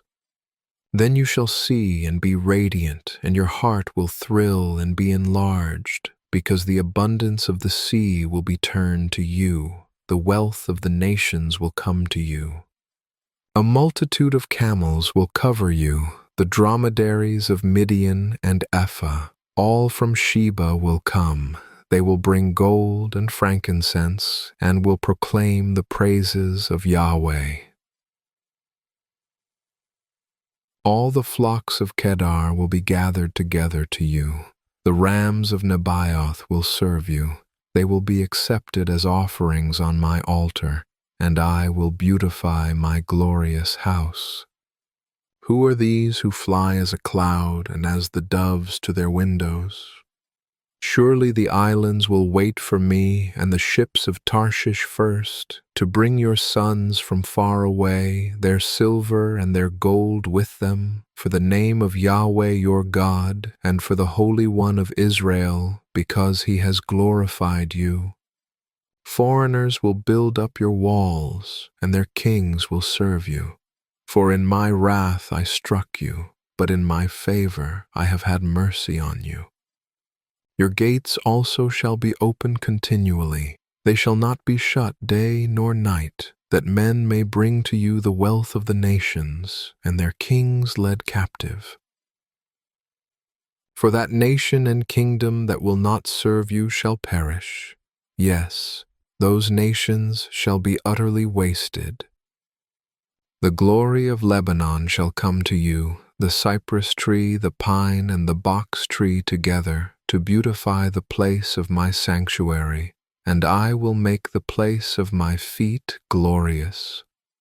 The sons of those who afflicted you will come bowing to you, and all those who despised you will bow themselves down at the soles of your feet. They will call you Yahweh's city, the Zion of the Holy One of Israel. Whereas you have been forsaken and hated, so that no one passed through you, I will make you an eternal excellency, a joy of many generations. You will also drink the milk of the nations, and will nurse from royal breasts. Then you will know that I, Yahweh, am your Savior, your Redeemer, the Mighty One of Jacob. For bronze I will bring gold, for iron I will bring silver, for wood, bronze, and for stones, iron. I will also make peace your governor, and righteousness your ruler. Violence shall no more be heard in your land, nor desolation or destruction within your borders, but you will call your walls salvation, and your gates praise. The sun will be no more your light by day, nor will the brightness of the moon give light to you, but Yahweh will be your everlasting light, and your God will be your glory. Your sun will not go down any more, nor will your moon withdraw itself, for Yahweh will be your everlasting light, and the days of your mourning will end. Then your people will all be righteous. They will inherit the land forever, the branch of my planting, the work of my hands, that I may be glorified. The little one will become 1,000, and the small one a strong nation. I, Yahweh, will do this quickly in its time. The Book of Isaiah, chapter 61. The Lord Yahweh's Spirit is on me, because Yahweh has anointed me to preach good news to the humble. He has sent me to bind up the brokenhearted, to proclaim liberty to the captives, and release to those who are bound, to proclaim the year of Yahweh's favor and the day of vengeance of our God, to comfort all who mourn, to provide for those who mourn in Zion, to give to them a garland for ashes, the oil of joy for mourning, the garment of praise for the spirit of heaviness, that they may be called trees of righteousness, the planting of Yahweh, that he may be glorified. They will rebuild the old ruins. They will raise up the former devastated places. They will repair the ruined cities that have been devastated for many generations. Strangers will stand and feed your flocks. Foreigners will work your fields and your vineyards. But you will be called Yahweh's priests. Men will call you the servants of our God. You will eat the wealth of the nations. You will boast in their glory. Instead of your shame, you will have double. Instead of dishonor, they will rejoice in their portion. Therefore, in their land they will possess double. Everlasting joy will be to them. For I, Yahweh, love justice. I hate robbery and iniquity. I will give them their reward in truth, and I will make an everlasting covenant with them.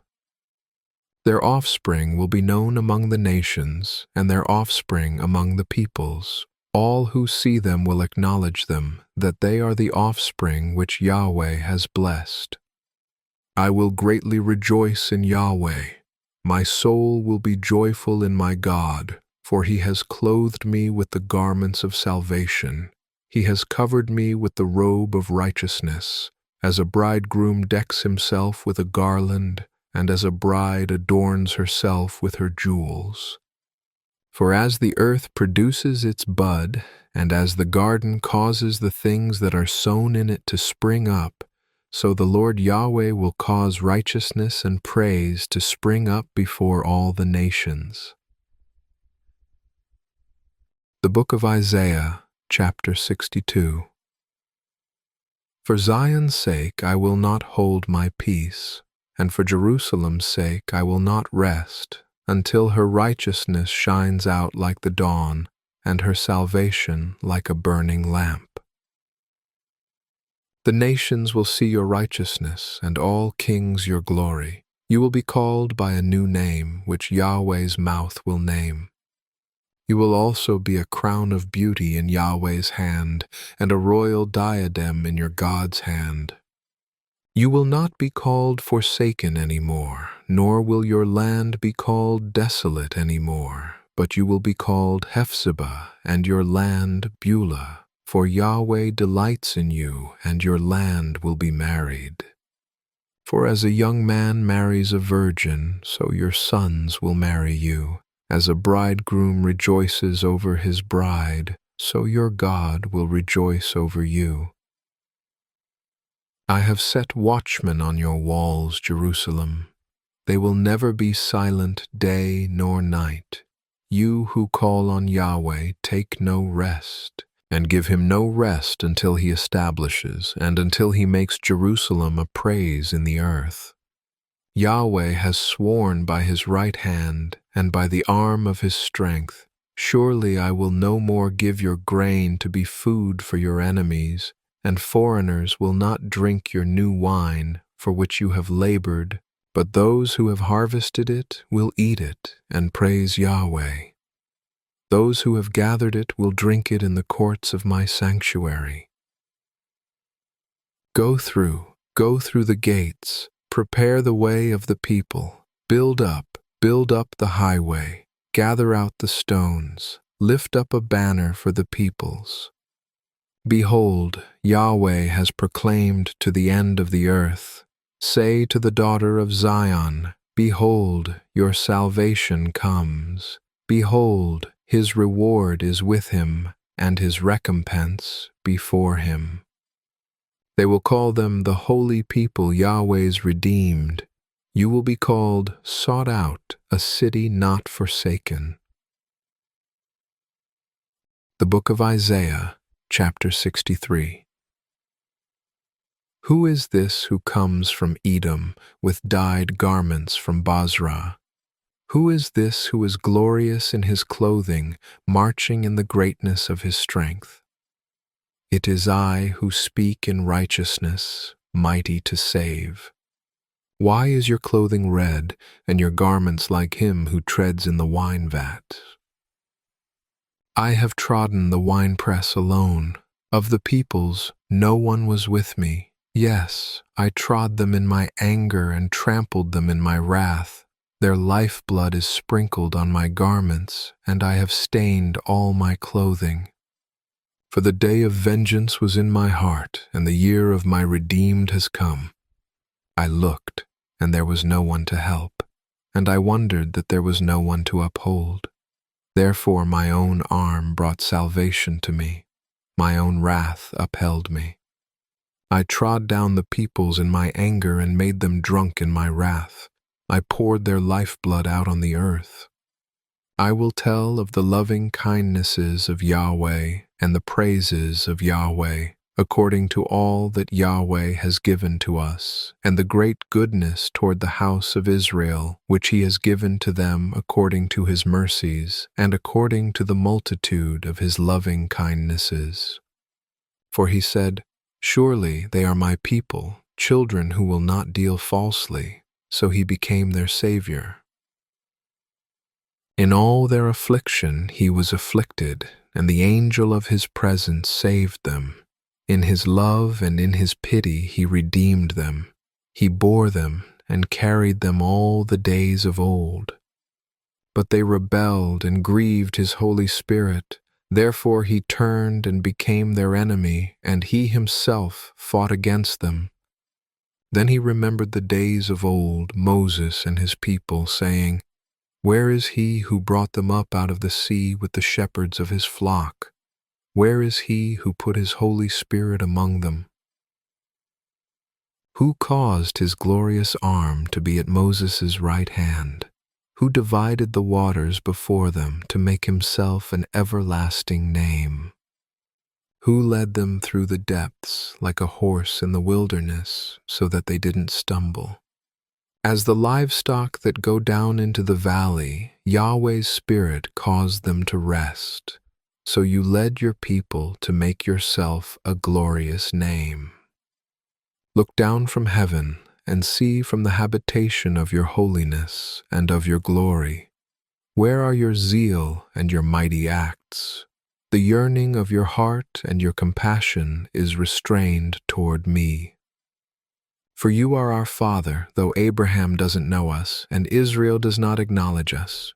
You, Yahweh, are our Father. Our Redeemer from everlasting is your name. O Yahweh, why do you make us wander from your ways, and harden our heart from your fear? Return for your servants' sake, the tribes of your inheritance. Your holy people possessed it but a little while. Our adversaries have trodden down your sanctuary. We have become like those over whom you never ruled, like those who were not called by your name. The Book of Isaiah, chapter 64. Oh, that you would tear the heavens, that you would come down, that the mountains might quake at your presence. As when fire kindles the brushwood and the fire causes the water to boil, make your name known to your adversaries, that the nations may tremble at your presence. When you did awesome things which we didn't look for, you came down, and the mountains quaked at your presence. For from of old men have not heard, nor perceived by the ear, nor has the eye seen a God besides you, who works for him who waits for him. You meet him who rejoices and does righteousness, those who remember you in your ways.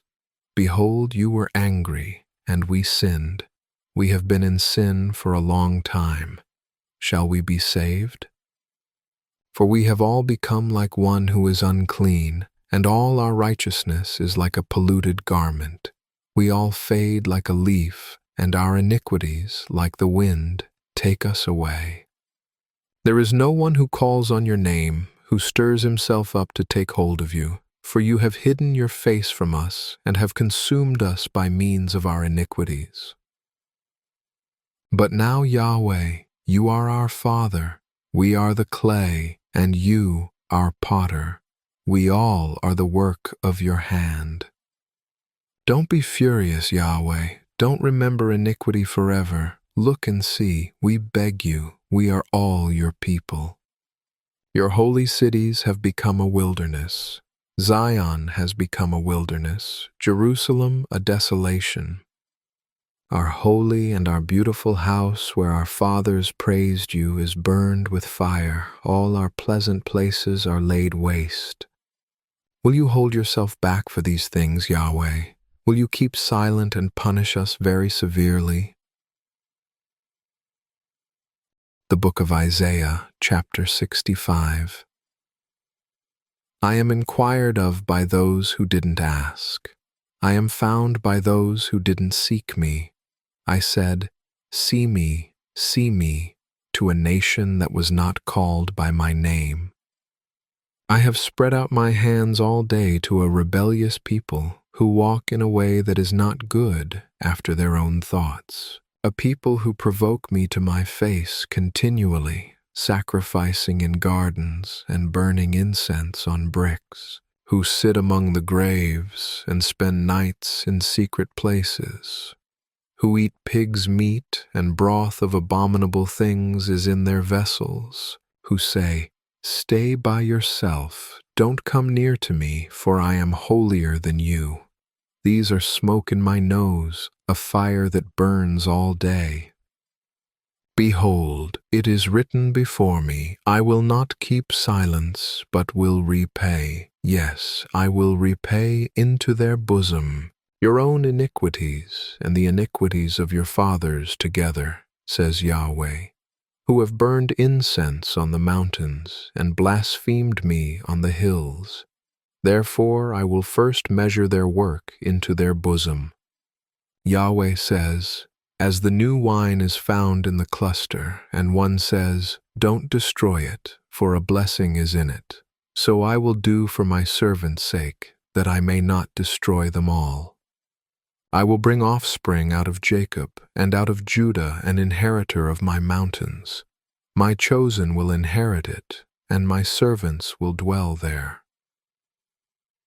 Sharon will be a fold of flocks, and the valley of Achor a place for herds to lie down in for my people who have sought me. But you who forsake Yahweh, who forget my holy mountain, who prepare a table for fortune, and who fill up mixed wine to destiny. I will destine you to the sword, and you will all bow down to the slaughter, because when I called, you didn't answer. When I spoke, you didn't listen, but you did that which was evil in my eyes, and chose that in which I didn't delight. Therefore the Lord Yahweh says, Behold, my servants will eat, but you will be hungry. Behold, my servants will drink, but you will be thirsty. Behold, my servants will rejoice, but you will be disappointed. Behold, my servants will sing for joy of heart, but you will cry for sorrow of heart, and will wail for anguish of spirit. You will leave your name for a curse to my chosen, and the Lord Yahweh will kill you. He will call his servants by another name, so that he who blesses himself in the earth will bless himself in the God of truth, and he who swears in the earth will swear by the God of truth, because the former troubles are forgotten, and because they are hidden from my eyes. For behold, I create new heavens and a new earth, and the former things will not be remembered nor come into mind. But be glad and rejoice forever in that which I create. For behold, I create Jerusalem to be a delight, and her people a joy. I will rejoice in Jerusalem, and delight in my people, and the voice of weeping and the voice of crying will be heard in her no more. No more will there be an infant who only lives a few days, nor an old man who has not filled his days, for the child will die 100 years old, and the sinner being 100 years old will be accursed. They will build houses and inhabit them. They will plant vineyards and eat their fruit. They will not build and another inhabit. They will not plant and another eat. For the days of my people will be like the days of a tree, and my chosen will long enjoy the work of their hands. They will not labor in vain, nor give birth for calamity, for they are the offspring of Yahweh's blessed, and their descendants with them. It will happen that before they call, I will answer, and while they are yet speaking, I will hear. The wolf and the lamb will feed together. The lion will eat straw like the ox. Dust will be the serpent's food. They will not hurt nor destroy in all my holy mountain, says Yahweh. The Book of Isaiah, chapter 66. Yahweh says, Heaven is my throne, and the earth is my footstool. What kind of house will you build to me? Where will I rest? For my hand has made all these things, and so all these things came to be, says Yahweh. But I will look to this man, even to he who is poor and of a contrite spirit, and who trembles at my word. He who kills an ox is as he who kills a man, he who sacrifices a lamb as he who breaks a dog's neck, he who offers an offering as he who offers pig's blood, he who burns frankincense as he who blesses an idol. Yes, they have chosen their own ways, and their soul delights in their abominations. I also will choose their delusions, and will bring their fears on them, because when I called, no one answered. When I spoke, they didn't listen, but they did that which was evil in my eyes, and chose that in which I didn't delight. Hear Yahweh's word, you who tremble at his word. Your brothers who hate you, who cast you out for my name's sake, have said, Let Yahweh be glorified, that we may see your joy, but it is those who shall be disappointed. A voice of tumult from the city, a voice from the temple, a voice of Yahweh that repays his enemies what they deserve. Before she travailed, she gave birth. Before her pain came, she delivered a son. Who has heard of such a thing? Who has seen such things? Shall a land be born in one day? Shall a nation be born at once? For as soon as Zion travailed, she gave birth to her children. Shall I bring to the birth and not cause to be delivered? Says Yahweh. Shall I, who cause to give birth, shut the womb? Says your God. Rejoice with Jerusalem, and be glad for her, all you who love her. Rejoice for joy with her, all you who mourn over her, that you may nurse and be satisfied at the comforting breasts, that you may drink deeply and be delighted with the abundance of her glory. For Yahweh says, Behold, I will extend peace to her like a river, and the glory of the nations like an overflowing stream, and you will nurse. You will be carried on her side, and will be dandled on her knees. As one whom his mother comforts, so I will comfort you. You will be comforted in Jerusalem. You will see it, and your heart shall rejoice, and your bones will flourish like the tender grass. Yahweh's hand will be known among his servants, and he will have indignation against his enemies. For behold, Yahweh will come with fire, and his chariots will be like the whirlwind, to give his anger with fierceness, and his rebuke with flames of fire. For Yahweh will execute judgment by fire and by his sword on all flesh, and those slain by Yahweh will be many. Those who sanctify themselves and purify themselves to go to the gardens, following one in the middle, eating pig's meat, abominable things, and the mouse, they shall come to an end together, says Yahweh. For I know their works and their thoughts. The time comes that I will gather all nations and languages, and they will come and will see my glory. I will set a sign among them, and I will send those who escape of them to the nations, to Tarshish, Pul, and Lud, who draw the bow, to Tubal and Javan, to faraway islands, who have not heard my fame, nor have seen my glory, and they shall declare my glory among the nations. They shall bring all your brothers out of all the nations for an offering to Yahweh, on horses, in chariots, in litters, on mules, and on camels, to my holy mountain Jerusalem, says Yahweh, as the children of Israel bring their offering in a clean vessel into Yahweh's house. Of them I will also select priests and Levites, says Yahweh. For as the new heavens and the new earth which I will make shall remain before me, says Yahweh, so your offspring and your name shall remain. It shall happen that from one new moon to another, and from one Sabbath to another, all flesh will come to worship before me, says Yahweh. They will go out and look at the dead bodies of the men who have transgressed against me, for their worm will not die, nor will their fire be quenched, and they will be loathsome to all mankind.